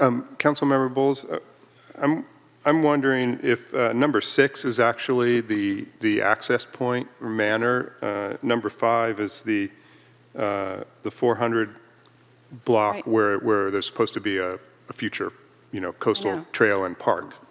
I know, but the 1980 plan called for a public access to the beach there. But the access point is number 6, I believe, right? No, that's a separate one that we can get to in a minute, but anyway, maybe you can go back and look at the 1980 plan. I don't know if there's been discussion about why that was deleted and if we can put it back in. Well, if I might, and I'm not trying to be snarky here, but in the 1980 plan, weren't there a bunch of houses there too? No, that's further. Further down? Further down. Like how far further down? It seems like we've experienced some realities with those bluffs in the 44 years since that 1980 plan was approved, and we don't know how long before it was approved it was being written. So I'm wondering, I don't know, because it's a valid question, but so like why is it orange, not blue or gray, whatever that color is, in terms of adding an access point to the beach? Maybe the answer is where feasible or something. We have to leave it open-ended because, yes, you're correct. We're seeking to get the Army Corps general investigation and all of that. I don't know if that's something that can be discussed at that point, but at this point, it's not a trail to the beach. So just as we looked at number 3, and you pointed out it's not an access point to the beach, it needs to be orange, I don't know that we can just change the color and say access to the beach when in fact it isn't, or it isn't a safe one. That it may be a trail staff utilizes is one thing, but public trail to the beach, I'm not so sure. I mean, I'm just saying. Yeah, I mean, it would just be nice to leave open the option instead of, just saying it's not going to happen. Well, I think the map, as I understand it, is intended to reflect the current condition of these sites, and then there are some notes about what they strive to be in the plan. So maybe there's a way to reflect the current condition, that it's really not a suitable access point to the beach for... Well, a lot of people do climb down that path, so A lot of people climb down Yeah. Shelter Cove as well, and perhaps shouldn't, but Right? it's not necessarily... That's what I'm worried about. a safe, Okay, all right. safe access point. And just one other thing, so there's 27 things. Yeah, so yeah, maybe we there- should just go for the ones that we're concerned about, so we can Okay. get through it. The next one at the SFRV park, there is, so that one is on your spreadsheet on page 117, it's labeled as no beach access, which is correct. There is no beach access there, and it's gray here, so that should also be orange. Madam Mayor, Councilmember Bowles, Yes. instead of going through this point by point, it might be a better use of council's time to just direct staff to review the map and to come back, with any potential changes, because it sounds like primarily we're talking about mostly just color changes and just confirming the access points generally. Okay, that's fine. I'm ready to get to the Do you have park. just a couple more, or do you And, have? and I the just next wanted one to is the Shark clarify Park Golf that the Malagra access point, just south of SFRV, has already been restored as an access point. Oh, and actually, I so- did want to ask, so that was the one here that's mentioned in PRI 12. So we just restored that, right? The city public works restored that trail. It was SFRV's responsibility, and we helped facilitate an efficient restoration of that. Okay, but they're helping to pay for it, or how does that work? They had to provide the authority and, the access to do it.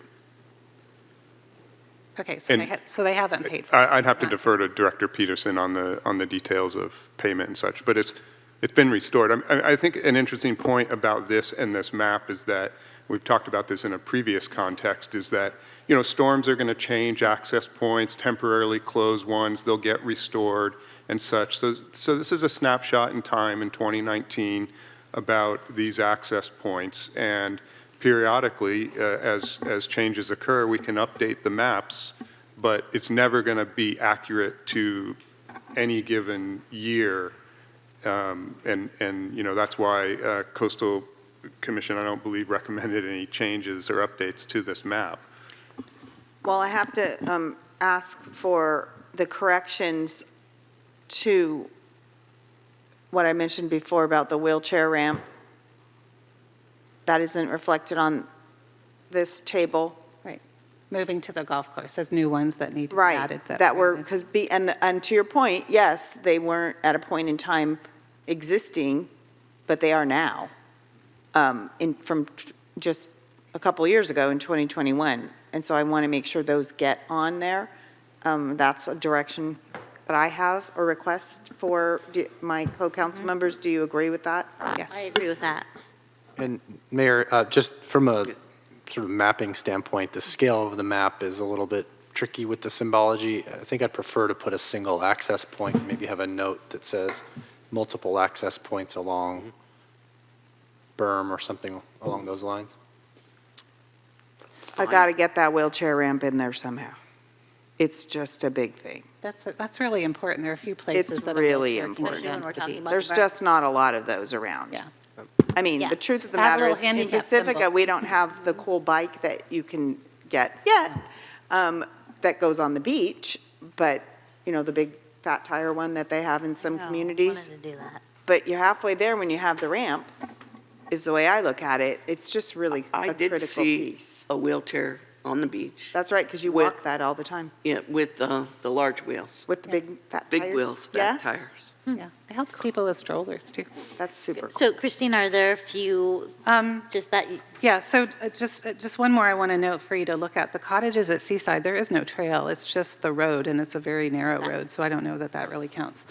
And then the other one, that public comment about the Pedro Point one, I think it's 25, that in the previous LCP was actually a coastal access point from the berm, which has now been changed to just a viewpoint. So just wanted to ask if that, why that was changed. Is that because of the prescriptive rights issue?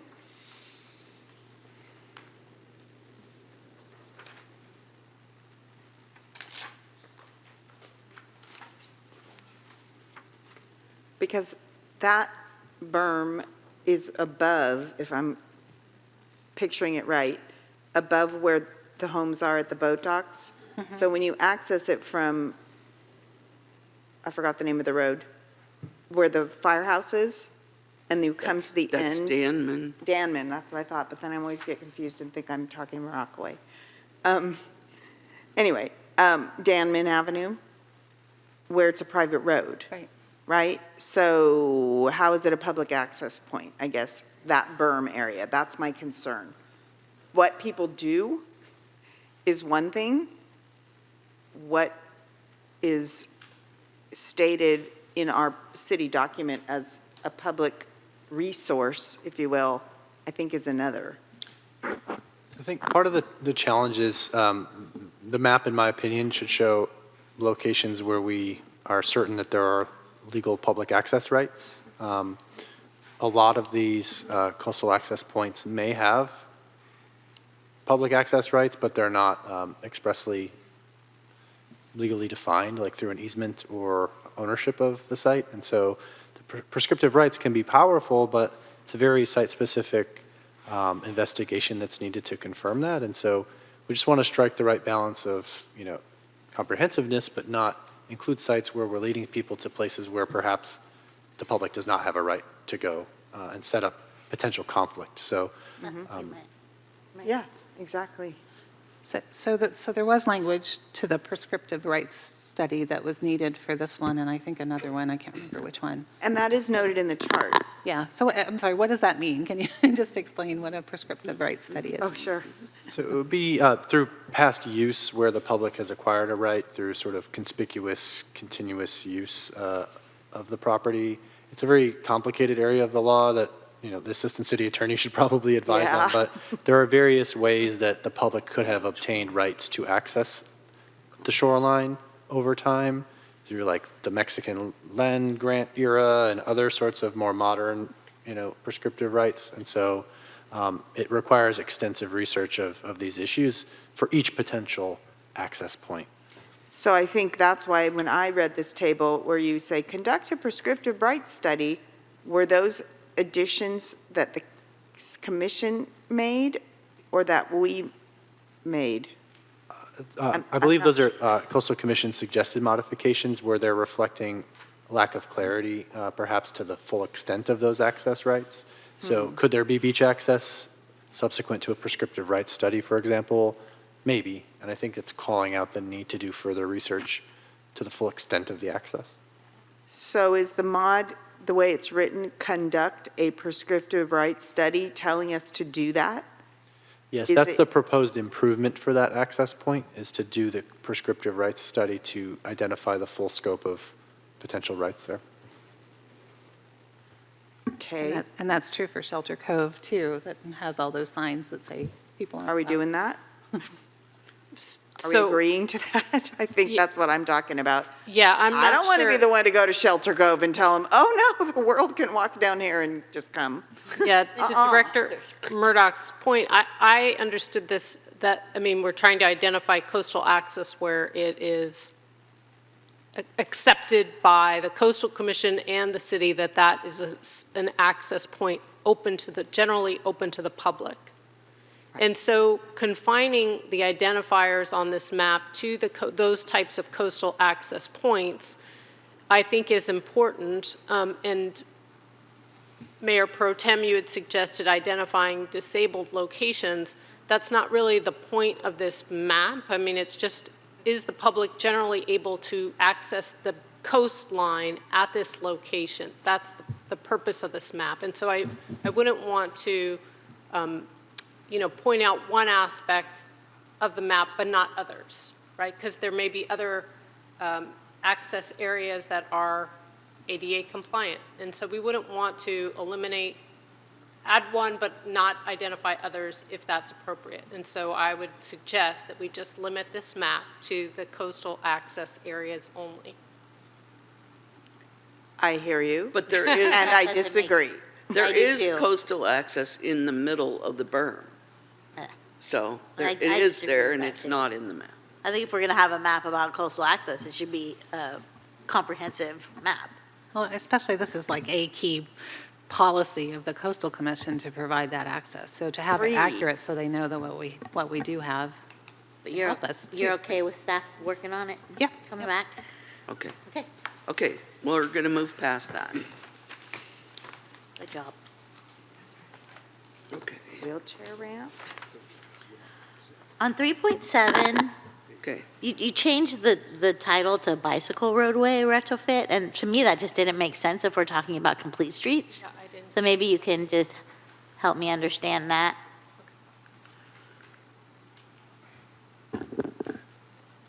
There's so much more to complete streets than just bicycles. Certainly. I think it was an expedient way to distinguish the issue that the Coastal Commission was concerned about, which was like allowing roadway widening and expansion in some way for vehicles. And so I think it probably is not fully on point, as you mentioned. So something like complete streets roadway retrofits would hopefully address your concern. Yeah, it and also totally would. align with what the Coastal Commission's concern was. Yeah, that'd be great. Thank you so much. Is that 3.7? It is. Yep. Thank you. I'm also not sure we want to delete the such as coastal hazard concerns. I'm sorry, I'm not talking in the mic again. We've marked out their modification that says, right, wasn't this? Yeah, such as coastal hazard concerns in areas within the coastal zone. Because I think we do need to evaluate that. We don't want to be putting paths where waves are often overtopping and, dangerous, because we have no way to block off any of these paths otherwise. Yes, Councilmember Bowles, so the reason that was struck out is because when we talked to coastal staff, they assumed that the city was saying additional analysis would include coastal hazard analysis. When we looked at the policy is saying that additional analysis will identify areas in the city that are acceptable for retrofits to create complete streets. And so we deleted that suggested modification, and then we added at the end, retrofits will be consistent with the LCP, which means that they will be consistent with the policies in Chapter 6. Okay, and because they're not temporary structures, then we'd have to look at the coastal hazards. Okay, correct. Okay, 3.8. 3.8's fine. 4.1. Don't go too fast. Oh, No, okay. I want to go home at some point. Well, I do too. We might not finish tonight. I don't know. It's so But close. if, Yeah, we might not finish tonight. okay. Sorry, I'm fine. Go ahead. Just takes me a minute to read to make sure. Okay. 4.2.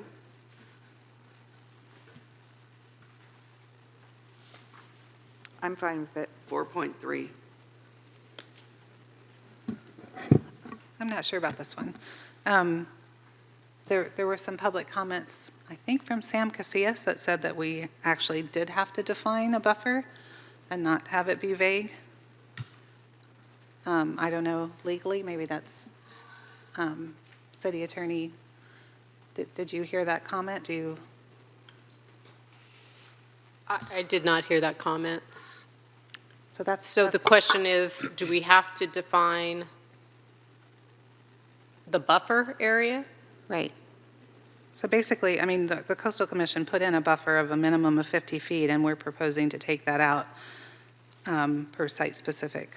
But are we required to have a buffer? I'm not aware offhand if we're required to have a buffer. I would defer to Director Murdoch if he knows. So, as with all of these amendments, they were crafted in close consultation with the Coastal Commission staff. And we spent time on this particular issue explaining why deletion of that text and no less than 50 feet in any case was important for us in the Pacifica context. Yeah. The buffers should be informed by expert advice from a biologist that's qualified to analyze the potential impacts and the protection that's needed. Striving for 100 feet is clear in this policy, but there are any number of different circumstances, small lot size or, seeking to avoid other, perhaps higher priority resources that might warrant a reduced buffer in some instances, advised by the expert biologist's opinion. So I have no reason to believe that the Coastal Commission staff will raise new issues with this as it's written, given the discussions we've had with them. And so I would argue we do have a buffer of 100 feet that is supposed to be the buffer, unless there are circumstances that justify a reduction. And indeed, the Coastal Commission reduces the buffers below 100 feet routinely when needed, and has done that on projects in Pacifica in the past. Have they reduced it to less than 50 in projects? That I'm not sure about, but there's no requirement for a 50-foot buffer or any specific buffer, to my knowledge, in the Coastal Act, but 100 feet is certainly the best practice that is strived for. Okay, I mean, I know biologists would look at what's there, right? The isha and the plants and so forth to ascertain. One of the things I'm not sure, like wildlife corridors, because often, around water, we'd get mountain lions or, other creatures that come that, so, I mean, are we expecting a site-specific biologist to look at those things that are not defined in our general plan? That was something that I think we kind of deferred as. Right, if I understand the question, I think there's this misconception that if it's not on the ESHA map, it's not protected, and only if it's on the ESHA map is it protected. I think that's not the correct understanding. There's a good faith effort to map environmentally sensitive habitat areas as they're known, particularly if there's critical habitat that may be adopted for a particular species by U.S. Fish and Wildlife Service or California Department of Fish and Wildlife. And so that sort of high-level habitat information is mapped to say, hey, we know for sure these are areas of interest to be protected. Then there are plenty of other instances where site-specific analysis will be needed and required in the LCLUP for biological resource impacts to plant or animal species, to perform wetlands delineations to determine where those types of resources are located and need to be buffered and avoided. So the ESHA map is a starting point, not an end point in terms of ESHA protection, and that needs to be clearly understood. So anyway, so back to a biological report, do they typically analyze wildlife corridors or just what they see on I think site? the context needs to justify it. I think a lot of people look at an open field and conclude, it's a wildlife corridor, but there's much more to it than that. My understanding, it's contextual, it's linkages between different areas. So I would have to believe that those are relevant factors to be considered, but you'll see at the end of the policy as well that resource agencies are supposed to be involved in that process as well. So U.S. Fish and Wildlife Service, CDFW. Right. So if the biologist didn't consider a wildlife corridor, but those agencies believe that's a relevant factor, they have the opportunity to be involved in that. Okay.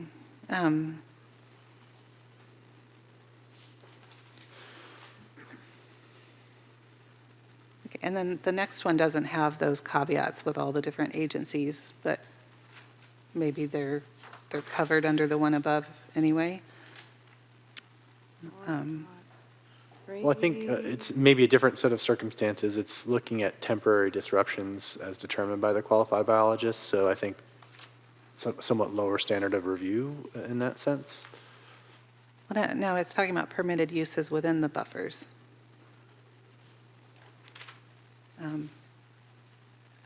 It's a continuation, isn't it? No. No, it's a different policy. So 4.3, if you're talking about the next one, that's the policy that I'm reading on the screen. So it says in the first part, talking about the permitted uses, but then it goes on to say, temporary disruption as determined by a qualified biologist in consideration of on-site specific biological resources for construction, alteration, repair, and maintenance, may be allowed if there are no feasible alternatives. Okay. 4.4. 4.5. 4.6, I'm okay with that. 4.7. Wait, I'm sorry, you're going too fast. I'm Okay, still trying to this read one. 4.4.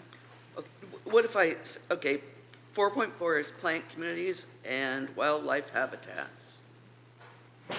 So there you are with their wildlife habitats. And we definitely have considered them in, well, planning has, in the planning process, corridors. Yeah.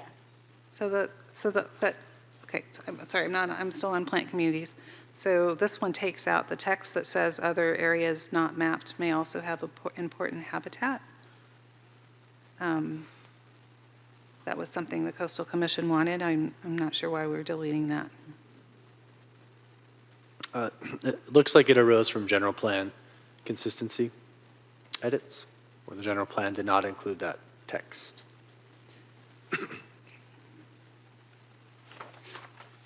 And the language is essentially redundant, where it's in the beginning, where it says the map's illustrative for information purposes only and site-specific studies needed, and then it doesn't seem necessary to say the mapped communities and habitats are not intended to preclude the possibility that other communities exist within Pacifica. Okay. I agree. That's okay with me. Okay. 4.5 is annual grasslands.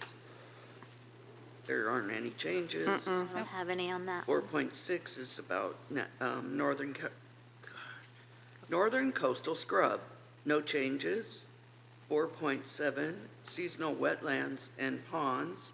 No changes. So maybe take. Are those? Yeah, I'm good. I'm gonna. 24. I'll speak up if I'm not. Okay. Thank you. Thank you for going a little slower. Where are we, 4.7? 4.7, seasonal wetlands and ponds. Yep.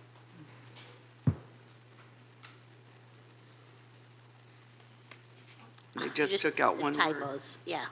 So 4.7, special status species, no changes.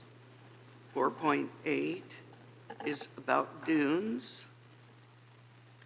And they just added this category for dunes. 4.9, potential environmentally sensitive habitat areas, the ESHAs. I feel like.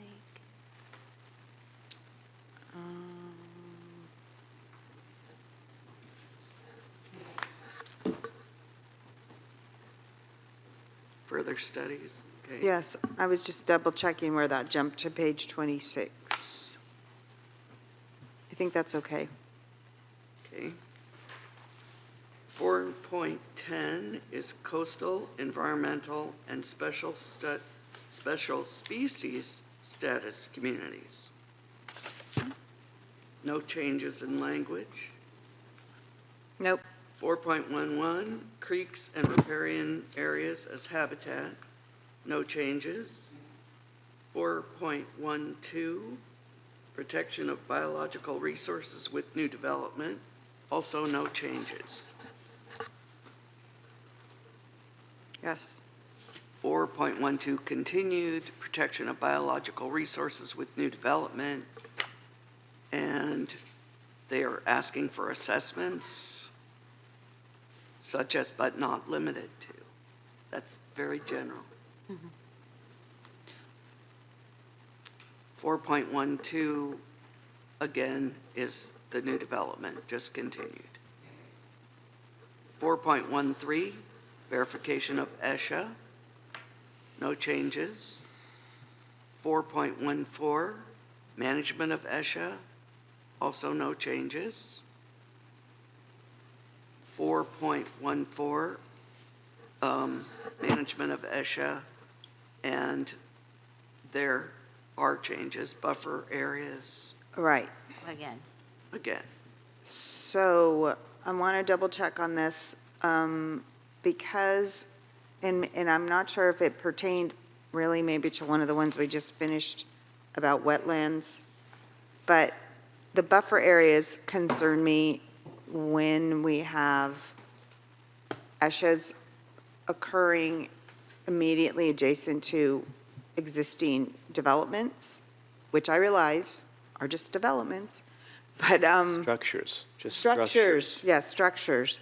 So is this particular buffer, and no less than 50 feet in any case? So it's the same issue as we had on the other page, On the creeks. where we were keeping it a little bit less, a more flexible, less prescriptive.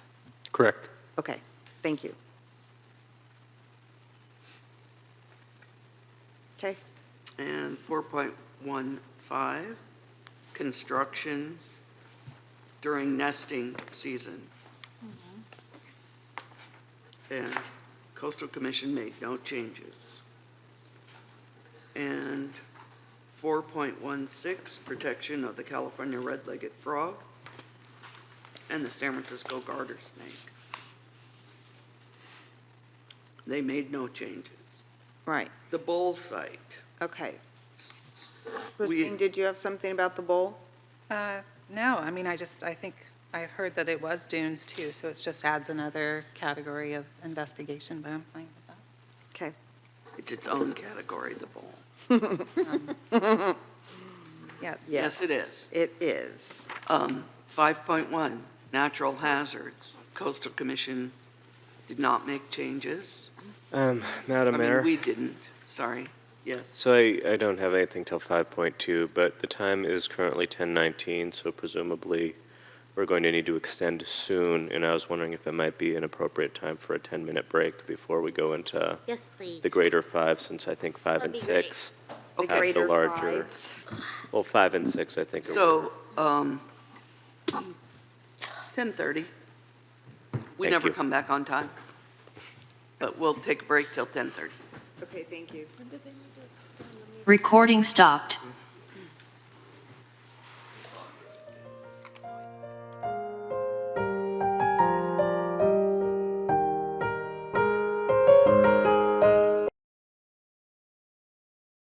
And we are on 5.1. Wait. So, Yes. Madam Mayor, given that the time is 10:34, do we want to talk about extending past 11 o'clock at this point? Yes, we do. Okay. Can we? Your thoughts? Your thoughts, We're talking Councilmember about it. Beer? No, I just want to make sure that I have enough brain power to talk about like the most important things that we're going to be talking about. So can we just check back in at like 5 to 11 or something? 5 till? I mean, sure, but we're 25 minutes out from 11, so if you're Or saying that you wanna want to check start back the at 11:30? conversation to make Yeah, sure you're yeah, I don't present. want to go past 11:30 Do you want to, Huh? because we've been here since 5:30. So don't forget that part. Are you suggesting you want to start the conversation to see where you're at in terms of your processing, and then in 10, 15 minutes make a motion? Or are you saying you don't want to go? We can go to 11:30, but I move that we raise the limit to 11:30 on the meeting. and are you seconding it? I will. no. I never second anything. Please vote. Is this my voting button? The one that says your 11:30. name on it. Yeah, I know. I just couldn't find it. Sorry, I was, Did you press the wrong button? Is that no, your that's voting the, button? that's not the Should- voting button. should I that's reset? the talking Oh, button. my voting button is covered up with a green stick. No, Yeah, that's- Look at the top, white oh, top wait, I part. can't. Yeah, it was covered up with a green stick. Oh, And the vote to go to 11:30 with the motion by Big Stick and seconded by Vaterlos passes unanimously. thank you. Okay, moving on. 5.1, natural hazards. I'm fine with that one. Fine. 5.2, coastal bluffs. I got one on that one. Excuse me? I have marked 5.2 in my notes as one that I had a question around. Go forward. So in my notes, I just asked why. So that line, a bluff is a high bank or bold headland the broad, precipitous, sometimes rounded cliff face overlooking a plain or body of water.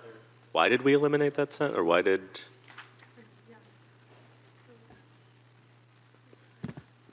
I think that one means that coastal eliminated that sentence, right? Like where we added dunes, but that doesn't relate.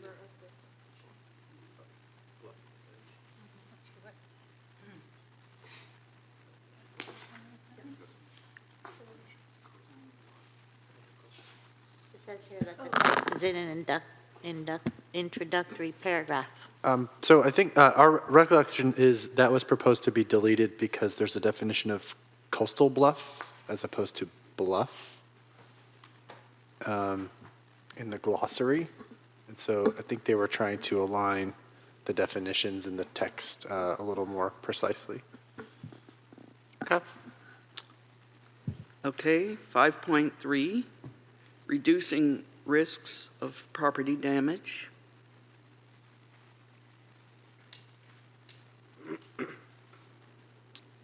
.4. I'm sorry. Yep. We could please, I need to go back. I'm so sorry. It's okay. To 5.1. Okay. If we could, I just want to see if staff recalls the conversation or the specific issue around adding and coastal resources.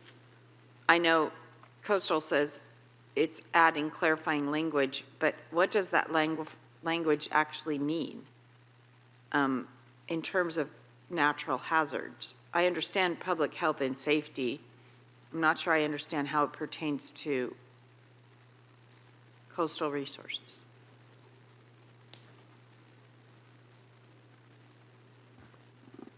I think the concern was there could be a need in the policies to address the way the environment is degrading other aspects of the environment as well with these policies, and not simply hazards related to public health and safety the way we would more traditionally think of hazards from a local government context. So protecting people and property, but protecting the coastal resources as well is how I understood that comment. So they were, I see, they were making a vote for the beach, the shoreline, the not human aspects of the coastal environment.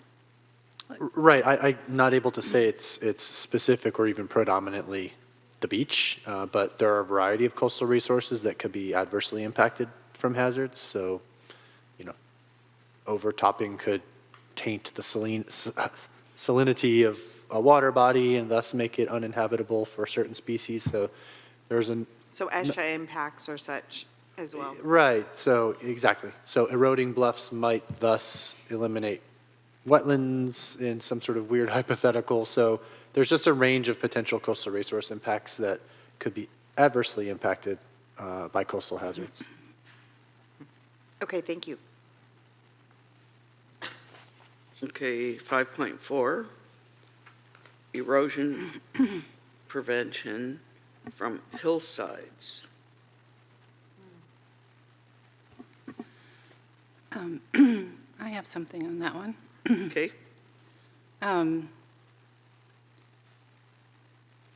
Well, requiring prevention by vegetation, I don't think we can require it.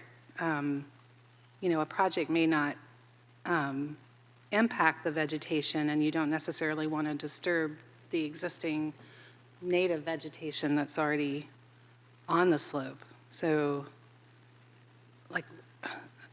this could mean that you're taking an area that, putting new plants or putting any trees could actually cause more erosion. I just think the word require is too much. Maybe consider, but it's not always appropriate. And erosion, okay, to maintain by revegetation. Other slope stability methods may be acceptable. That could also mean hard structures, terracing. That's more disturbance, which is also potentially against HPD that limits disturbance. And we do have some HPD in the coastal areas in Pedro Point. So you're suggesting require is too strong? It Yes. should be, what's your thought on that, staff, as far as what the conversation was? And, I mean, that wasn't changed, well, it was, because No, they added it back in. Coastal They deleted wanted the to whole delete it. thing. Right. And you're saying we need to add it back. Right, so I think the focus was on restoring the overall policy intent. Coastal Commission staff was concerned that it could be an end run to support shoreline protection, related to bluff erosion, and that wasn't the intent of the policy. So what we did in the alternative modifications was try to make it much more clearly but applicable hillside- to hillsides related to slope stability and not, bluff erosion from wave action, for instance. But isn't this something that would be required of a project? So you get a project and they have to manage their stormwater and deal with the erosion. So it could be something handled on a project-by-project basis and not necessarily a policy that is kind of overly broad and may not be appropriate everywhere. Right, I mean, the require language is a little bit unusual in the sort of LCLUP policy document sense. Some other phrasing like, consider natural methods of erosion prevention to maintain slope stability, such as revegetation, like something else could be fine. It's just the intent, I think, to support slope stability was the policy objective here.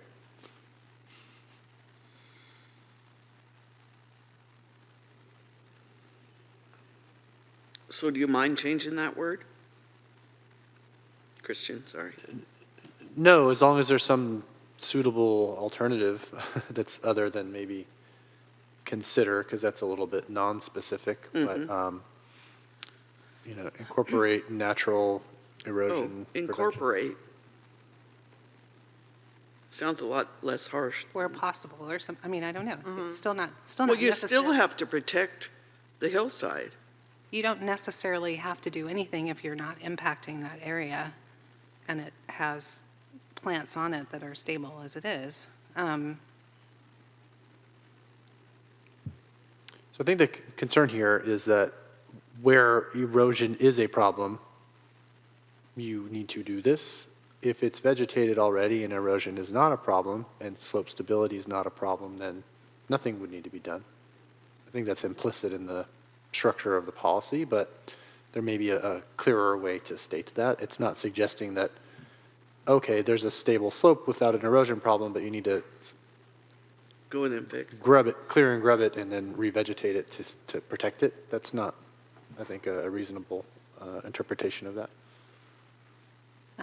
But anyway, could this be handled project by project? You require a landscape plan, you require erosion prevention measures and drainage control as part of a normal project process. Sure, but the project requirements ideally have a basis in the LCLUP, right, as a policy that's being implemented at the project level. So I understand the concern with require, and there's perhaps a better way to phrase this policy if the council believes that maintaining slope stability and minimizing erosion is important. Well, of course it's important. Yeah, I don't think any of us would say no to that. Well, maybe you can go think about it and unless someone has clear other direction, but. So does a majority of the council want to direct staff to work on revising this language? That's fine. Yes. I'm okay with it. Yeah. Okay. I'm glad it's back in. Right. Okay, 5.5, geotechnical studies within 50 feet of a bluff. Wait, 300 feet now. 300 feet.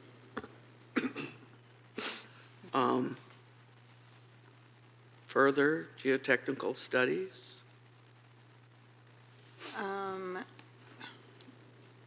So we had 50 feet, and now we have 300 feet. And can you explain or give some color to that for us? That's a large, Change. big jump. And what was the discussion, or how did this, how do they justify that? So I read this in a couple ways. One is it's expanding the distance, but it's indicating in coastal vulnerability zones. So there's somewhat of a trade-off, but the reality is most of those places are likely to be in coastal vulnerability zones. I think the other recognition is that projects potentially can impact the stability of bluffs much farther away than 50 feet. And so having an extensive analysis of that is important from a hazard mitigation standpoint. And so 300 feet is the figure that the Coastal Commission feels is appropriate for that purpose. I don't know that we have an alternative distance that's supported in any sort of evidence at this point to suggest to them. I think that the point is reasonable, that 50 feet's really not that much when you're thinking about sizable coastal bluffs, how weight or drainage or what have you could affect the stability of the bluff. Well, and we know that, I mean, in Esplanade, there was at least 40 feet lost overnight. So we definitely need to go back further than that to make sure. I think why I stopped on this one is I hear this 300 feet a lot in Coastal Commission meetings. It's sort of their favorite number when it comes to the bluff erosion. It's kind of their standard. And I just wasn't sure if there's a basis for it, like our studies show that, or it's just, I don't know. I'm not sure either, Mayor Pro Tem. I mean, it's sort of like the 100-foot ESHA buffer. That's what they like. Why? I'm not sure specifically. I presume and hope that there's some rational, technical basis for that, but it's probably better than 5 feet, right? If you're looking to protect species, or 300 is better than 50 if you're concerned about bluff stability, but it's not 1,000, right? So someone has to draw the line somewhere, and they come down on a protective, coastal resource protective place in a lot of cases. I understand their concern.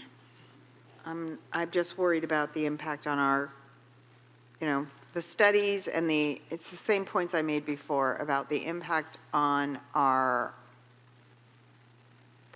property owners and proposals that they bring forward. I know there's no real metric for bluff erosion everywhere, right? It's not like it's a steady, straight line. Well, every year this is, we can average it if we want to, but it doesn't happen that way.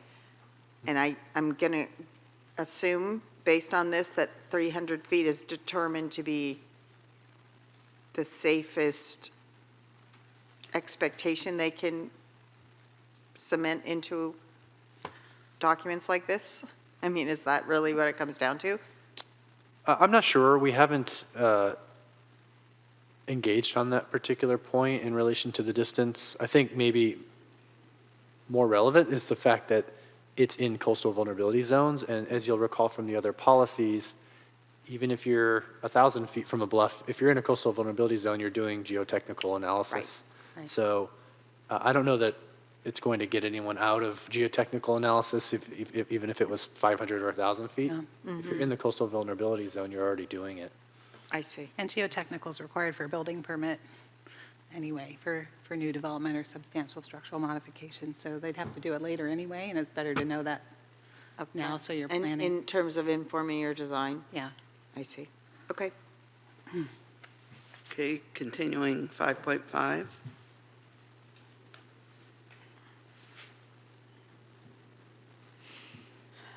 Anticipated life and expected life, those are, Right.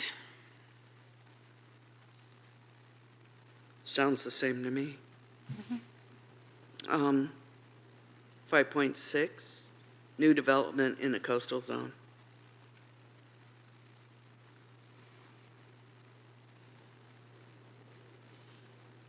Deletes the text. Yeah. Okay. And is it because of new development, or is it because of the reference to seawall? I'm wondering. Let me look on this page here. I guess after our other conversation, I wonder, does it need to be called new development if all development for the purposes of this document are new New development. development.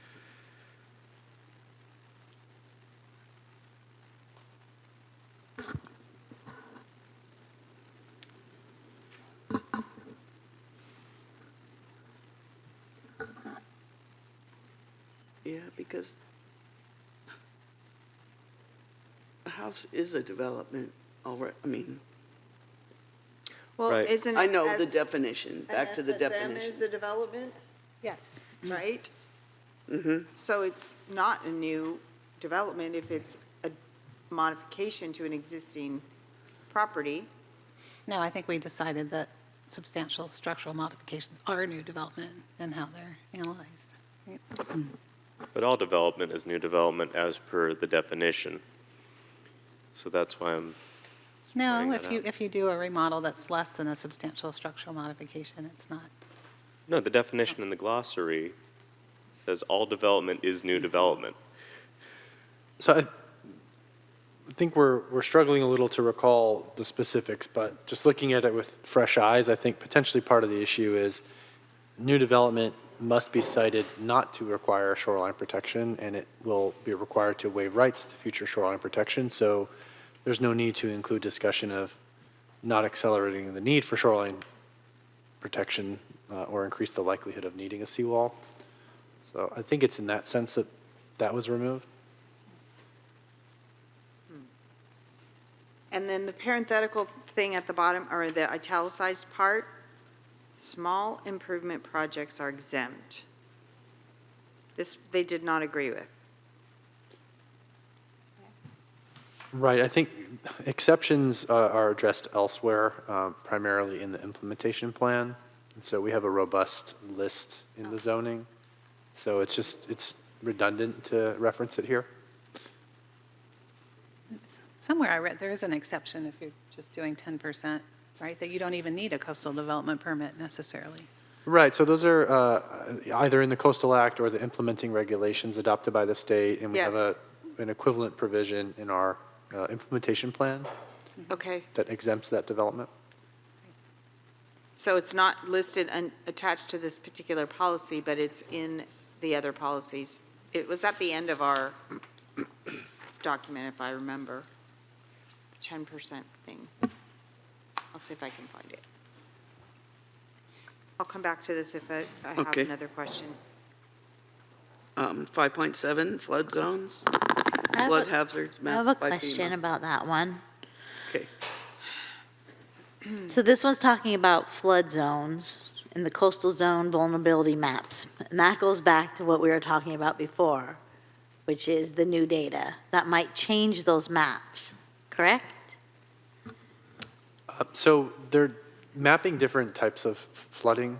So Okay. the FEMA maps, to our knowledge, do not account for sea level rise projections. So the coastal vulnerability zone maps do, as those are modeled. And so that change in sea level rise assumptions would change the city's coastal vulnerability zone map flooding projections.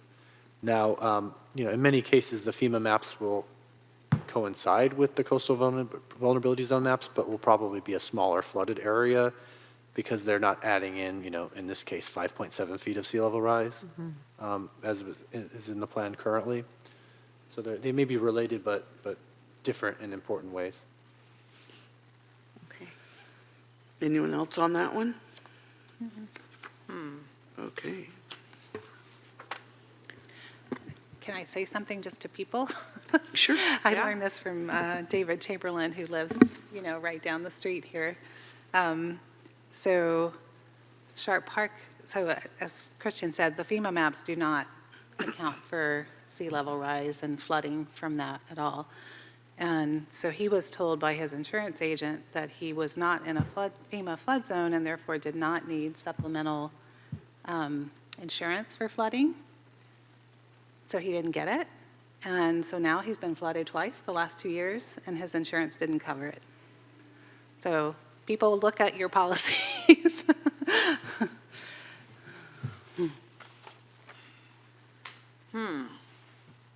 Okay, development in hazardous areas, protect development in 100-year floodplains. and tsunami hazard zones. Wait, where did I put that paper? So here it's called a tsunami hazard zone, but I think in the text, I'm not sure what packet page you're on, you called it a tsunami inundation zone? Can you tell me why that language was changed, or what was the point? These policies are addressing a couple different things. Okay. This policy, in modification 5.8, it's talking about considering siting and design of development, and it's pointing out two kinds of hazardous areas that have relevant hazard considerations. And so 100-year floodplains for more conventional flooding, and tsunami hazard zones for potential tsunami inundation. Elsewhere, in other policies, there's the discussion that the Coastal Commission wanted tsunami evacuation zones, i.e. the tsunami hazard zones, for purposes of a deed restriction, waiving rights to shoreline protection, I think. In any case, a deed restriction and some requirements, we'll have to get to that, and wanted that in the tsunami evacuation zone, which is a much broader area than likely tsunami inundation zones, where the hazard's probably acute enough to justify that burden on the property for a deed restriction. And so it's just using tsunami hazard and identifying a different extent of that hazard for different purposes.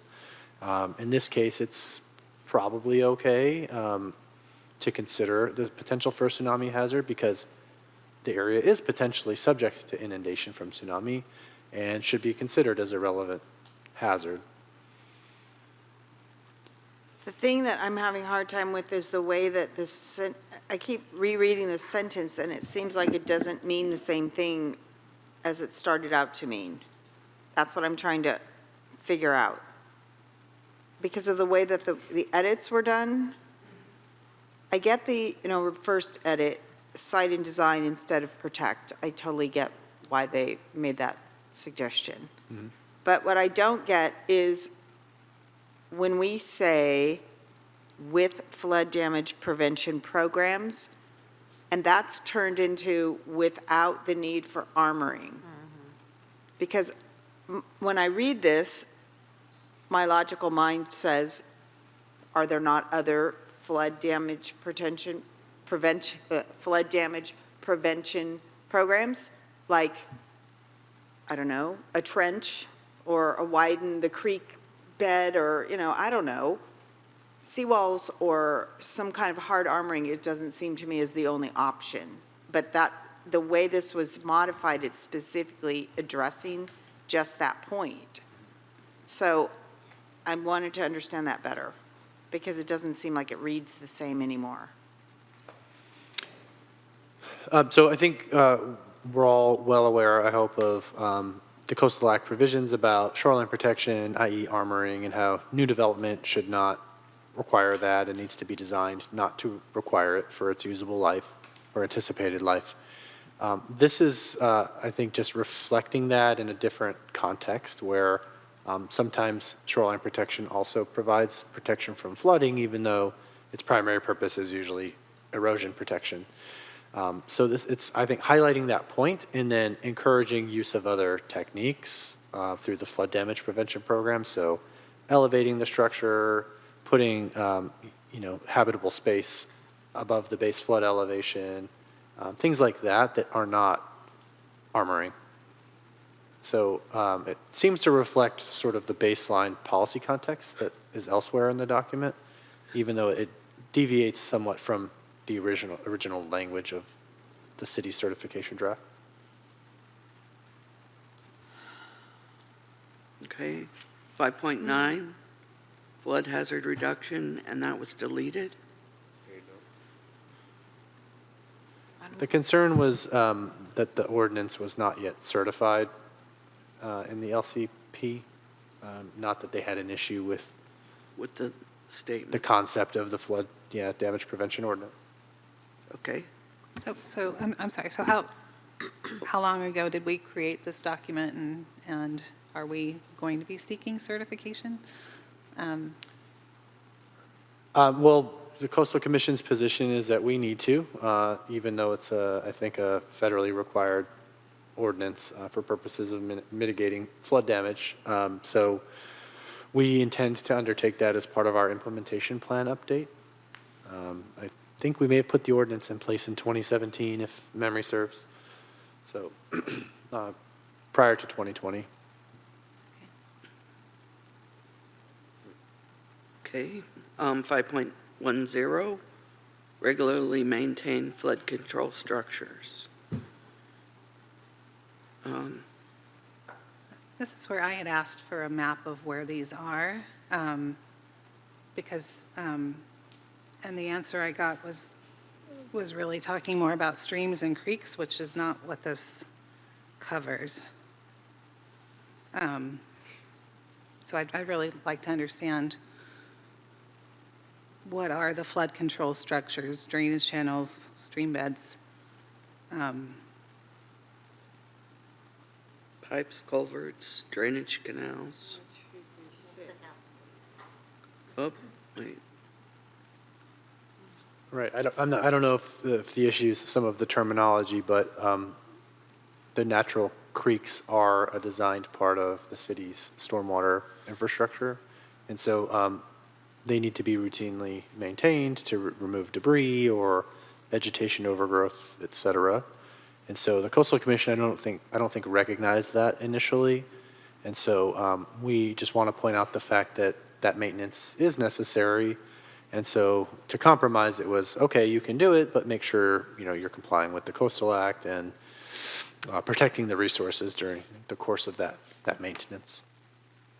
So, yeah, that's exactly my concern, because a lot of these are very sensitive habitat areas, right? So we don't want to just go in and, start dredging without really understanding, because, I mean, didn't something like that happen in Pedro Point? I think that was one of the complaints, that Public Works was out there doing some dredging to open it up, but there were red-legged frogs actually in that channel.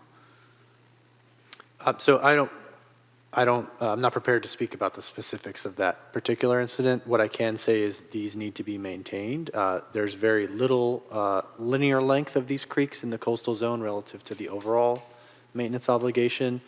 And regardless what the LCLUP says, other resource agency permitting, such as from California Department of Fish and Wildlife, is required. I know at some point not too long ago, Public Works Department was seeking a routine maintenance authorization, or RMA, from California Department of Fish and Wildlife. I'm not sure if they've obtained that or if Public Works Director Peterson can confirm, but it's not like the LCLUP can just give authorization to go do that work. There's likely to be other permits and approvals required. And I was going to add, that's correct. We're working on obtaining the routine maintenance authorization. And so, I'm sorry, I don't have the Coastal Act section. What is 30236? Well, I'm glad you asked. Let me read it for you. Oh, please, thank you. Because I had the same question. Channelizations, dams, or other substantial alterations of rivers and streams shall incorporate the best mitigation measures feasible and be limited to 1, necessary water supply projects. 2, flood control projects where no other method for protecting existing structures in the floodplain is feasible and where such protection is necessary for public safety or to protect existing development. Or 3, developments where the primary function is the improvement of fish and wildlife habitat. So I'm reading that and going back over here to this because I was thinking about the stream beds where we do, like in Valimar, where the stream comes through and it's channeled under the highway.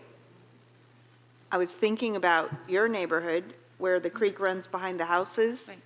And, we have to clean it out because, tree limbs end up in there and flood homes. So I want to make sure that we're not constraining this down so tight that we can't do that. Right. So with those examples in mind, can staff let me know if my concerns are okay? I mean, we're okay? We can take the tree limbs out of Big Inch Creek if we need to without, I don't know, causing a problem? The way this policy change was made? Do you see what I'm saying? I think I understand the question.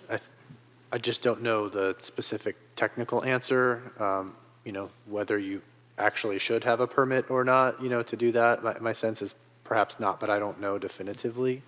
I think as it pertains to the city, as a public agency undertaking a project, it needs to obtain the authorization and should to make sure we are properly mitigating our actions, whether it's where you park your vehicles or the types of equipment you use or the time of year you're allowed to perform the maintenance. I just don't know the answer for, an individual private property owner doing reasonable maintenance in a creek area. In the culverts, there's culverts all over Pacifica that used to be maintained by the city, and now they're maintained by homeowners. A whole different subject than streams and creeks, because there's nothing living in a culvert. But people do have to maintain them, and they do it privately. The public does not. I mean, the city doesn't do it. But for the creeks, they don't, none of the creeks are in private property, are they? I think they may be in some instances, yes.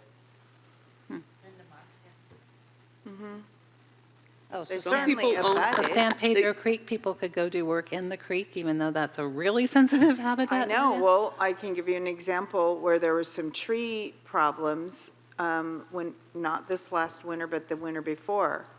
And the maintenance, the work that had to be done was private property requirement because of that stream slope. Uh-huh. So those trees had to get out of there because they were going to create a dam effectively, but it wasn't the public agency, it wasn't us, we that do it because it was their private property. Oh, interesting. So we compel them to do it.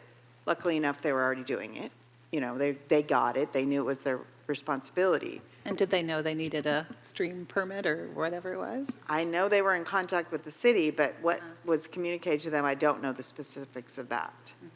But yes, so to your question, yeah, it does affect private property, and they do run, adjacent all the time in Lindemar.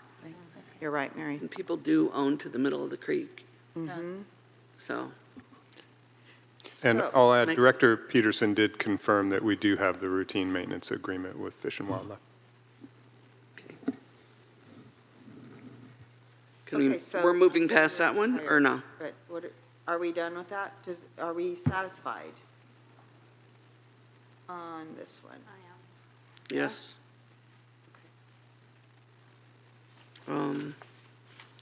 I-27, 5.11, require flood control devices that alter streams. Nothing? Well, no other method. Yeah, that one's fine. Okay. 5.12, critical facilities location, hospital and healthcare. We have so many of those. Sorry. Emergency shelters, but we do have police and fire stations. But they're not in hazard zones. I was trying to ask what we had that was in hazard zones, and I didn't really get an answer. I'm thinking of the rehab place Lindemar? on Esplanade, Oh, across from the bluffs.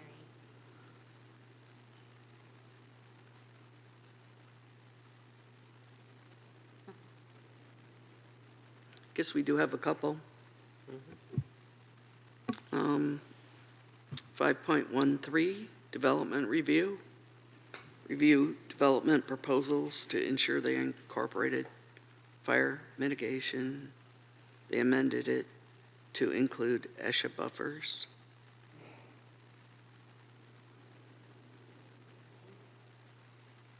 Fine. 5.14, vegetation management. I've got 5.14. Okay. So the change was if consistent with LCP. Let me back up. promote and support North County Fire Authority's vegetation management program to reduce urban wildlife interface fire hazards if consistent with the LCP. So my intuitive question was, could there be a circumstance in which there was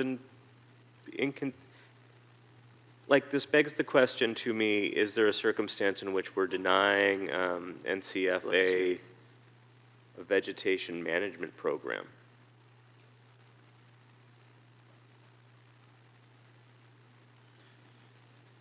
I think maybe. I think it's unlikely, but to maybe put them not in the greatest light for the hypothetical, let's say the vegetation management program proposed to clear cut a hillside to eliminate eucalyptus trees, and it's found that those eucalyptus trees have some sort of special status species bird, or a bird in a nesting season, or would adversely affect slope stability and cause a geological hazard.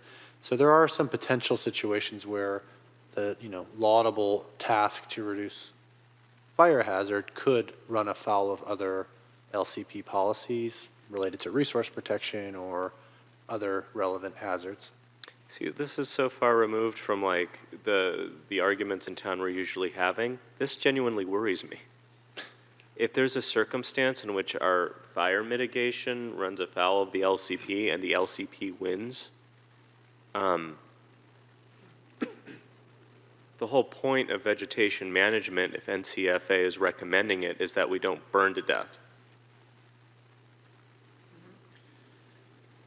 So what you will likely see in such an instance is we will identify that potential conflict and need to find out some sort of alternative or mitigation to balance the competing policy priorities. So maybe it would be ideal to remove 100% of the trees, but we choose to remove 95% of the trees to leave some sort of offsetting mitigation. Or, hey, it's fine to remove the trees, but you can't do it in August, you have to do it in May, because the species are using those trees as habitat for mating. So I think it's just ensuring that there's coordination and consideration of potential impacts from such programs so that they don't run afoul of the LCP in terms of coastal resource protections.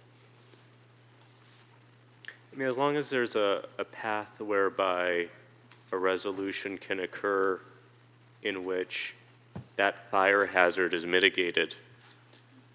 So I guess my question then is there augmented language that might be helpful for that understanding? Or is it such that even though a layperson would read that and think, oh, I hope I don't burn to death because it's in conflict with the LCP, a technical mind would think, oh, that just means we need to find a path forward? Sure, I think it's the case generally in a policy document context that there's a balancing act, there's mitigations that may be required or alternatives that need to be pursued in order to achieve multiple competing policies that might call for different actions to occur.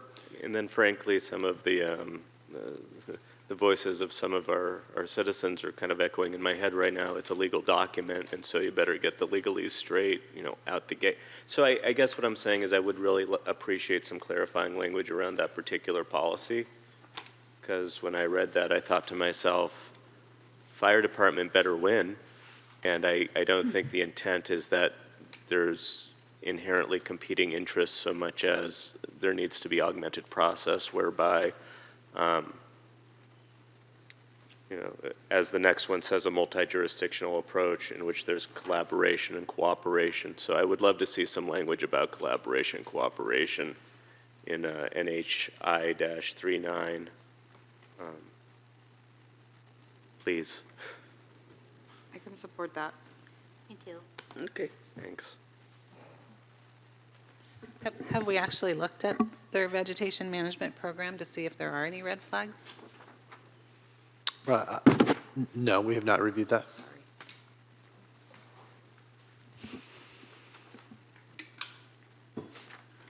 Okay. That was consensus. I'll move on. So we're adding collaboration and Cooperation and collaboration. Moving into chapter number 6, which is the big chapter, for lack of better terms, at 1117. It's also 1117, and we voted to extend to 1130. I'm going to suggest, it's probably going to be a popular suggestion, but I'm just going to suggest to you that Chapter 6 should probably have its own fresh approach. In other words, I don't know that now is the time to start Chapter 6. I could not agree with you more. I have a 5 a.m. shift, and I'm leaving straight from that to Sacramento, so Yeah. normally I'm... It deserves a fresh conversation. Right. I mean, the reason... There's a lot. There's a lot, and I think part of the reason there's a lot is because when we wrote our LCLUP draft the first time, we renamed this chapter, if I'm remembering. And I'm not sure that sat well, or, we thought it fit our needs and it reflected our community and our priorities very well, but it may have caused an additional amount of emphasis or focus. I don't know if that's accurate, but it is clear there's a lot here to go through. And I'm sure that staff will have a lot to tell us about what the issues were with different specific policies in your work with the coastal staff. Right, I think what you might be alluding to, Mayor Pro Tem, is that the culmination of the vulnerability assessment and adaptation planning processes, which were lively with the community, was the formation of a Chapter 6 that was added to the earlier, 2014 version of the LCLUP. And so everything that garnered significant community interest in the 2017, 2018, 2019 timeframe related to essentially sea level rise related planning all got wrapped up in a bow in Chapter 6. And so it's dense. It's of great interest to the council and to the community. And there's, very important policy content here that affects a lot of things in our community, including what homeowners can do with their property, things that the city can do related to its infrastructure. And then there's this whole issue of special resiliency areas and whether that's an appropriate policy construct to resolve some of the tension between the city and the Coastal Commission that may have been present in this process. So certainly much to discuss. Yeah. Mm-hmm. Okay, so if someone wants to make a motion, Kevin would like to. If I'm hearing that the council doesn't want to continue tonight on the Chapter 6 ones, there's a couple options. One is to continue this discussion at the next city council meeting, which is Monday, and get through Chapter 6 on Monday. We still have to come back with a properly noticed public hearing for adoption of the resolution at a different future meeting. But if you chose to just continue this discussion on Monday, then we just pick up where we left off and go through. I'll need to rearrange some things off of the agenda for Monday. Probably the strategic plan adoption, push that back to the first meeting in May in order to, but I'll look at what the time impacts seem to be. So that's one option. The other is to find a date for a different additional special meeting again on another day and continue this discussion, and if that were properly noticed, be prepared to actually wrap it all up and adopt the resolution to transmit to Coastal Commission. So that's another option as well.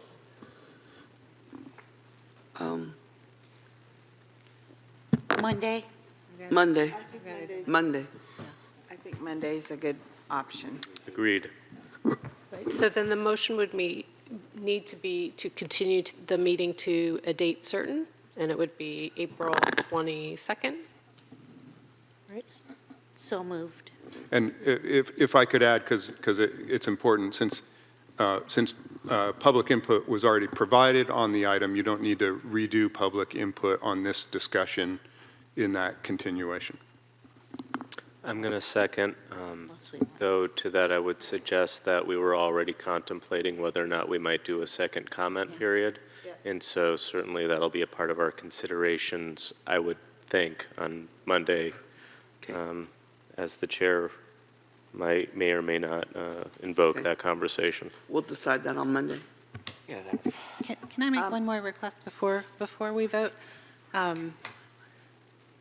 There's some questions about the SRAs and about the way that we might do this other tsunami inundation versus tsunami hazard map that I think I was told like a geotechnical engineer would do those. I'd really like to have a geotechnical engineer here that we could ask some questions of, if possible, on Monday.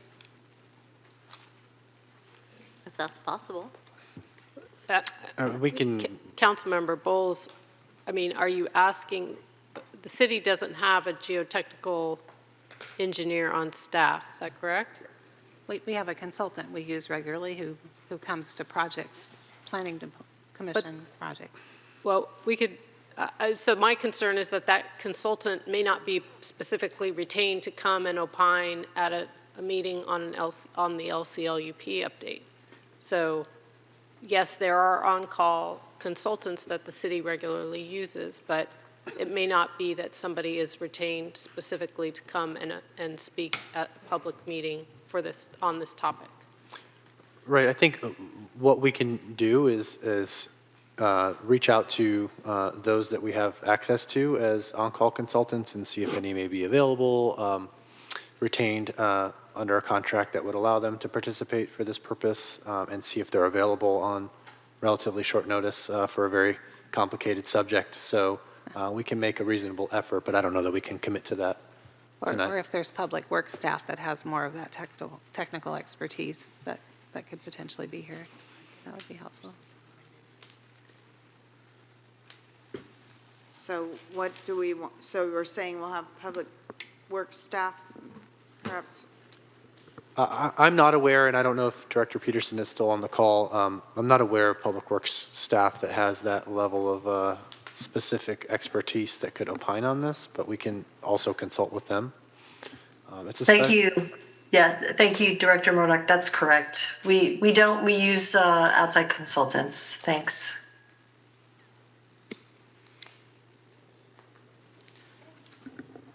So we can check on availability and see. Thank you, I appreciate that. Any other questions? Actually, I have one other thing. It's, oh, did we vote? No, we did not. Oh, let's vote, and then I'll bring up my last thing. Are we able to bring up a last thing after the vote, or? After we We're continue? not voting to adjourn, we're voting No, we're to voting to continue. So if she has further questions, should she ask them now before we vote to continue? No, you can vote to continue, and then the item is still open until you adjourn the meeting, because it's Okay. a special meeting. Well, the meeting's still open until we adjourn the meeting. It's not really related to this item specifically. Okay, so we're voting now. Please vote.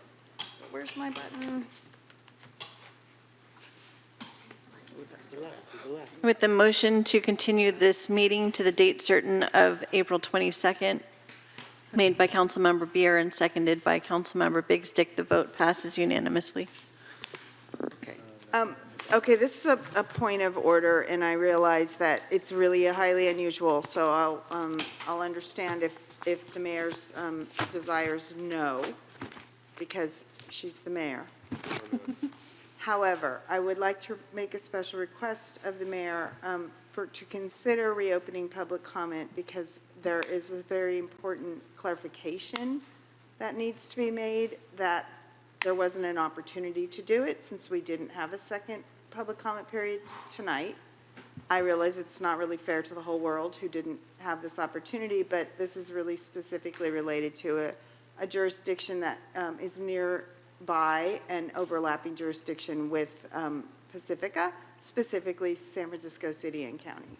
If we reopen public comment, is that to anybody who wants to speak, or are you suggesting we reopen to one person, and if so, can we do that? I don't think we can reopen to one person. I'm just suggesting we reopen so there's an opportunity for clarification.